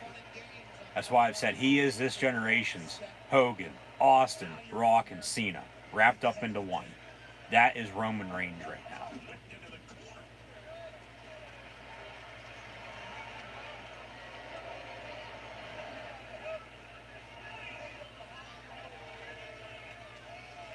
Reigns talking a lot of trash tonight. Gonna send Cena back to Hollywood, he says. Nice vertical suplex there from Reigns. Cover on Cena. 1, 2, kick out at 2.5. We've seen this time and time again from our Universal Champion. Once he finds his groove and the rhythm, it gets Reigns with a headlock here on Cena, middle of the ring. hell out of people. Loves it too. Pays the bills with it.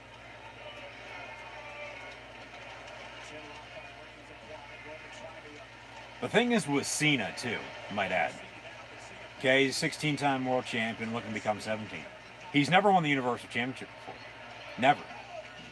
It's either been the WWE or the World Heavyweight title. So, of course, that might give them another reason to put it on Cena, but no. Roman Reigns needs to win this. Another nice vertical suplex there from Reigns. Cover, 1, 2, and a Cena kick out. I hate to break it to the 50,000 strong that seem to not be on Roman Reigns' side. He beat the crap out of all of you as well. This is dominance personified. The head of the table. Handling business. Very few people. Dominated John Cena in this match. Number 1. And Roman Reigns is starting to make this very uncomfortable. This would be like Now fighting ringside, Reigns and Cena. Cena with a nice reversal there. Few right hands, gonna going to the steel steps. Actually, Cena does because Reigns reversed it. In the steel steps goes John Cena ringside. Reigns now pointing to the sky once more. I'm on the top. I'm top dog. I'm number one.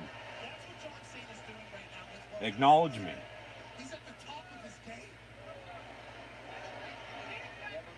Ref telling them both get back in the ring, and then Reigns, watch, the ref's going to get knocked out for this because they haven't had that happen at all tonight.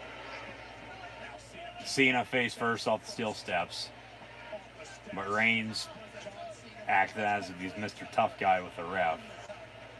And then Heyman with the championship title belt. You're going to stand on those steel steps once more to the crowd. Acknowledge me. I'm number one. I am top dog.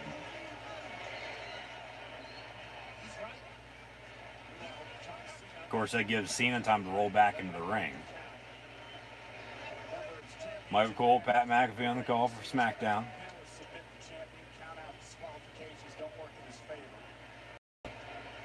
Quick roll up from Cena. 1, 2, Reigns kicks out.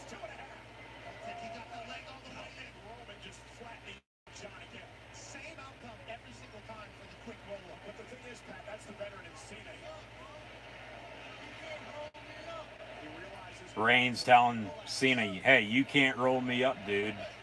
You can't roll me up.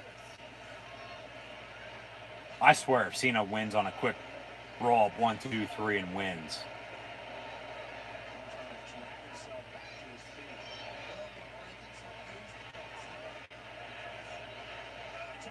Cena now gonna go for an AA, and then Reigns reverses into a DDT. Cover.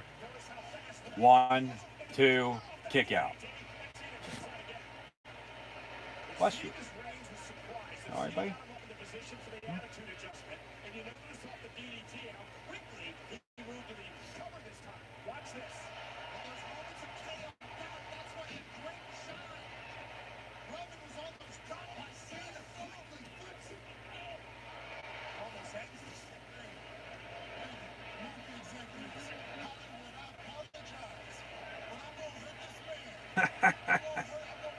Reigns telling Hollywood, movie producers, everyone involved in film, I'm sorry, but I'm going to whip his ass. I'm going to beat John Cena. Hey, too sweet. Let's all beat up John Cena tonight. Cena fighting back. Cena off the ropes. Nice big punch there from Reigns. Not a Superman punch, but a nice big right hand.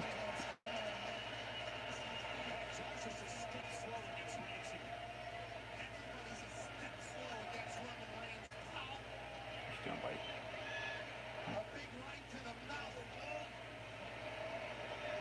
Let's see it. High five? Yeah, high five.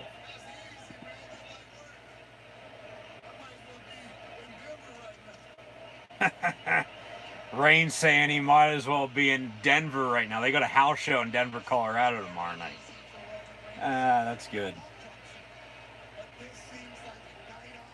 Reigns saying basically, hey, this isn't even worth it. I should, shouldn't have to be fighting. I should already win or have won and still be Universal Champion. But here we are. Quick roll for Cena. 1, 2, kick out. And then nice headlock. Reigns has Cena in a headlock, middle of the ring. Yeah, makes Cena pass out just like Goldberg couldn't finish his match. I see it. High five. High five, yeah. What are you doing with this dog? Huh?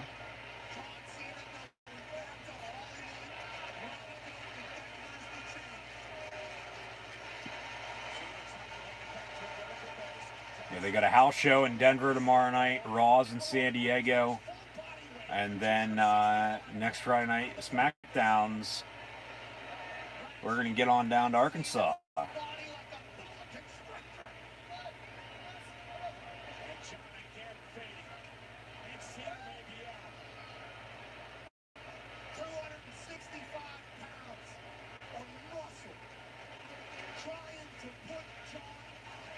Cena fading, as they say, but he's still on his feet, still in this match. Reigns now on the back of Cena. So Cena's probably going to reverse that. Back body drop or drive him into the corner. Okay.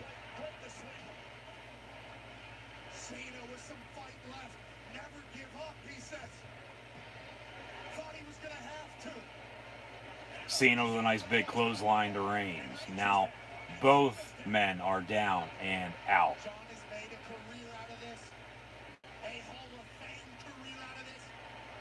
Coming back against all odds. Well, there's a reason that Hall of Famer JBL coined the John Cena Big Match John many years ago. And this is a big match.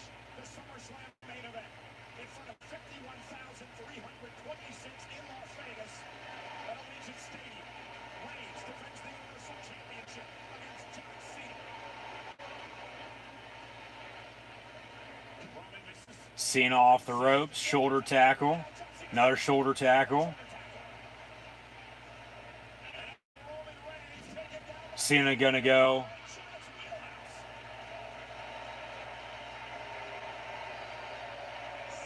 You can't see me. And then Reigns rolls him in to the guillotine. Submission's locked in. And then Cena rolls that through. Cover a 1-2 kick out by Reigns. Superman punch from Roman Reigns. And just like that, the rally snuffed out again. Thought we were going to see a five-knuckle shot. He hits you a five-knuckle Superman punch. Five-knuckle Superman punch from Reigns. Reigns gonna go for a spear. Cena with a kick. Cena gonna go now for the five-knuckle shuffle. You can't see me. Yes, we can, actually. You're right there. Punches the mat. Doesn't even connect, but that's just how it always goes. Now gonna go for the AA. AA connects Cena. 1, 2, and Reigns kicks out at 2.5. Jesus Christ, that was close.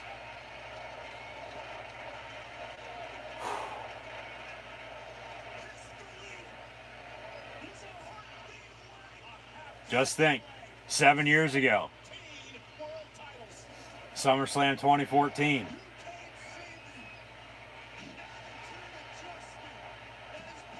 It was Cena and Lesnar. Brock Lesnar defeated Cena and became WWE Champion. Now the STF is locked in. Cena taps out. Or if Cena makes Reigns taps out, Reigns, of course, loses the championship. Rope break. Rope break for Roman Reigns. All right, good. Cena's going to have to let go. Let's go at 2 there.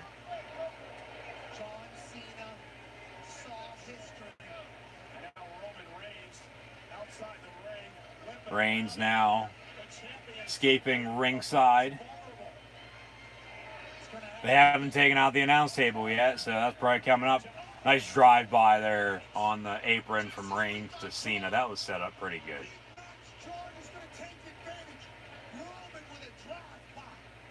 Roman looked for the opening and he saw it. In the last 356 days, Roman Reigns has taken everybody's best shot. See a replay of it. Didn't really connect the whole way, but Cena's down out now ringside. Let's go Cena. Cena sucks chance again.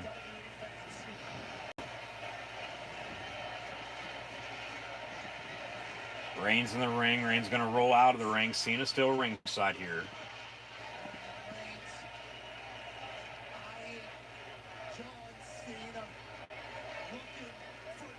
Reigns going to go for spear ringside.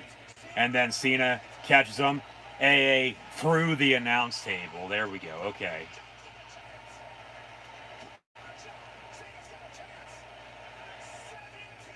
Cena going to pick up Reigns. Roll him into the ring. Cena with a cover. 1, 2, and Reigns kicks out again at 2.5. Thank you. That was not a close one.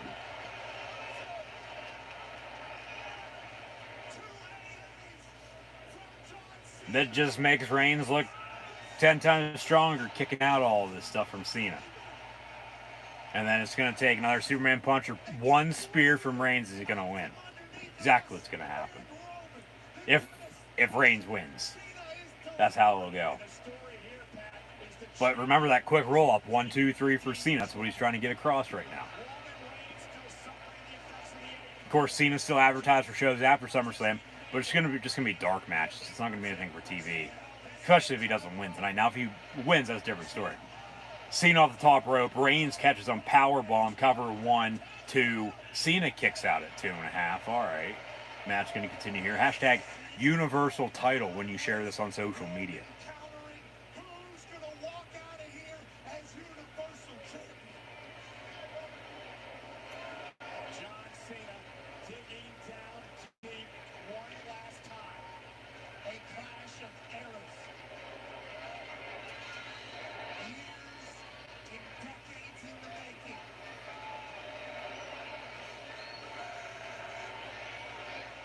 Reigns gonna go for a Superman punch here. About ready to jerk off his arm, it looks like. He's gonna go for a Superman punch and then the spear and then 1, 2, 3 and that'll probably be it. Here we go. Superman punch is in fact, thank you Michael Cole, locked and loaded. Superman punch, no. Cena, quick roll up, 1, 2, Reigns kicks out. Another AA for Cena on Reigns, no. Superman punch, that connects. 2 Superman punches. Reigns gonna go for another cover, 1, 2, kick out by Cena again. So we've seen a few AAs, 2 Superman punches, no spears though from Reigns yet. That's why I said it's only gonna take 1 spear here, and then that'll do it.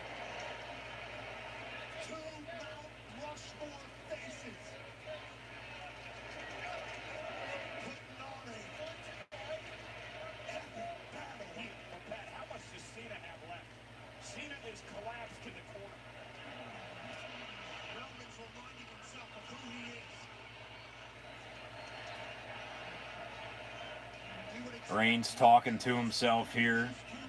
Cena in the opposite corner. Reigns getting ready to go for a spear. Ooh, ah.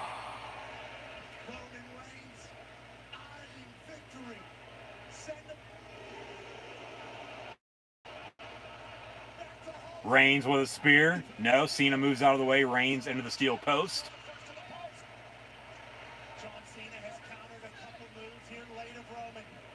And then here comes Cena.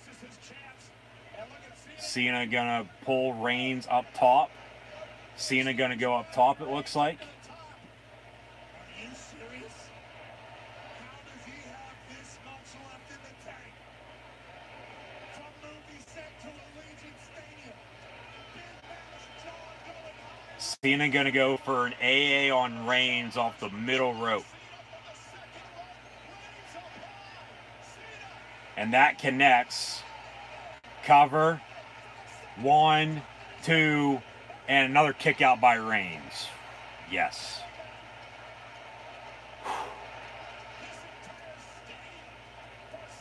Everybody is on their feet. Both men are down and out. We've hit midnight here on the East Coast.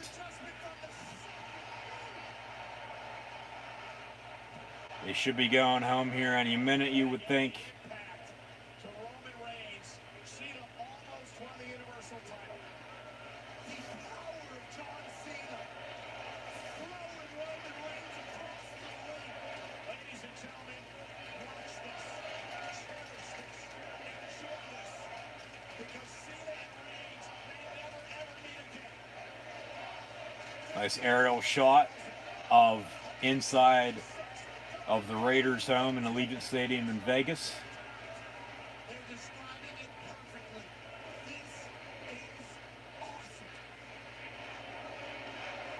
The Remember, Reigns stated last night on SmackDown he's either leaving Vegas as Universal Champion or he's leaving WWE. So if he loses, he's out.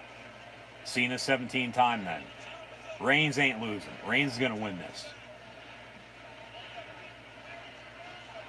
And then Cena going to do his best impression for a Reigns spear.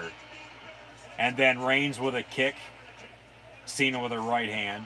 Reigns with a right hand. Back and forth now. Ooh. Ah. Instead of boo, yay. Ooh, ah.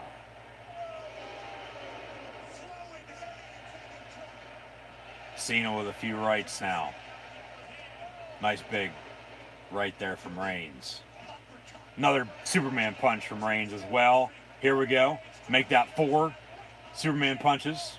2 back-to-back right there. Reigns going to go for another spear. Ooh, again. And this should do it. This should do it here.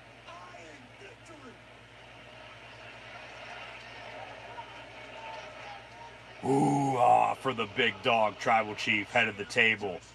Acknowledge Roman Reigns. Spear to John Cena. Cover. 1, 2, 3. Roman Reigns pins and defeats John Cena tonight in the main event of SummerSlam. He's not leaving WWE anytime soon. However, he's sending John Cena packing back to Hollywood. Roman Reigns, the big dog himself, is still Universal Champion. Acknowledge Roman Reigns. Come this time next weekend, he'll be a Universal Champion for 1 full calendar year.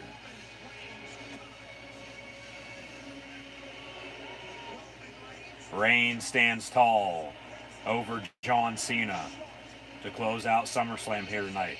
And now Brock Lesnar's back. Here comes the Beast Incarnate. And now, a year in the making. They've teased it with Heyman. Lesnar's back. Brock Lesnar's back. Ponytail and all. Holy shit. Cole and McAfee on the call. Lesnar is back. Lesnar comes out to Reigns to close out SummerSlam.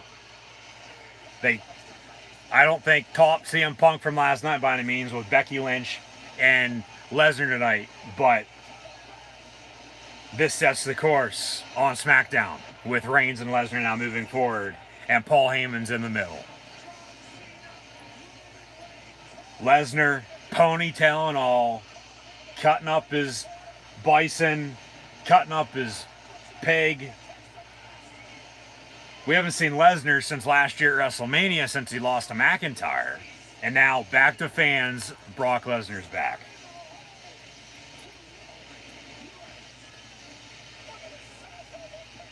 And Lesnar now going to walk up the steps, stand in the corner.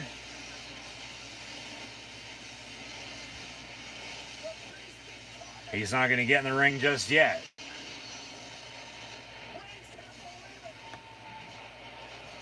And now Brock gonna get into the ring with Roman Reigns. Holy shit.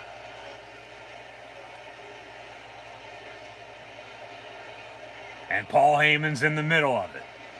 Heyman could turn on Reigns right now for all we know and realign himself with Lesnar. Brock might be off on his own though. Face to face, Roman Reigns and Brock Lesnar.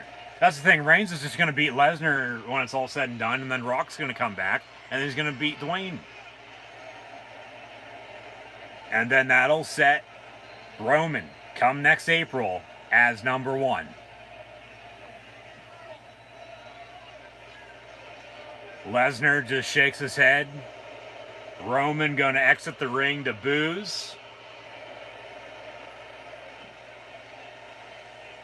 So Heyman's going to have a decision to make. Is he going to turn on Roman, realign himself with Brock? Going to stay with Roman? Brock going to be by himself? be smart if Heyman turned on Reigns, went back to Lesnar. Reigns can be fine by himself. Brock can be fine by himself, though, too. That's the thing. Long term, you don't have Heyman turn because Reigns is going to beat Lesnar. He's going to beat The Rock. He's going to beat anybody and everybody else they put in front of him. And, you know, Reigns is still going to be Universal Champion when it's all said and done. But to close out SummerSlam here tonight, we had the man Becky Lynch return in the main event of the evening. Roman Reigns defeats John Cena before he gets interrupted by the Beast Incarnate, Ponytail Brock Lesnar. Closing credits. That does it for SummerSlam. And up next, the WWE 24 on WrestleMania 37 Night 1 on the WWE Network on Peacock. But hey, it's Saturday night. All right for fighting. We're going to get a little action in. Just as the bitch is back every once in a while, well, the Beast Incarnate Brock Lesnar is now, in fact, back in the WWE.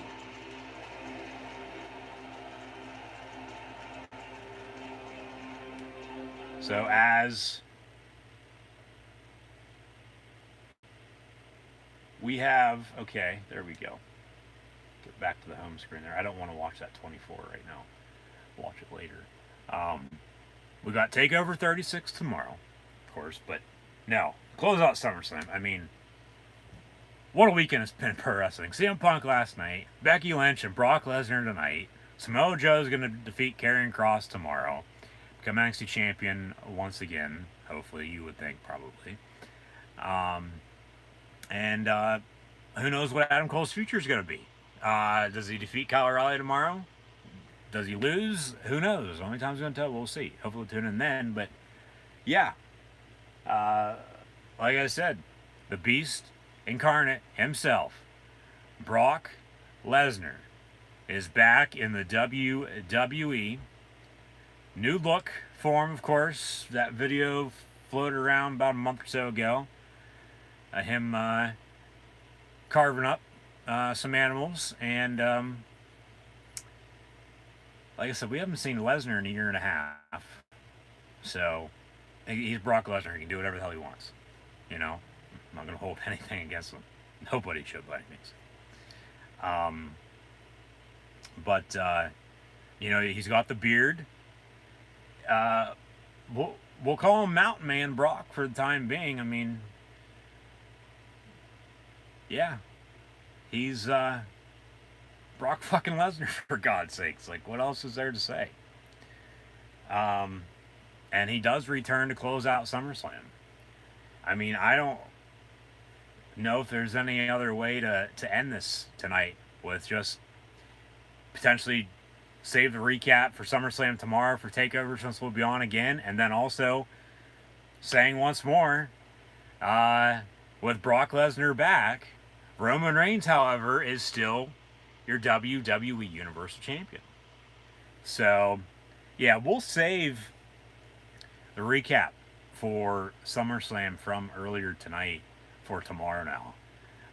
Be sure to tune back in for WWE NXT TakeOver 36, potentially the last great TakeOver in NXT history. We'll see about that. We'll see what NXT's future holds. But, yeah, that's tomorrow night. Last night we had CM Punk return to pro wrestling, debuted in AEW's All In with All Elite Wrestling. And then tonight, a few title changes. A few. More than a few, actually. And like I said, we'll get to all those later. Actually, you know what the hell? We'll get the recap now. I mean, we can stay on for a little bit longer, I guess. Almost 12:15 here. Already been on for almost 5 hours now anyway, so yeah, ain't gonna matter. So yeah, we'll just go in order with how I had the card set up for tonight's matches on paper coming into the show. Kickoff pre-show was Big E and Baron Corbin. Big E, of course, won. No cash-in. And Big E's not going to be cashing on SmackDown anytime soon. They need to put him on Raw, cash in on Lashley if he's going to become WWE champion or a champion, sometime soon. But like I said before, like when he won the briefcase last month, and then also now back in his possession after Baron Corbin, stole it there for a few weeks.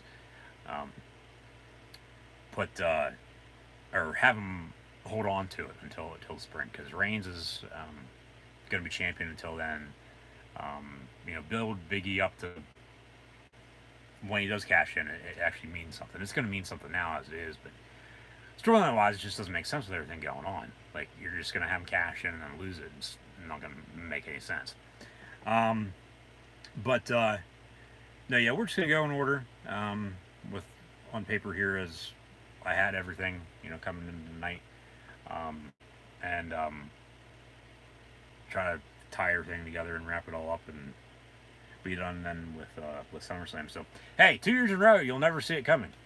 They didn't use that tagline this year, but to close out SummerSlam 2 years in a row, we've had a return superstar come back and make a big splash.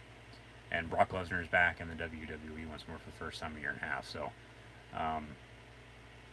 like I said, there's not really much else to be said there, but storyline wise, it makes perfect sense, because like I said earlier, it's been a year since Reigns returned, won the Universal Championship at Payback a week after SummerSlam, and then that following Friday night on SmackDown aligned himself with Paul Heyman as a special counsel. And then, of course, Lesnar hasn't been seen since till tonight. Heyman's going to be in the middle of him and Reigns and Lesnar. So, yeah. But, yeah, just a quick recap. We'll get more into it later. But, like I said, more than a few championship title changes. Charlotte, your new Raw Women's Champion. The Man, Becky Lynch, returned. Replaced both Sasha Banks and Carmella, and defeated Bianca Belair, become her new SmackDown Women's Champion in a squash match. RK Bro, Damian Priest are your new Raw Tag Team and United States Champions. And then the two main championships for the WWE and Universal, they, along with the SmackDown Tag Team Championships, all stayed the same. Current champions still, they all retained tonight at SummerSlam.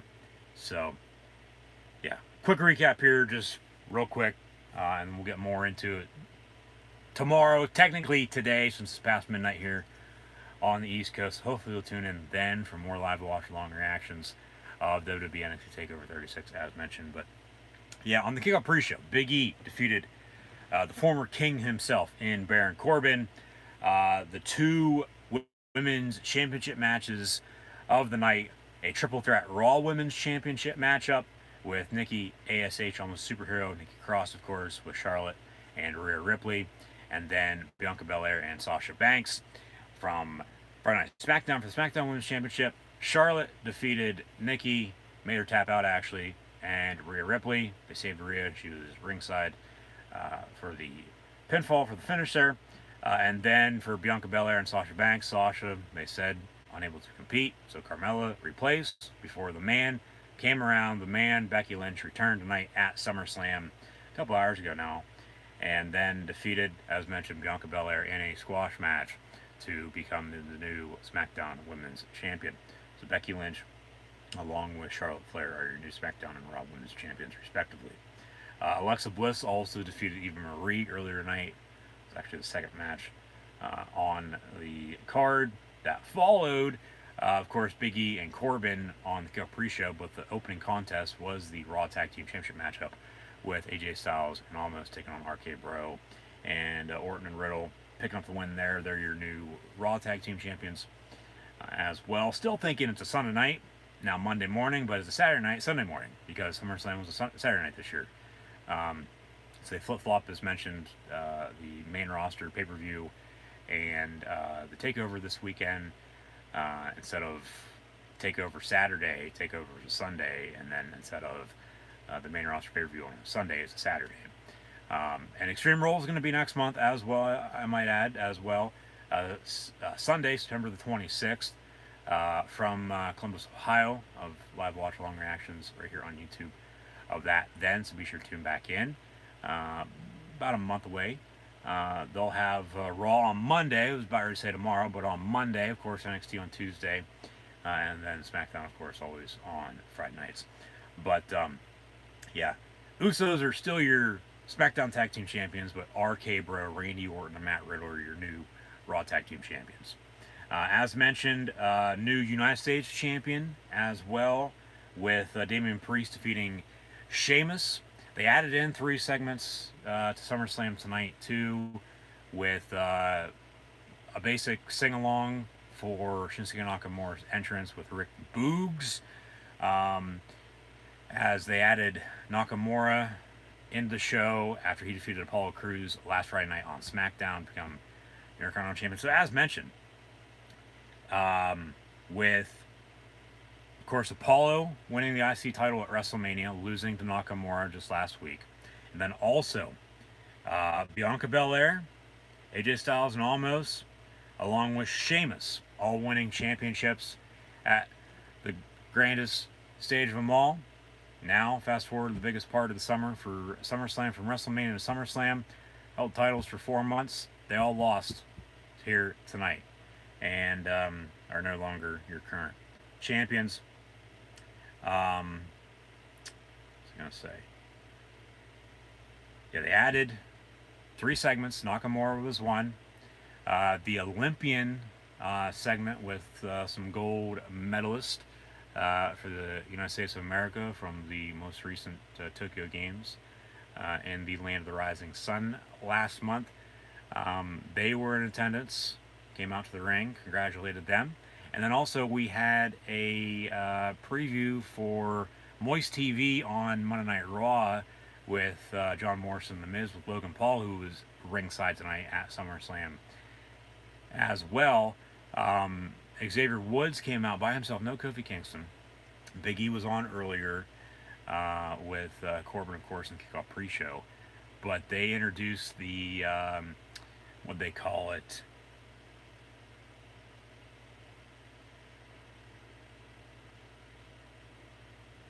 the Dripstick 2000. Had to think about that for a second, because that was just before the co-main event of the evening, a little over an hour ago now. As we sit here at 20 after 12 this Saturday night, Sunday morning now, for this SummerSlam pay-per-view. So, a 5-hour show, including kickoff pre-show, and then a 4-hour main card. It is SummerSlam, 1-night show rather than your 2 nights, so we got to get back to, getting used to this once again, because it's been, of course, Thunderdome the past year, to the day, actually, tonight. Well, technically yesterday, but still tonight. But, yeah, you get my point. You get what I'm saying. And thanks for the support. Thank you once more for tuning in and watching. Always greatly appreciate it. Be sure to subscribe if you haven't done so already. But, yeah, that was the final add-in. So, of course, those 3 add-in segments with everything else, the 11 total matches they had, of course, it drug on there. And then, I mean, for a little bit it did. Not all whole entire show, but I did feel earlier, like I said, some of the stuff felt rushed. But it has an opinion. That's mine. That's what I thought. Let me know in the comments below, of course, yours. But, yeah, it ended up being a good show from start to finish. It did. I mean, all the title changes. 2 big return surprises, if you will, with Becky and Brock. And then to add the C to BBC, had CM Punk last night on AEW. So, yeah, like I said, what a hell of a weekend so far. And we still got TakeOver tomorrow night, for God's sakes. Plus, Raw on Monday then. And then NXT Tuesday, AEW Wednesday, Impact Thursday, SmackDown Friday. And then it's football season. And, Christmas will be here before we know it. So, yeah. Hard to believe SummerSlam 2021 is already in the books, because I remember sitting here last year, and I know I've said this for a few, but it's true, that, hey, last year you'll never see it coming. Reigns closed out the show tonight. Fast forward 1 year later, Lesnar closed out the show. Returns as well. But You know, I said last year WrestleMania, hey, not 4 months ago, last year. This time next year, we get through COVID, we're still going through it, of course. Be here before we know it. Last year SummerSlam, well, next year SummerSlam here tonight, be here before we know it. Well, here we are. You know, now Extreme Rules is next month, as mentioned. That'll be the September pay-per-view. They'll have Crown Jewel in Saudi Arabia in October, Survivor Series in November, and then we'll see what the December pay-per-view is going to be, whether it's going to be TLC or potential returning pay-per-view name, as they've been bringing back some more pay-per-views as of late, especially in NXT. And then it's the Royal Rumble, and then we're on the road to WrestleMania 38 in the Big D, Dallas, Texas, next April, and we'll see if that's a 1 or 2 night event come then or not. But now it looks like it's going to be Reigns and Lesnar, of course, on SmackDown, and then Reigns and Rock, and then Reigns is going to beat them both and still be the big dog tribal chief that he is, who sits at the head of the table, who we should all acknowledge, still Universal Champion when it's all said and done.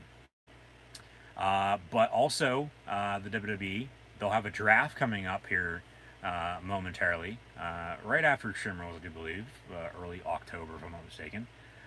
So, you know, that'll be in the cards for what's to come, as, of course, they went all in with their chips tonight in Vegas for SummerSlam. And like I said, you know, yeah, pretty good show from start to finish. I mean, the 3 add-ins, yeah, made it drag on. I mean, really, no reason to have those other than just to have everybody on the show then at that point. But I get it, you know.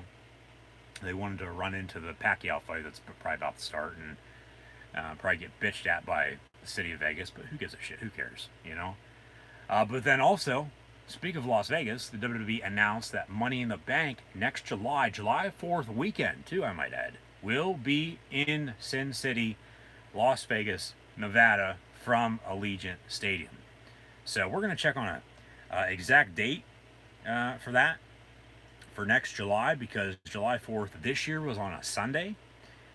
And I guess Brock Lesnar just destroyed John Cena after SummerSlam. Just got a notification about that.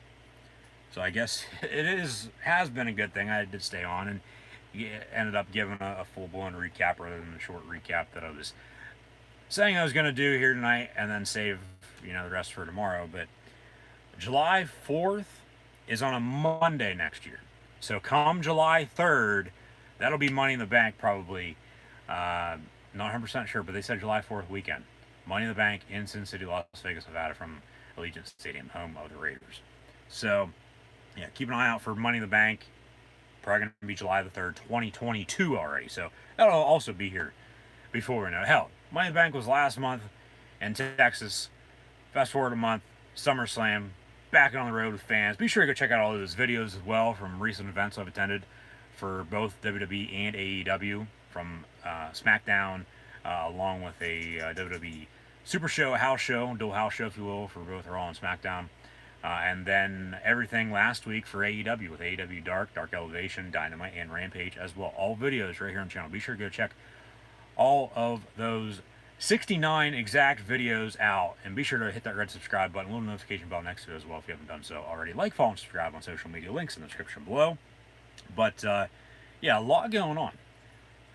With everything I just mentioned. Not really need to say it again. I'm sure I'll repeat myself maybe a few more times here. Hopefully not by the time I sign off. We need to check in, though, on Lesnar destroying Cena real quick, too. But then also, of course, tomorrow night, TakeOver 36. Hopefully tune in then. So I'm sure I'll talk about SummerSlam more tomorrow night as well. But also, a few more matches, as mentioned, from earlier tonight here at SummerSlam. United States Championship. It was Sheamus defending against Damian Priest. Charlie Caruso's favorite DP, and Damian Priest picked up the win, winning his first main roster championship in the WWE. Congratulations to Punishment Martinez. Drew McIntyre defeated Jinder Mahal in singles competition, along with Edge defeating Seth Rollins in singles competition as well, in which I thought that was the best match of the evening. Edge and Seth Rollins rated our Brood superstar, who had 2 different entrances tonight, and then, of course, defeating Seth freaking Rollins in the process. Drew McIntyre victorious over Jinder Mahal. Shout out Heath Slater once more. 3-man man, baby. And then Edge with the win over Seth frickin' Rollins. So what's next with Finn, Edge, and Rollins now? With Cena going to be going back to Hollywood. He's done. But then Brock Lesnar coming back. You know? So we'll see what they do. I mean, maybe Finn and Nakamura for the IC title would be a good option. I'm sure Edge and Rollins will probably continue their beef. The thing is, that's the thing with the draft coming up. They'll figure everything out. They'll put somebody here, somebody there, have a few different stories. But, I mean, booking-wise, they don't figure that out. I mean, here in the end, it'll cost them. Because it's scripted, it's storytelling. Yes, I know. But it all starts with the booking. If the booking's not good and you're not telling good stories, people aren't going to be watching. I don't care how good you are. I don't care who you are. So, yeah. What's up, big dog? Everybody, lay down. Oh, you got a toy? You got your duck, do you? Huh? Say quack, quack. Yeah. What do you think about Brock Lesnar coming out to challenge you, huh? What are you going to do about that? What are you going to do about the Beast? Say, well, I'm beautiful, so I don't have to worry about no beast. Ain't that right, big dog? Yeah, we doing, buddy? Huh? What's up? No, overall, SummerSlam I thought was a good show. I did.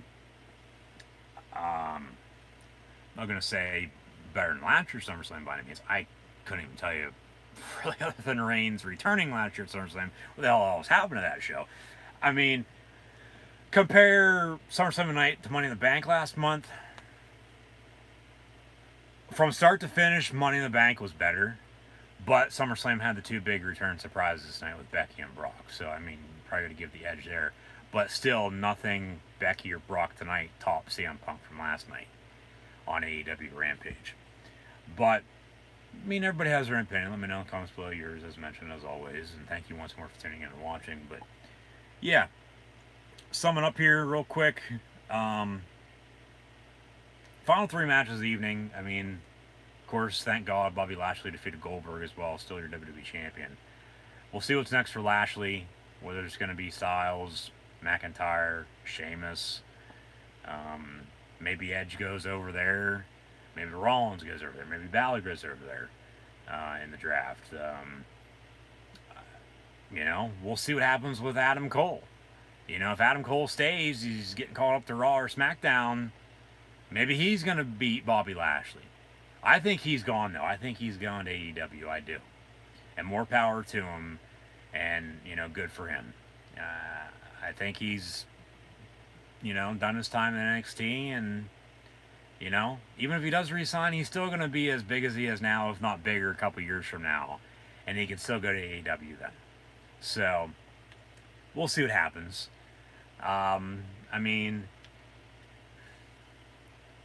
like I said, I think Cole's gone, I do, but with the Universal Championship picture, it seems set in stone. I'm sure there's going to be another challenger or two in between Reigns and Lesnar and Reigns and The Rock, just to get by, of course. But then, you know, with the WWE Championship with Lashley, like, okay, he's held this title now since March.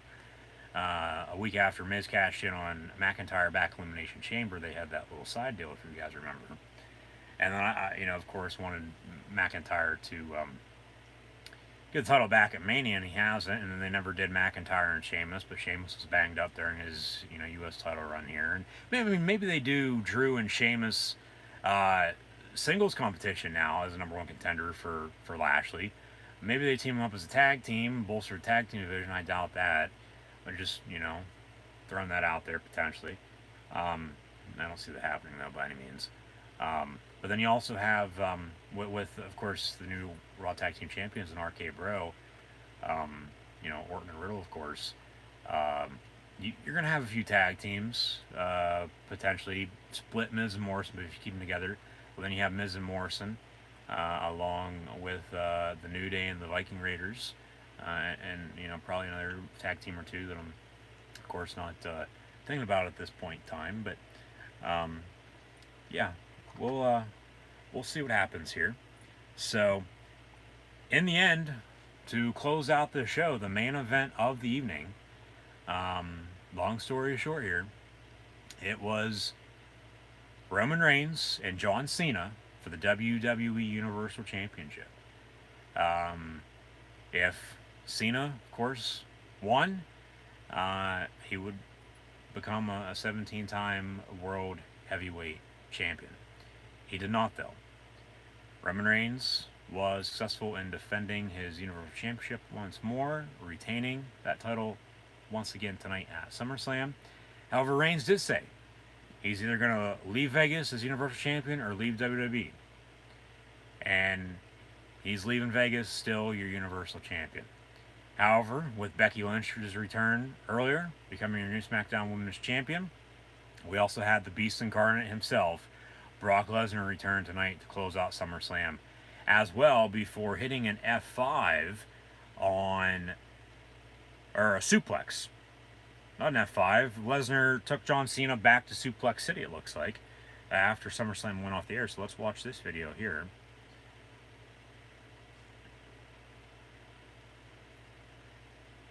One suplex from Brock Lesnar to John Cena. Two suplexes from Brock Lesnar to John Cena.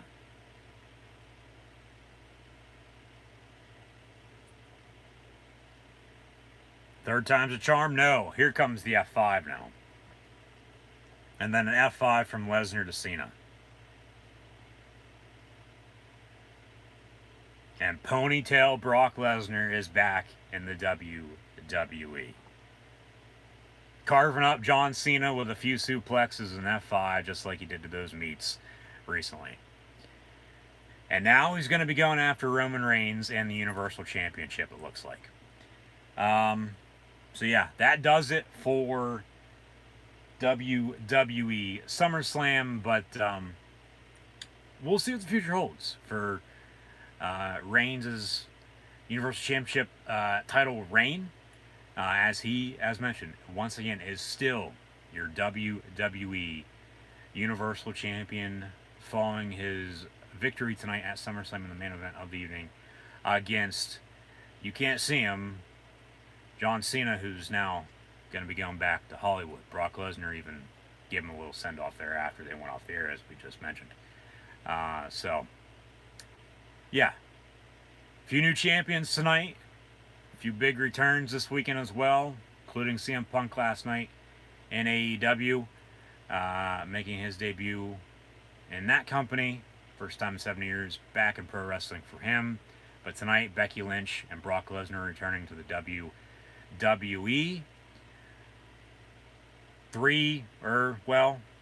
Like I said, a few new champions, and then the two main titles with Lashley and Reigns. They're still your champions. So, yeah, I'll leave it at that.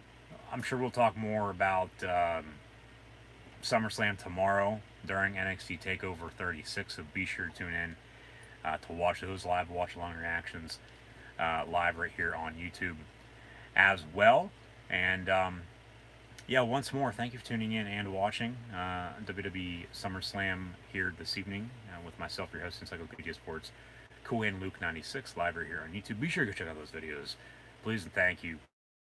SmackDown, along with a WWE Super Show house show with both Raw and SmackDown competitors, and then also AW Dark Elevation, Dynamite, and Rampage as well from last week as well. First ever Rampage too, I might add. Before, of course, CM Punk last night returning to pro wrestling, and now in AEW's All In with All Elite Wrestling. Before SummerSlam tonight, with once more Becky Lynch and Brock Lesnar returning, but Bobby Lashley and the big dog tribal chief who sits at the head of the table, who we should all acknowledge, Roman Reigns, still your WWE Universal Champion. But with Reigns' title reign going to continue moving forward, he's got a new challenger in the returning Beast Incarnate himself, Brock Lesnar. So, yeah, leave it at that. thank you once more for tuning in and watching WWE SummerSlam live watch-along reactions live right here on YouTube this evening. Be sure to like, follow, and subscribe on social media. Links in the description below. Thumbs up button, share hashtag WWE, hashtag SummerSlam. Thank you for the chat, questions, and comments, super chat, super stickers as well. Sorry for any technical difficulties throughout the evening here tonight too, but it is what it is. Nothing really can do in that regard. Of course, some buffering, WWE Network on Peacock, some of it on my end as well, as mentioned earlier, with internet on my end lately. Not too shabby, really hasn't been that good.